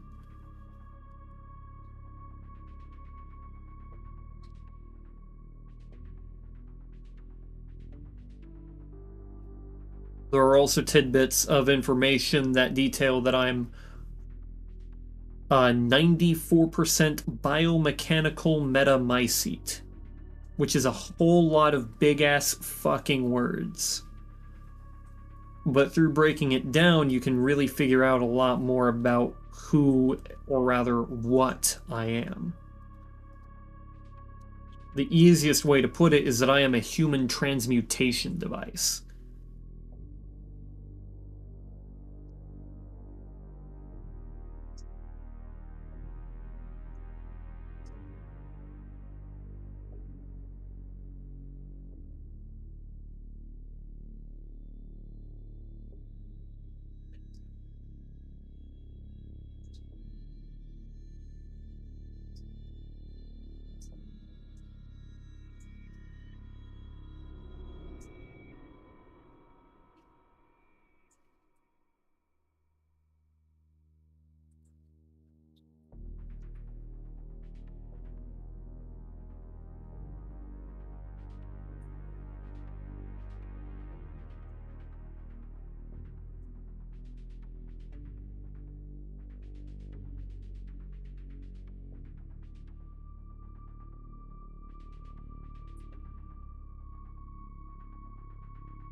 And there's also a lot of information that you'll be able to find in the mini biography tab.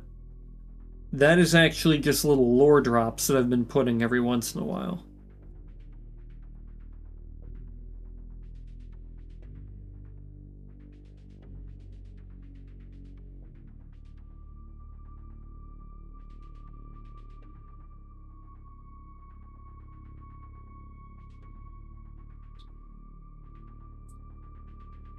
Either things about the universe or about me, or what have you. So did you post or publish these books? Only book 1 and 2 have anything posted. Book 1 is almost ready for publishing, but I still am uncertain about how it is I want to go about that.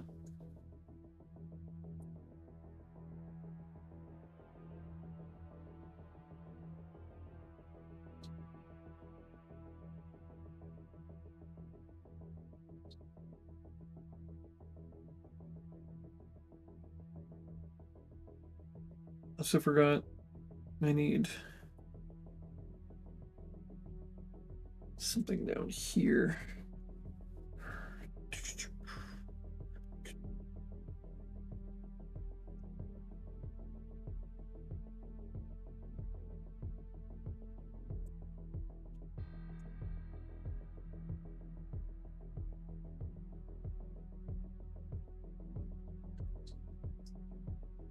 He said Blue Sky. Yeah, they are published on Blue Sky. Not published, but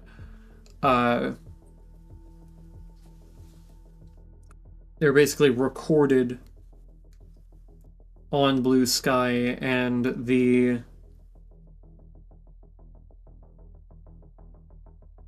Stop that. Wait, there we go. Sorry, and... Jeez, I'm not really able to do it. And then links were posted to the Discord so that you could find it.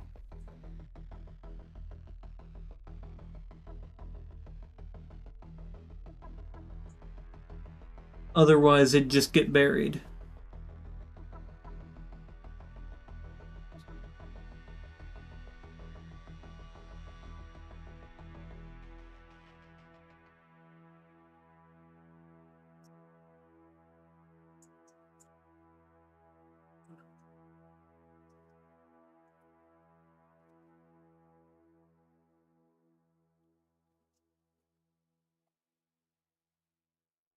Why isn't this working? What is happening?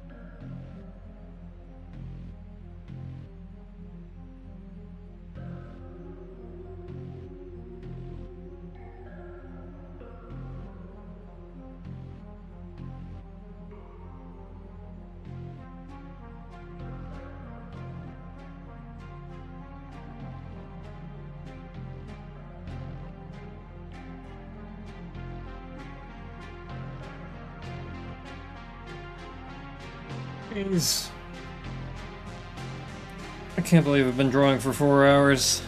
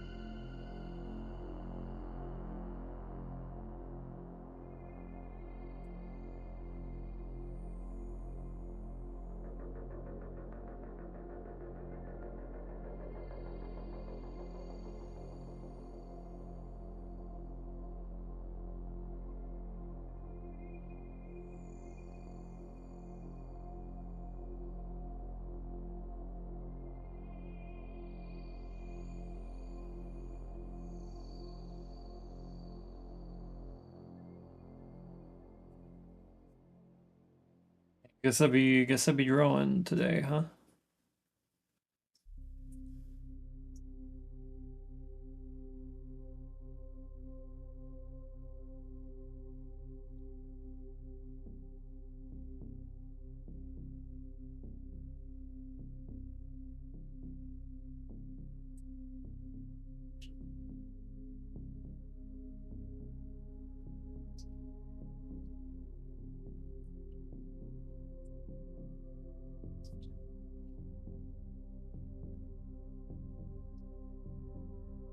Let's go ahead and take this and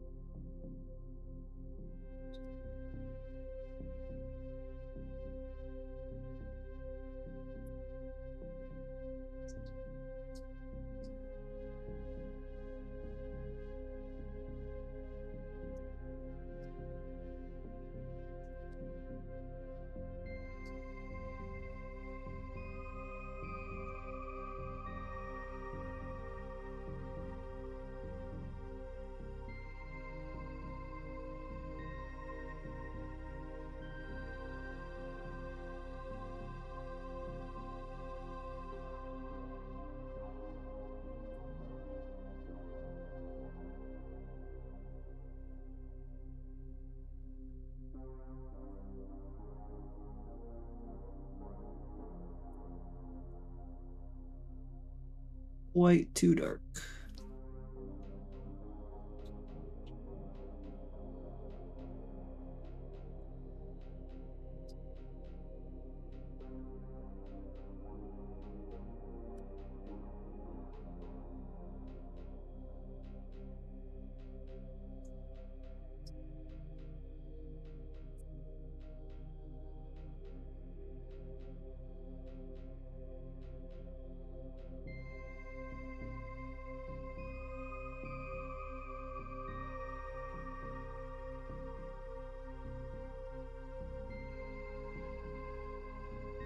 That works.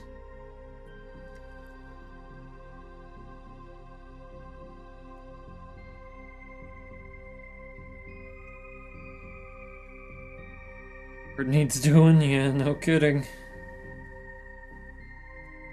It's alpha locked, god damn it.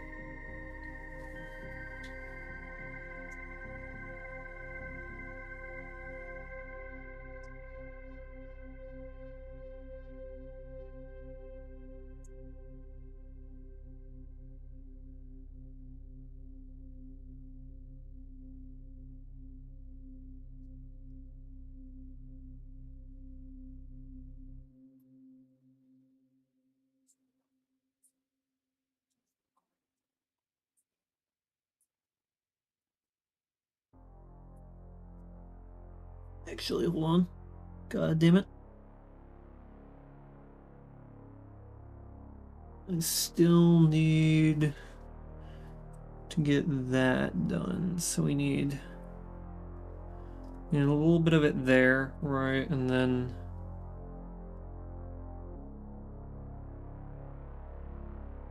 we need a little bit of it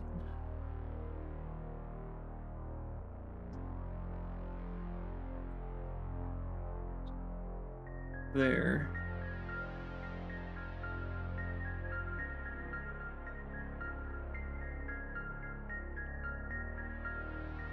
I think it's probably just wise to take that, kind of go ahead and draw a slight edge over here.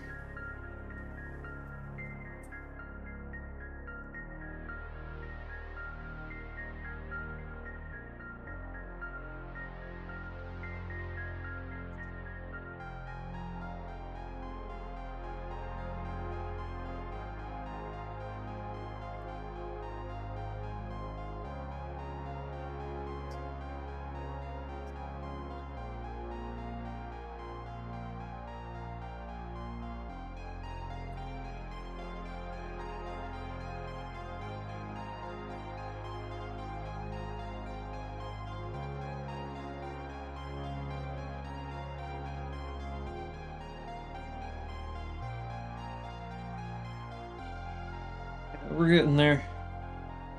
We're getting there, boys. Guys, gals, and pals, we got a lot to do. But we're getting there.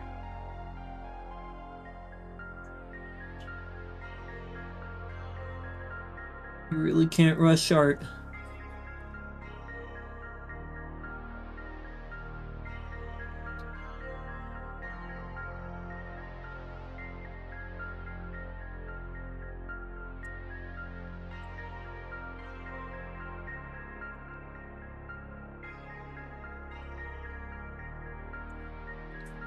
Excuse me. Pardon? I was holding H, you asshole.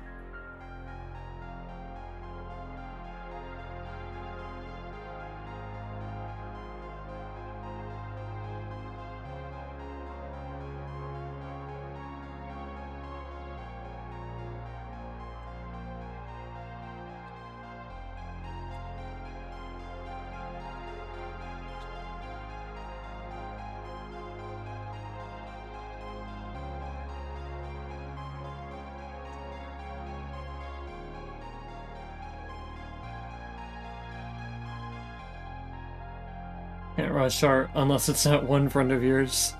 Oh no. I fear what she would be capable of if she was actually rushing.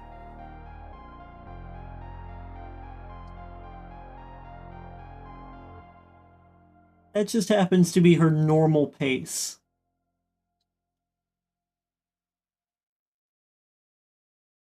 Something to think about.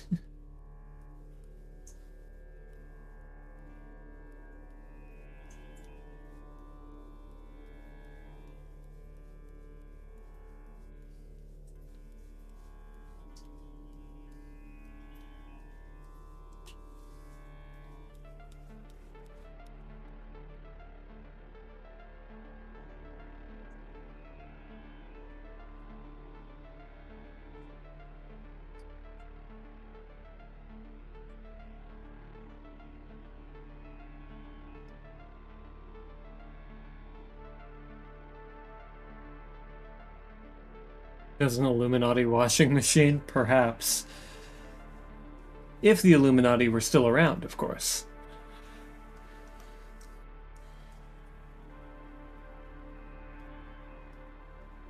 Which reminds me that I didn't actually finish what I was saying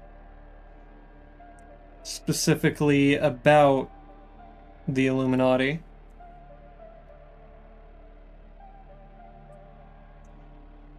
That in particular being that they are dead. I think I was getting there, but I didn't quite manage to get there.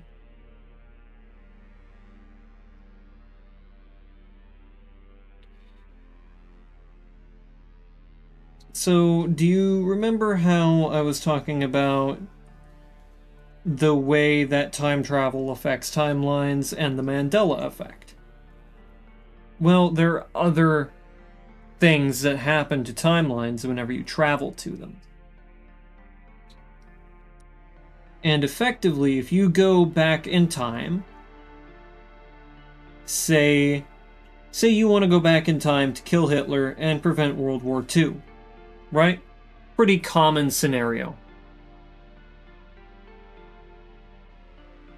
Doing so would inadvertently kill you and everyone in that timeline.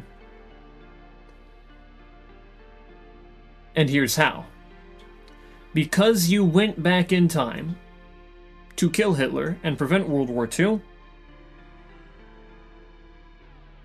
you will have then created a reality in which the reason for you going back in time does not exist.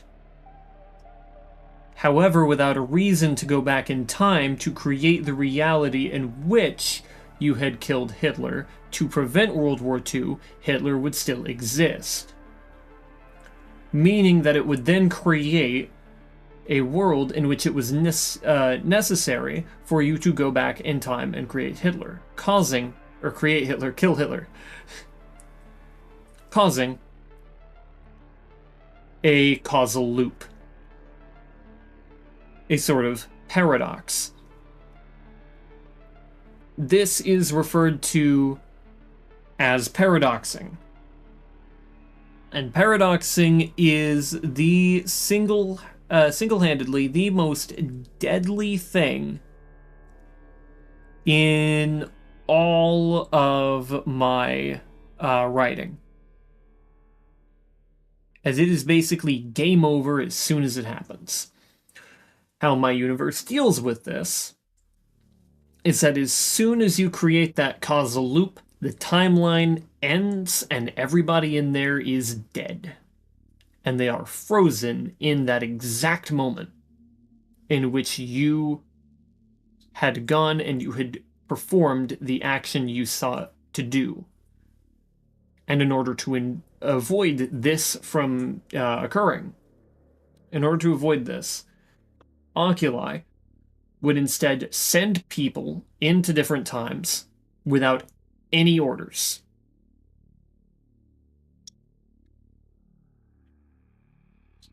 And from there, they would create orders that they would do. Now, that person went in there for no reason. They were not sent there for any meaning, which means they would be there regardless of whether or not the thing that they were sent to change has been changed or not. And then they were instructed to do specific tasks, meaning that it was not their choice to perform those tasks either. They were instructed to do so, and they followed through.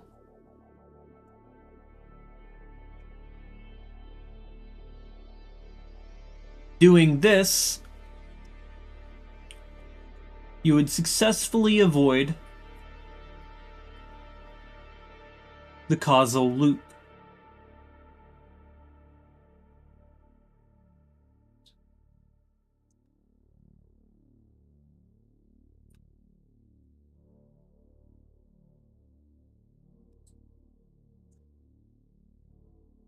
Where am I looking for? Shit. Where is it? There it is. What?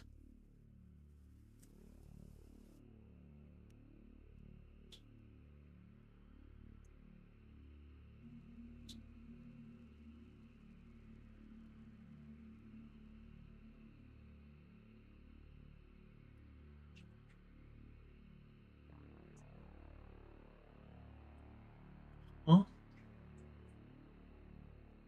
Wait, what else is doing that then?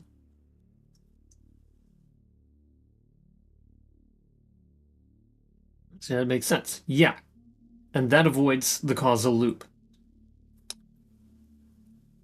Oculi withheld this information from the Illuminati, and then Oculi declared war.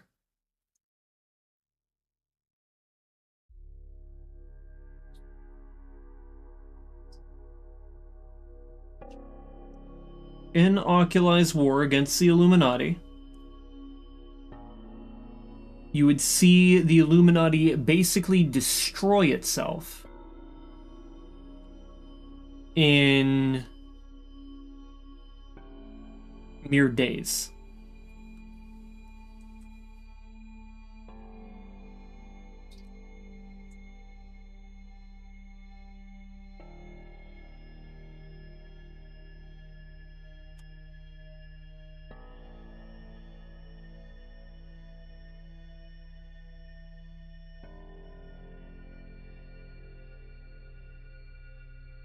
Right, so what the hell?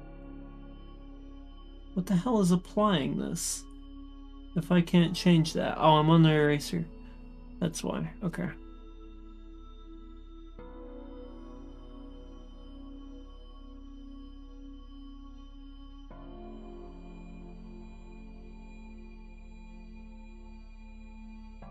Make sure I don't have any other shading here.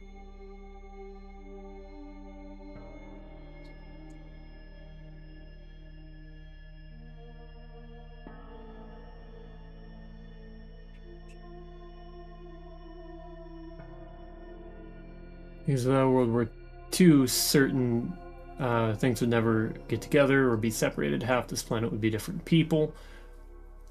That, and if Hitler doesn't exist, then you would have never had time. You would have never had the reason to go back in time to kill Hitler, which is what required Hitler to die.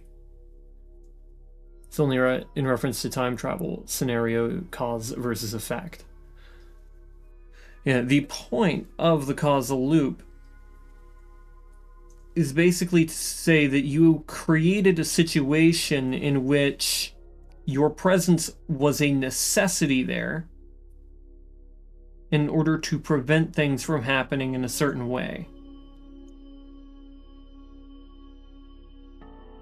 But by eliminating that thing, you eliminate that reason you were there in the first place, which means your time travel would have never happened, which means that what you did in the time travel would have never occurred. But that wouldn't be right.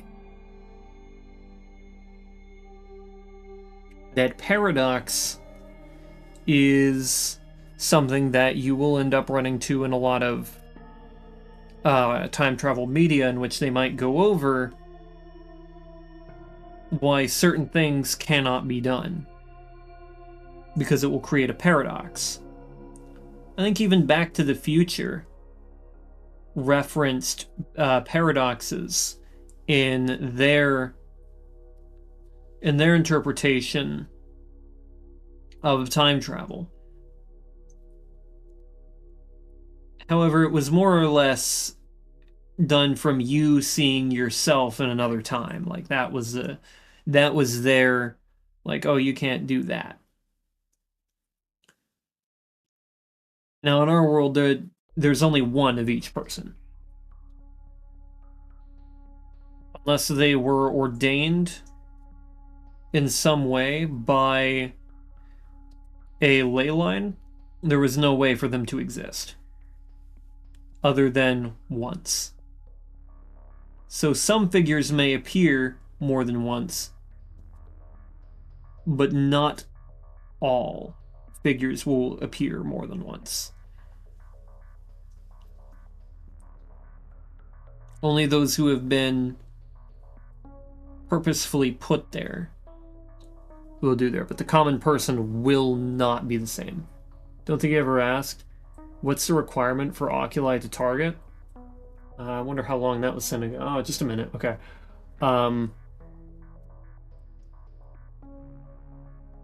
Oculi is primarily after time travelers, for one, because they need a full they need full dominance over the planes. If you are a time traveler, oculi will want to be in pursuit of you.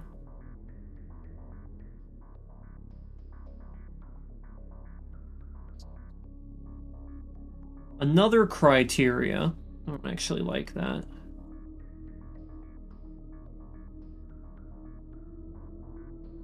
is that you must be a supernatural. They target supernatural occurrences as they are the most as they're the most important thing in order to progress their technological advancement even further. Now, in Book 1 alone, they are mentioned to be over thousands of years ahead in technology from the alternate 1989 that Book 1 takes place in.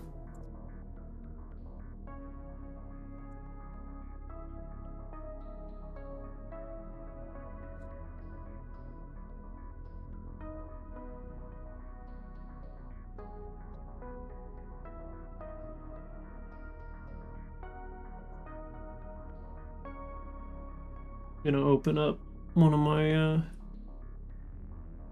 open up that thing again.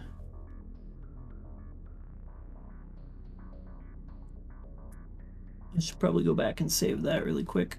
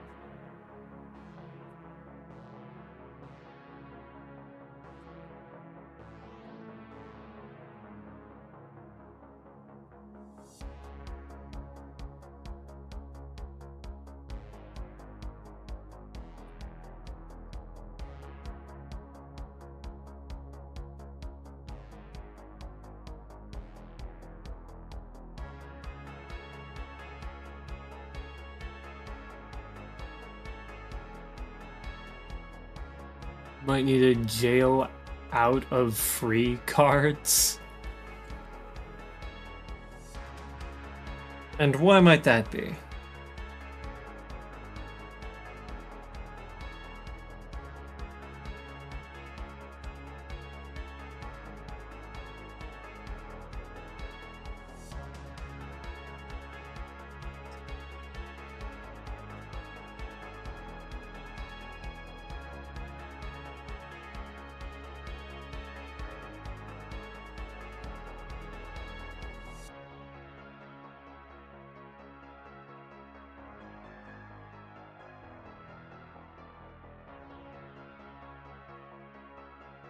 I'm traveling? Oh no. That's gonna be an uh-oh for me.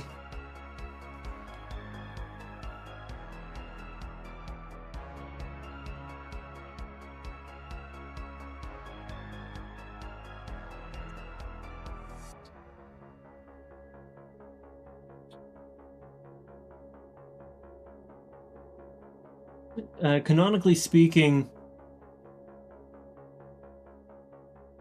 the oculi themselves are basically the emperors of time. No one has more power in the Terran plane than oculi. They have surmounted all opposition. They are effectively an unstoppable force.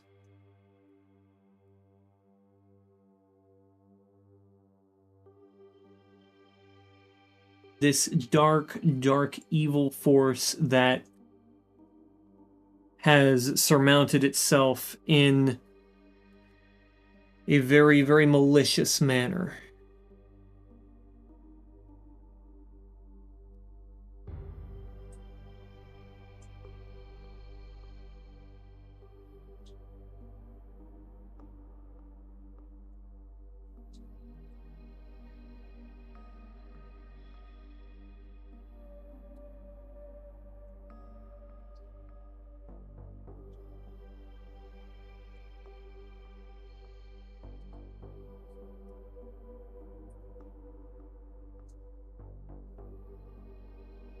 Things weren't always like this, of course.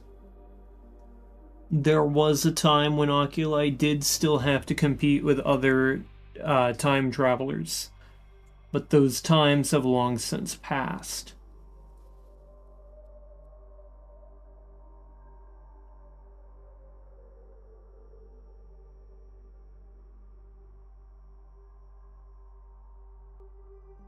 Their enemies now are either dead or have hidden themselves so very well that there's no chance anyone would ever find them again. Out of a pure desperate attempt to escape. Don't get caught, got it? It's a little worse than don't get caught.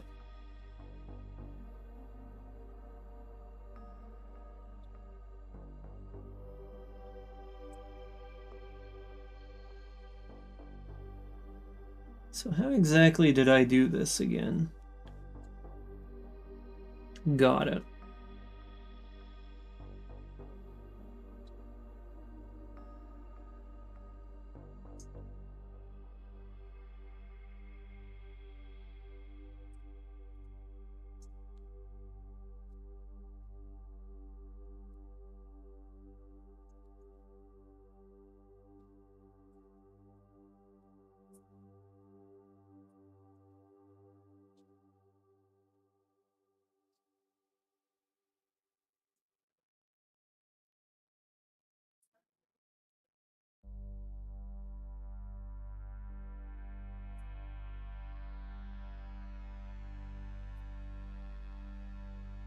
Let me just continue to reference my old work.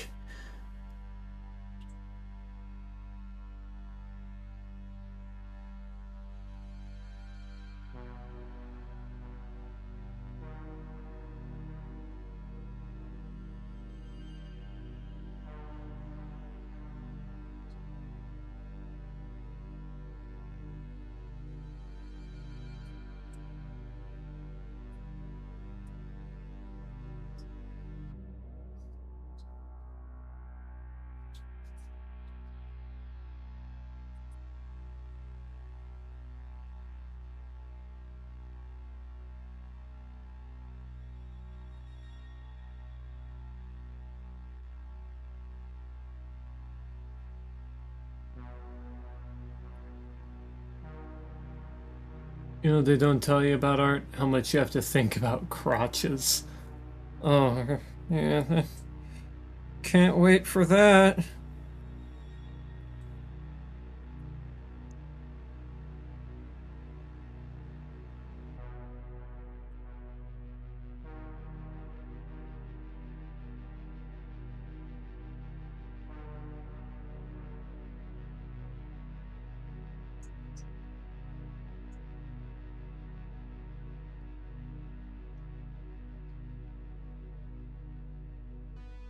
I like doing eyes. Eyes is pretty enjoyable for me.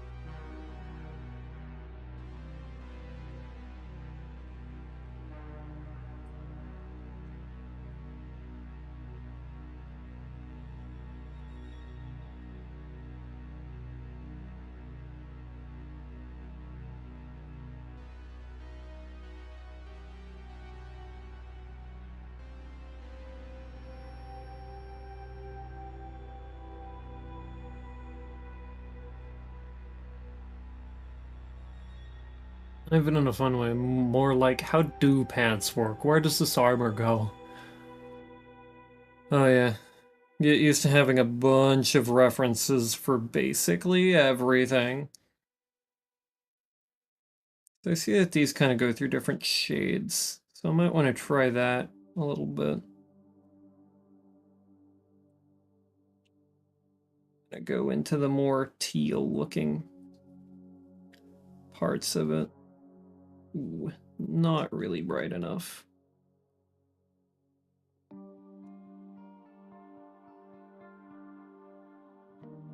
Okay, hold on, before I mess around with that too much, let me make this a separate layer.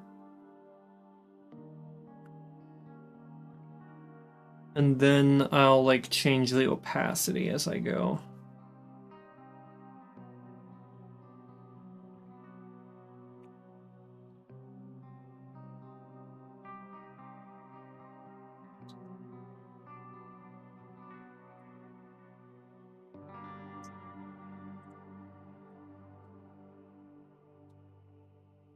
Are they different? They are kind of different.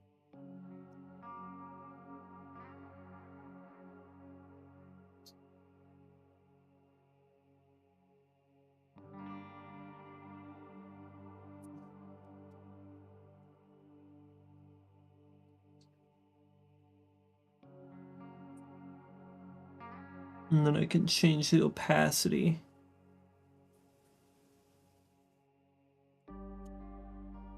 To just kind of give it that slight tinge look. I think that's the same thing I did over here. And then I need the luminance in these upper areas. I also think I might need... Apparently not. I did forgo a step, but I can kind of work with it. I think it'll be alright.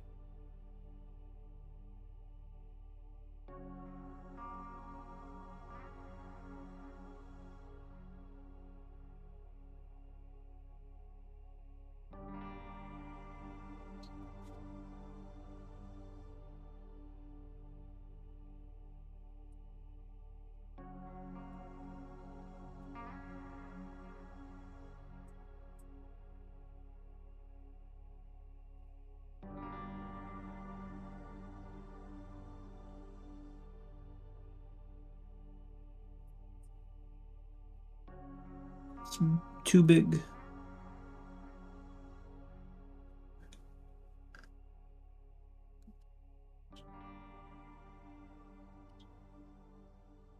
it's doing this instead of what it's supposed to.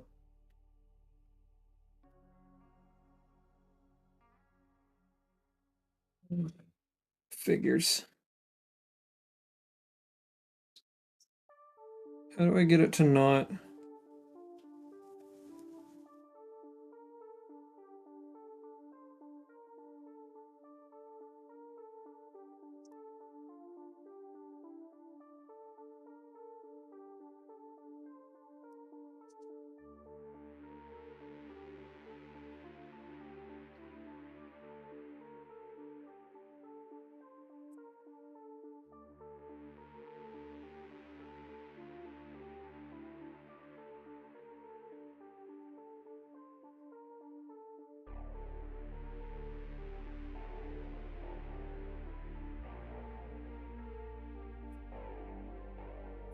Yeah, for some reason it's not doing it quite the way it should.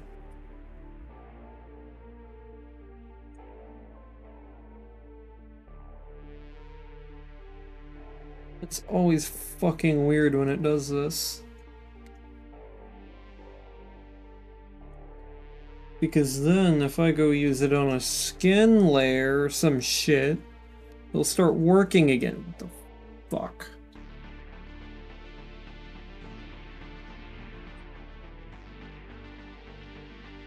Completely inexplicable.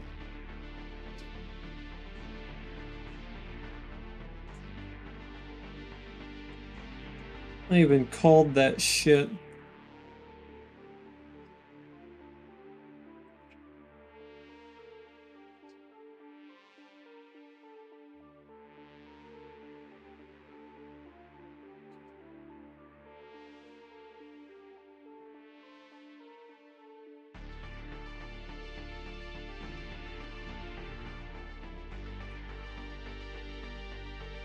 Like, watch, if I put it on the skin layer, god damn it.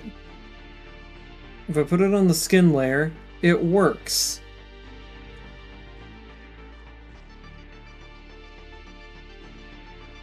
And if I put it on the eye layer, it stops working.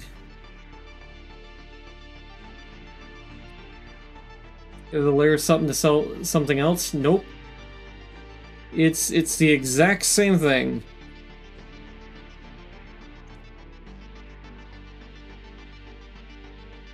Okay, if I go to layer 43, okay, layer 43 does it. But layer 43 is also 45% opacity. Well, layer 42. Layer 42 does it. I swear to God, if it's alpha lock, I'm gonna commit a fucking murder.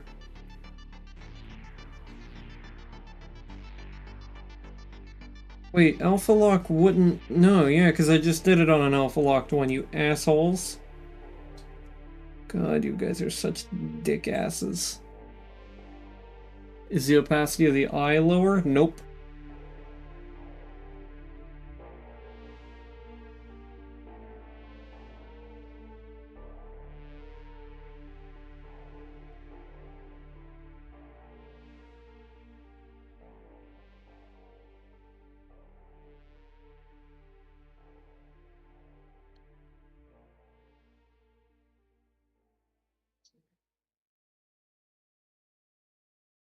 Also doesn't work there.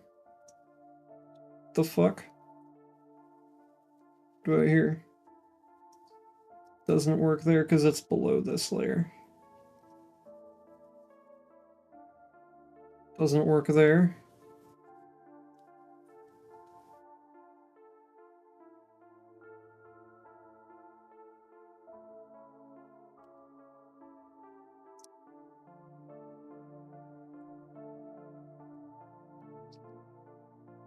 Does this, for whatever reason, work exclusive? No. The fuck?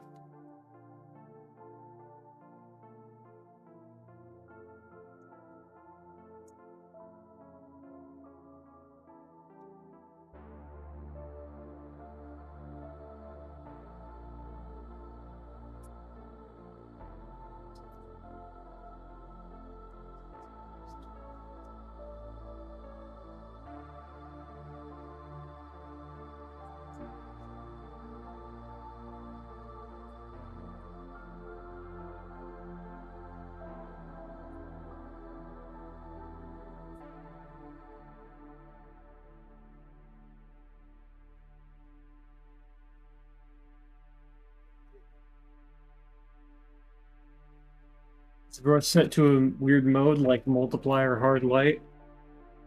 Well, you see, the thing is, I'm not changing anything about the brush. Whenever I go to layer 27 and I brush it there, it works as intended. Not changing anything about the brush, I go to layer 44 and I brush it there and it does not work as intended.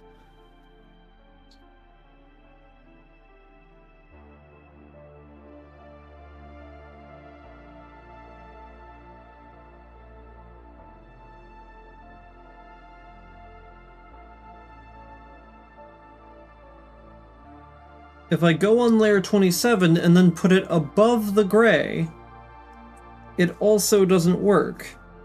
Except when it's on the fucking... What the fuck is happening? Genuinely, what in the goddamn... Is it the color I'm using? I could try to set it to blue. Nope, it's doing the same thing.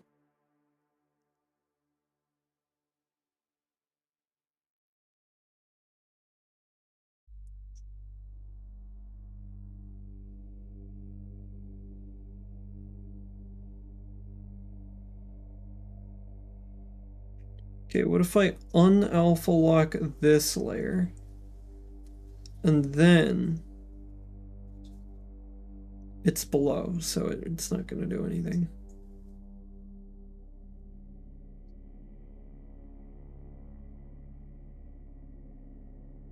I'll probably go to the hair layer. You can try seeing if it will work on the hair layer.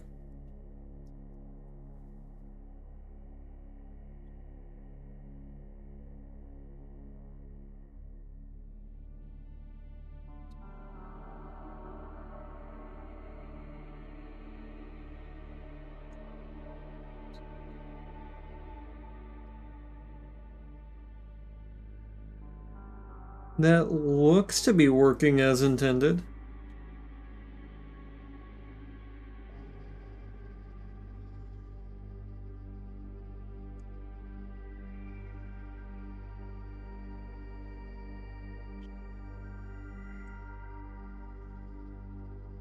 It shouldn't make no goddamn sense. I'll find whatever layer it lets me do this on.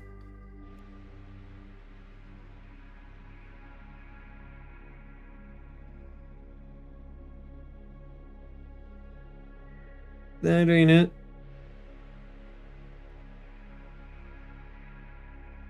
Nope. Nope.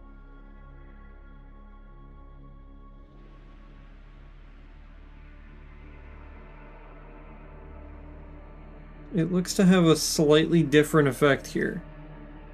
But I don't know why.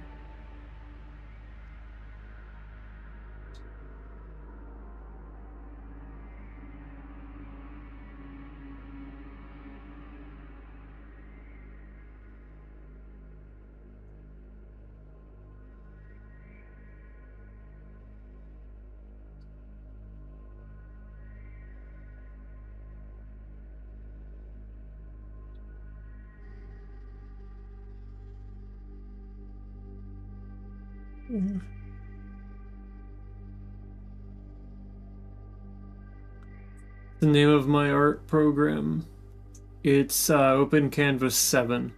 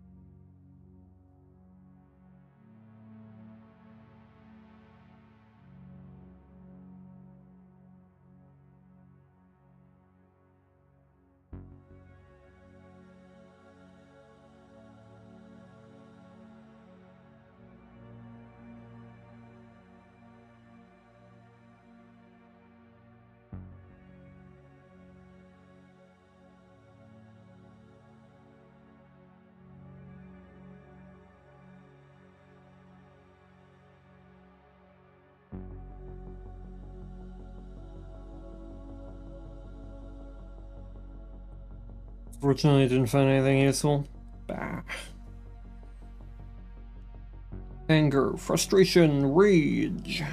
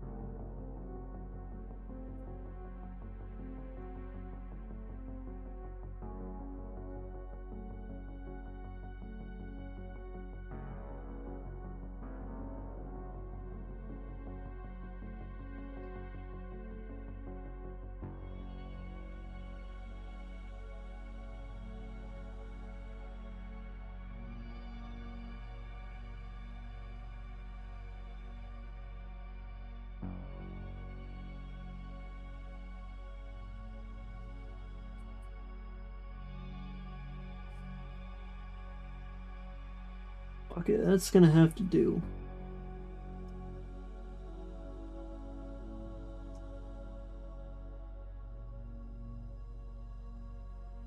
Even though it's not really the effect I'm going for.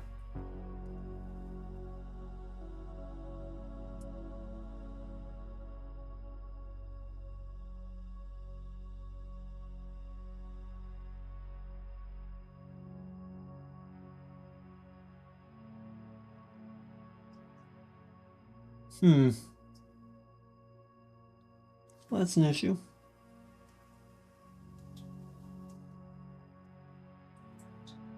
Huh. I don't know what to do about that.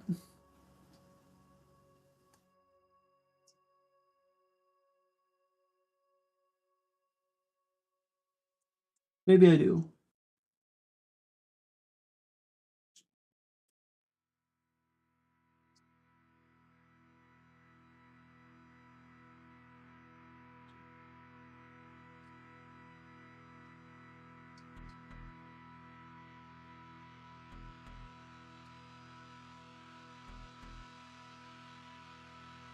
Maybe I do.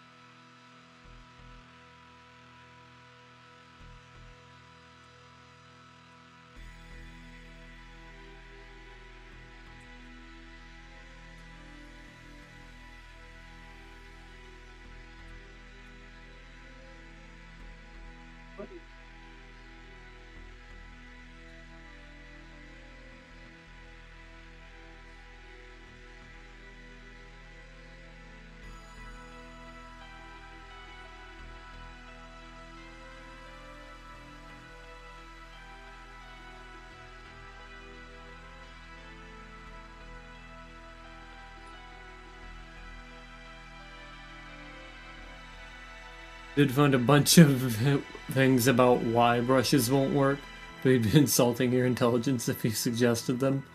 I'm assuming those are not exactly the, brightest ideas. God damn, that eye is actually kind of fire. What the fuck?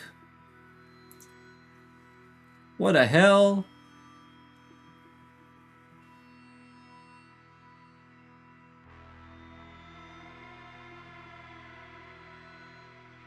I can do that?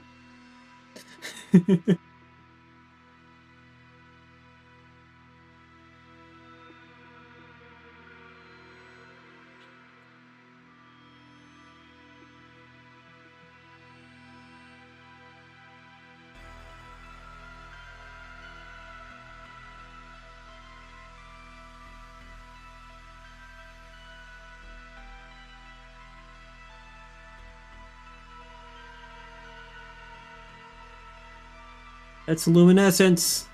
Stop it. Actually, more importantly, let's take out those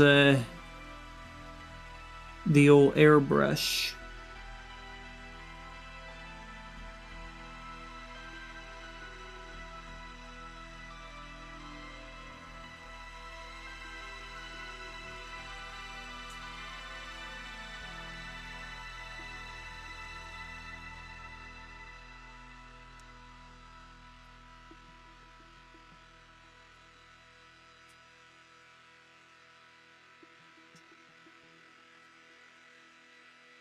What?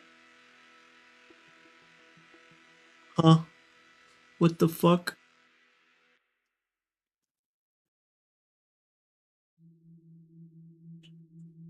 Alpha lock. God damn it.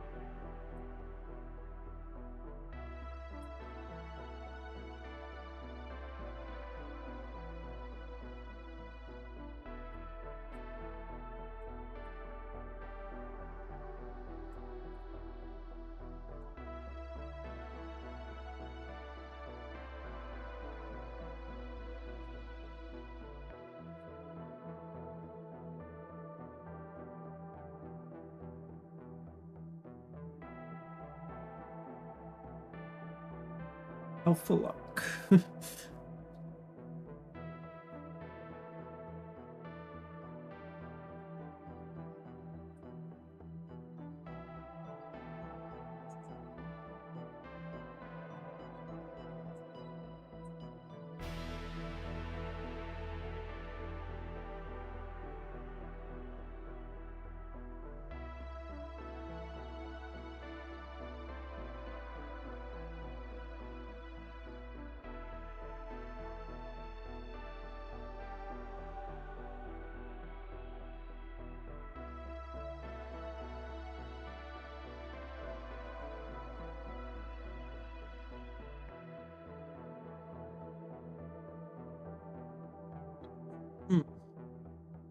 Okay.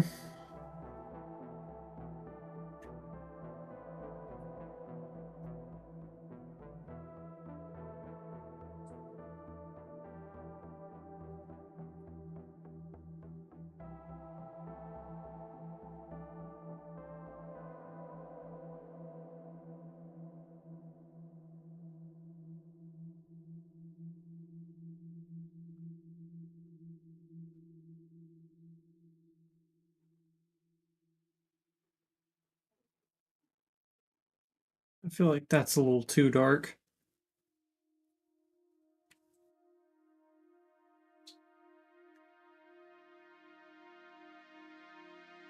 It is.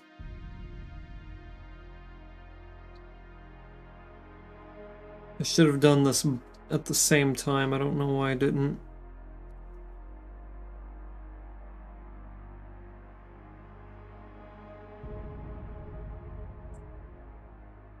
It's not very bright of me. Ah, and I see why I'm not getting the same results. I'm using the same size brush.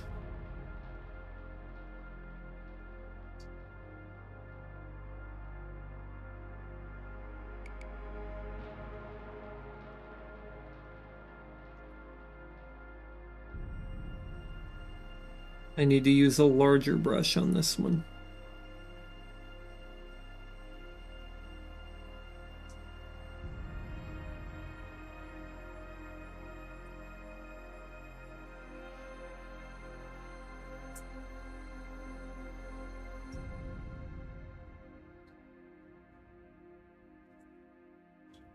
Oops. I have done an oopsie, and I accidentally shaded that part. Fuck.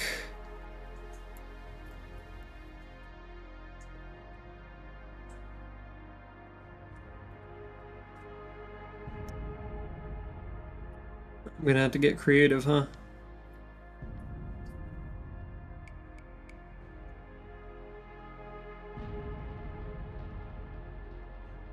Alpha lock.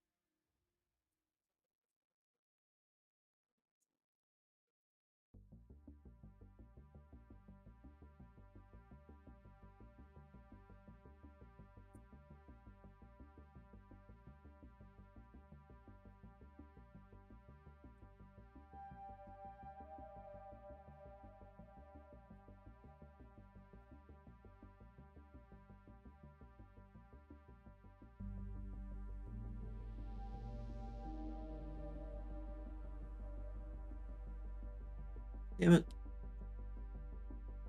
I didn't do that on the right layer.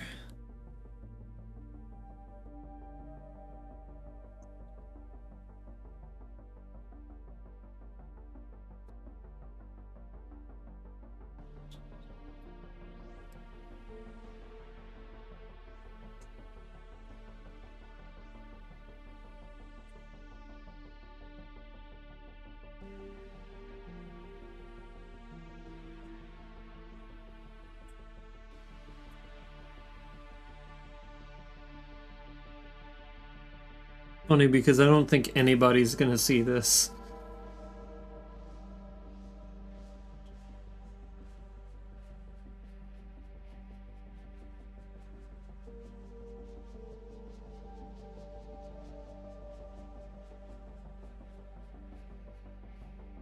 This is an emote.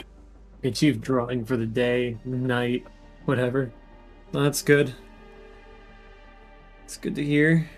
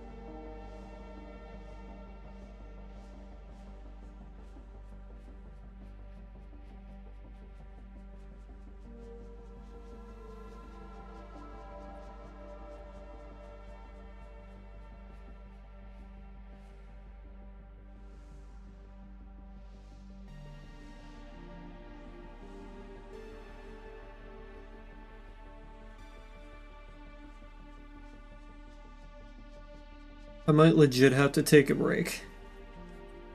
I might have to conclude this without even playing Tales of Arise.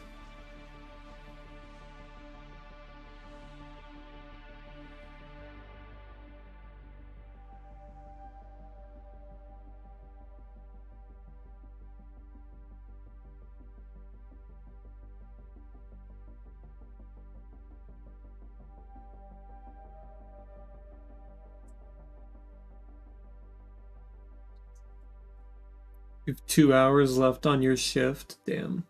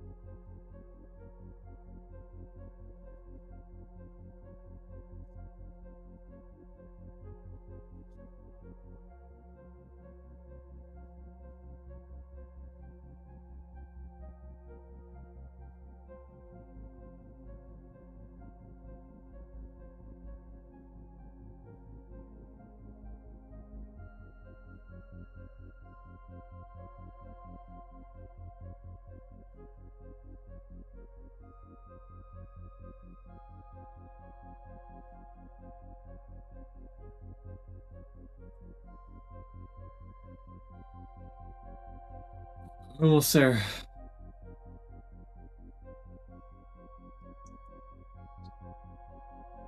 I'm just gonna finish the eyes and I'm gonna wait on finishing this one.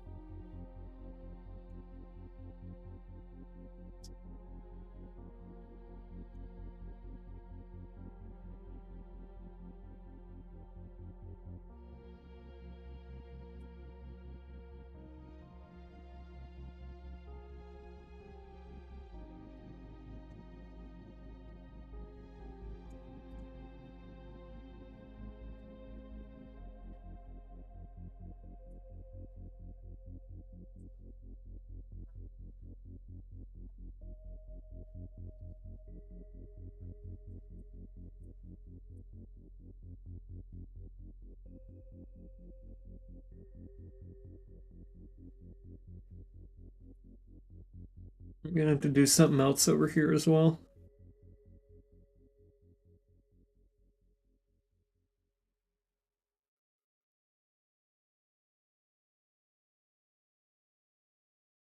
I'm not sure how I'm gonna do it either.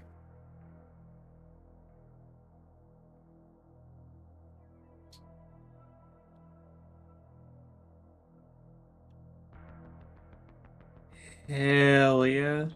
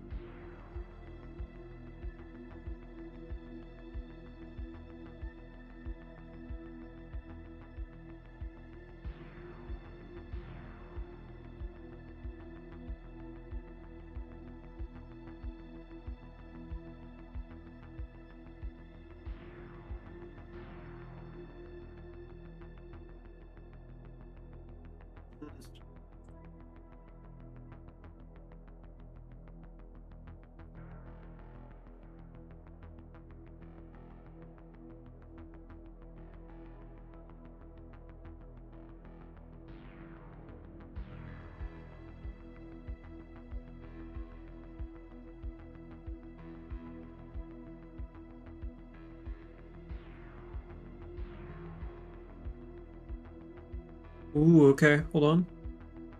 I think we got it.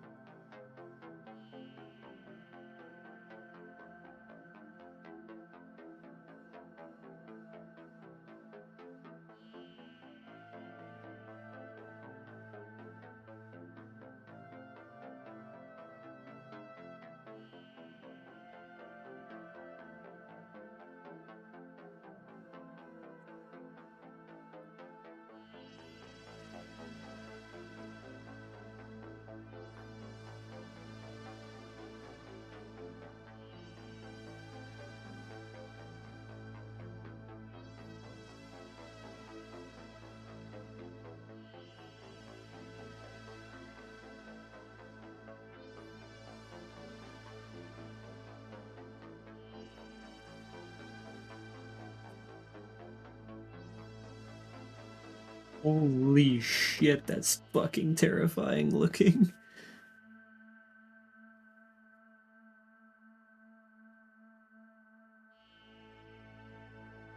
That looks fucking gruesome, actually. What the hell?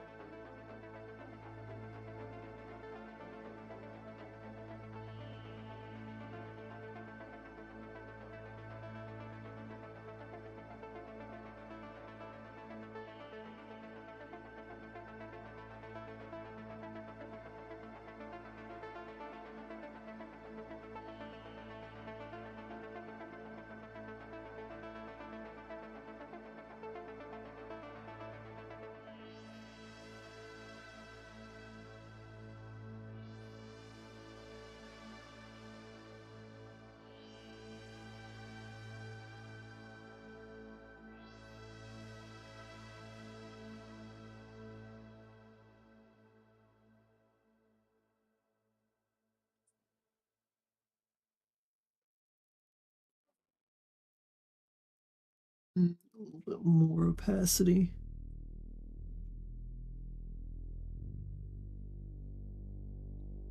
And then create another layer below.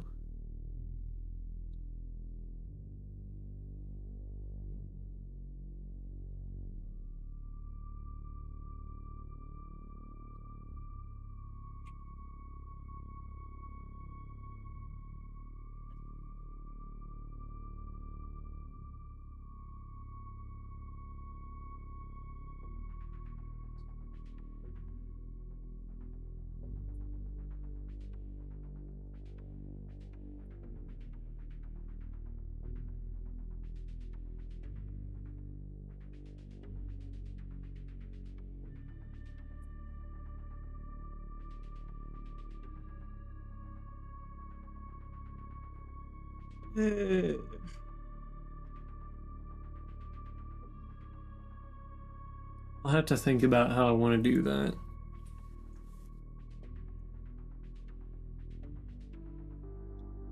Perhaps it's as simple as dark red airbrush, size like 5 down below.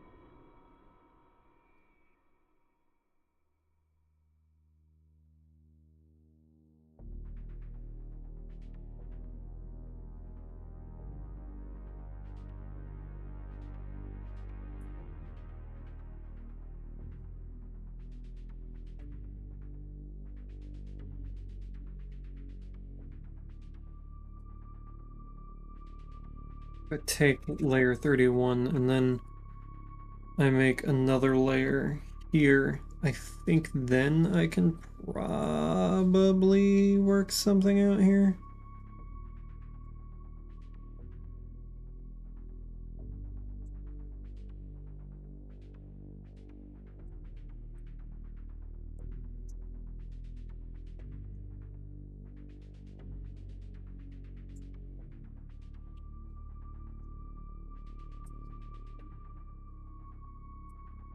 Not quite like that.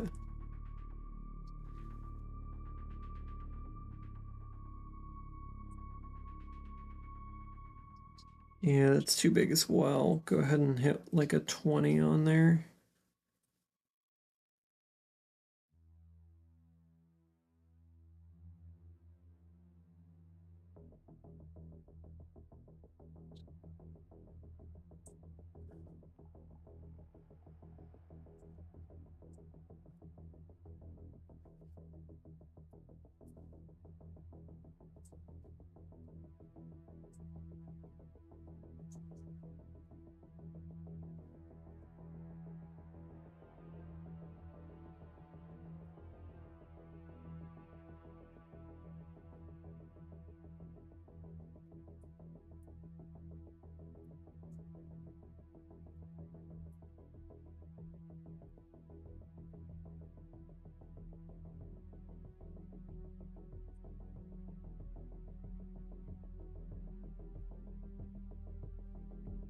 I think that works.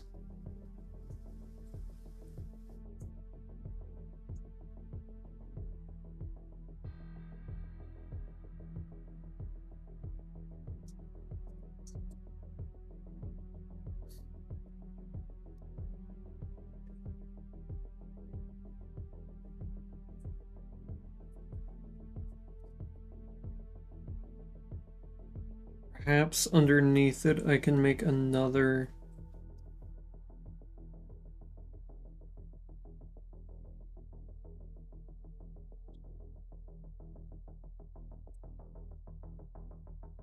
Another larger. Right. Sure, brighter, but tune down the opacity a little bit.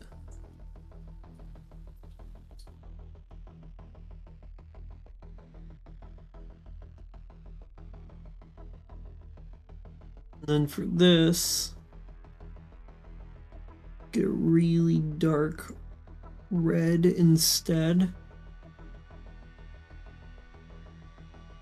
Alpha lock, and then hit it.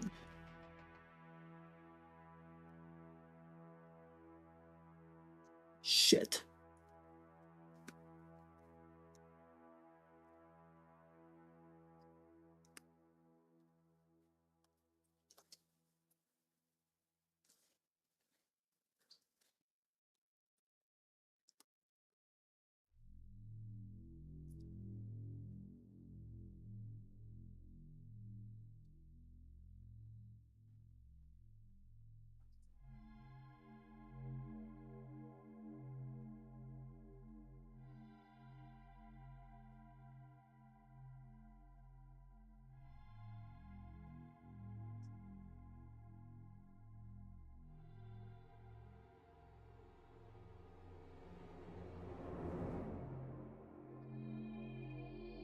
And then maybe I can take a gray.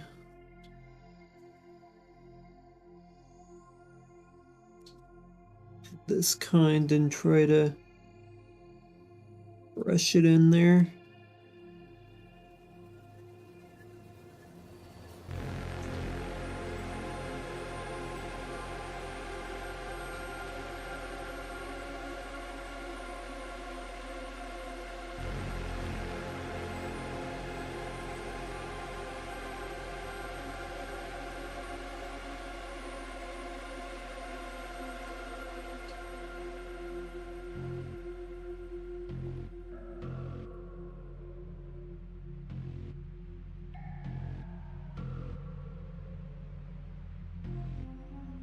No, I don't like it. We'll save it here. Hello, Jennifer. Welcome, welcome.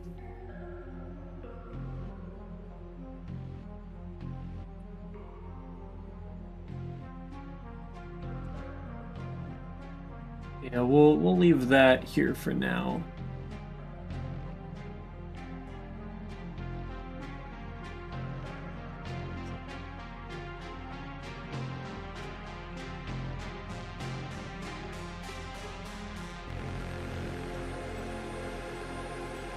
I think perhaps the best thing to do is to take it and maybe try to mute that color out a bit.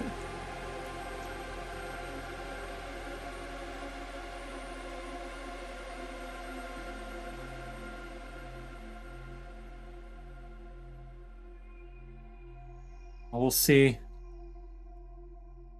We'll save it here and then we'll just go ahead and conclude. I've been working on this for a little too long. There won't be any Tales of Arise today because I spent too long making this thing.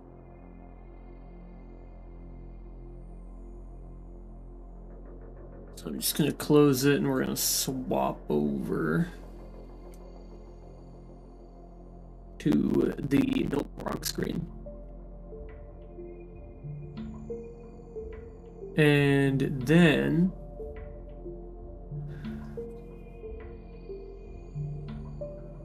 we'll send you away.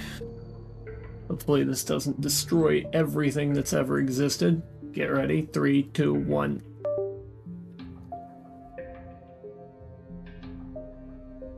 We're alive. We survived. Things are okay.